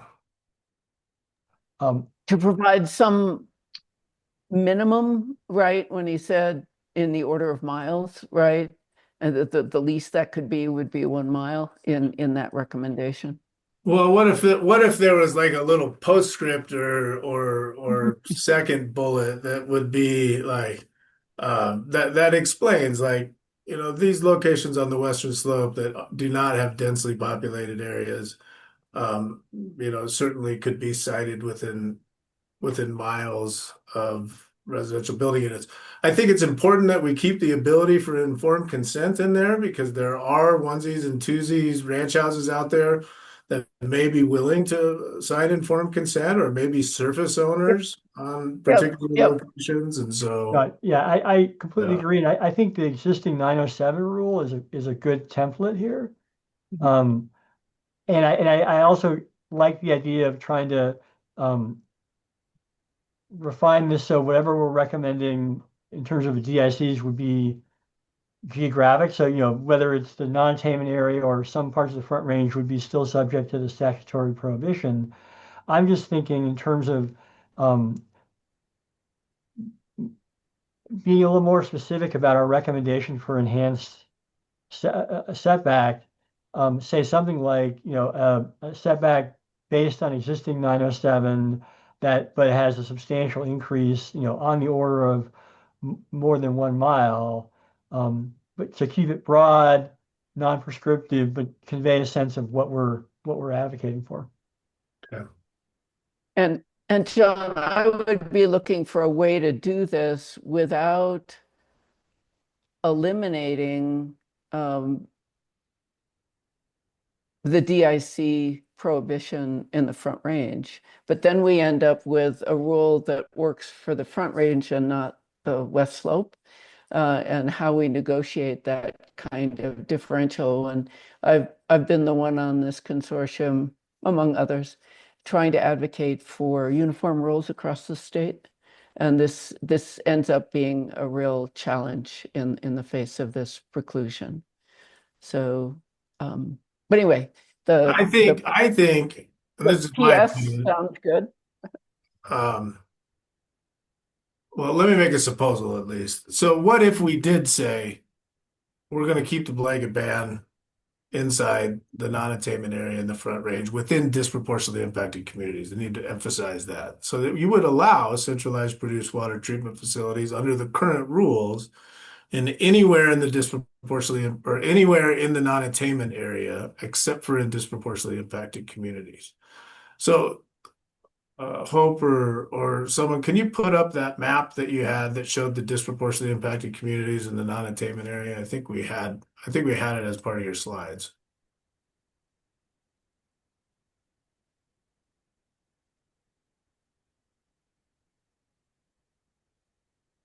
Do you remember which one it is?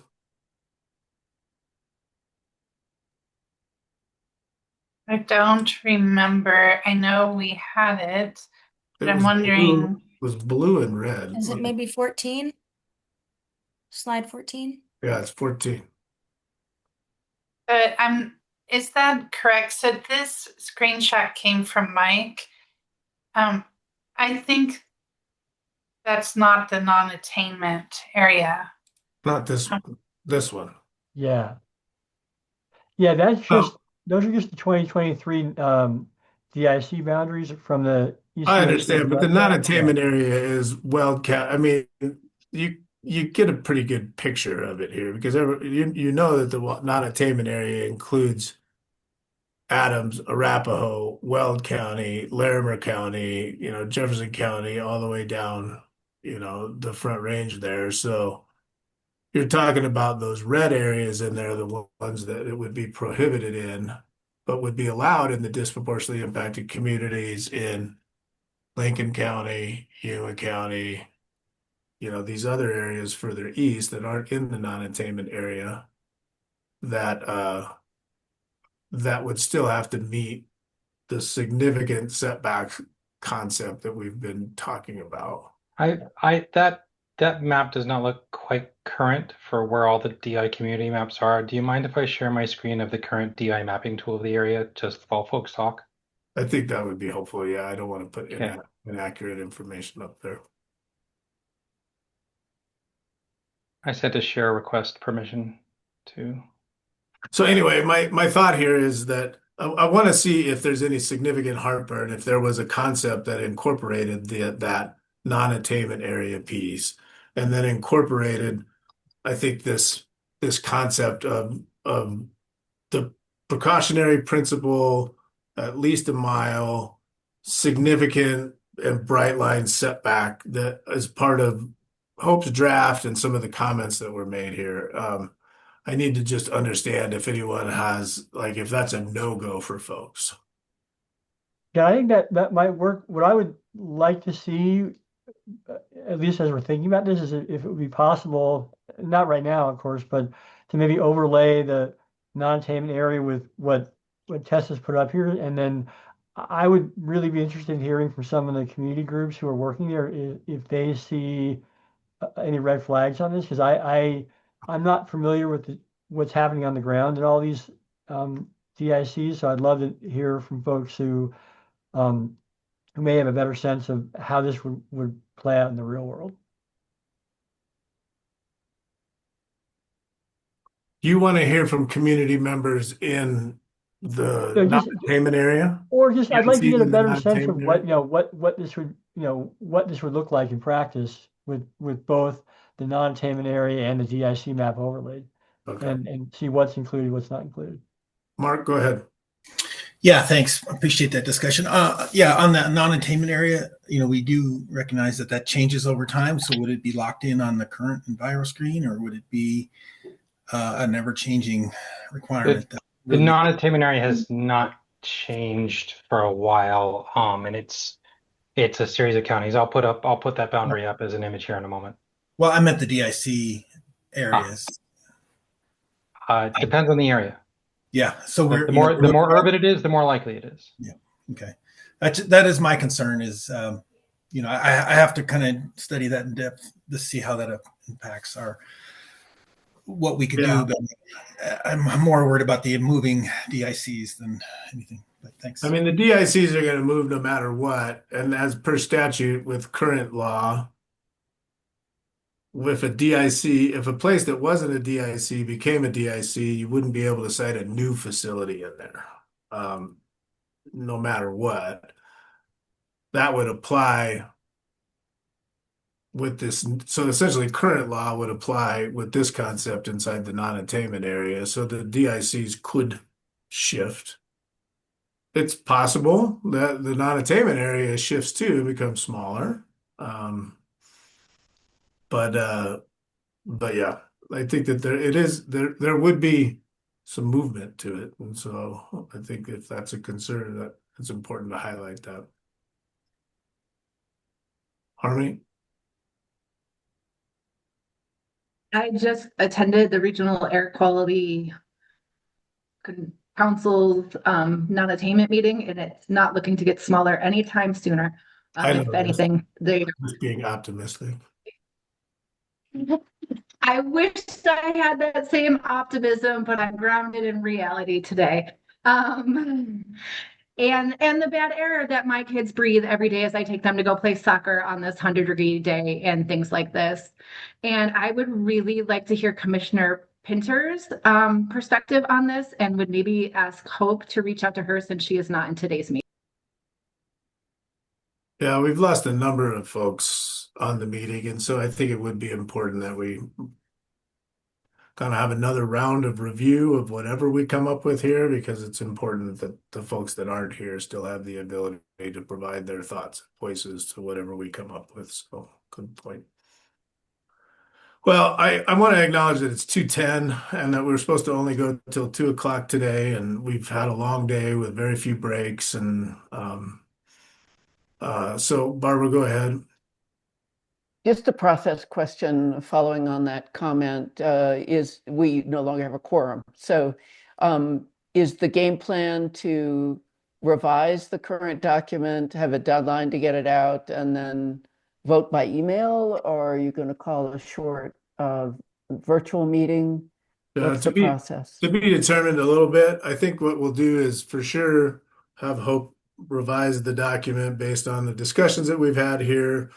I acknowledge that at least up until this point, we've had consensus, or no one with particular heartburn that I've heard come for the first 4 items. I'm not sure we've made a determination on this one exactly where we're at. I understand as well that people are giving a thumbs up to this without seeing the final product yet. And so I think it's important that we see the final product before people are really able to say whether they're comfortable or have a thumbs up on this or not. And so I think, Hope, I'm thinking aloud here, but you tell me what you think, but we'll need some time to kind of massage this and incorporate folks' thoughts, and some time to check in with folks, and then be able to share it back out with folks, and then some time for those folks to be able to read that. And I'll have to talk with Kyle as well as to see whether it's appropriate for us to make a determination via email, which I doubt. We may have to hold another meeting to ultimately decide whether people are okay with that final draft or not. So if you've got an I immediate have a answer to follow-on. that, you can go ahead, Yeah, I Kyle. have a follow-on general process question. So we've been asked to respond by September 1st or 2nd, as you modified it, Hope. But there are these 2 other options for industry in terms of on-pad and commercial. Is it conceptually palatable to you, John, if we were to put out all of this information that Hope and the consortium has contributed to as a report without a rulemaking recommendation? And say, in addition to a rulemaking recommendation?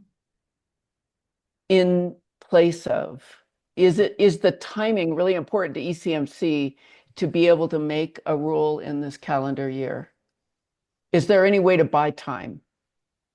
I guess that's my simple I don't question. really think there's a way to buy time. I mean, I think there's a couple of reasons for that. Is I think that should there be a potential legislative solution for this, I think there was some hope to be able to look at some legislation this next session. We're already past typically when legislation would be contemplated at the state level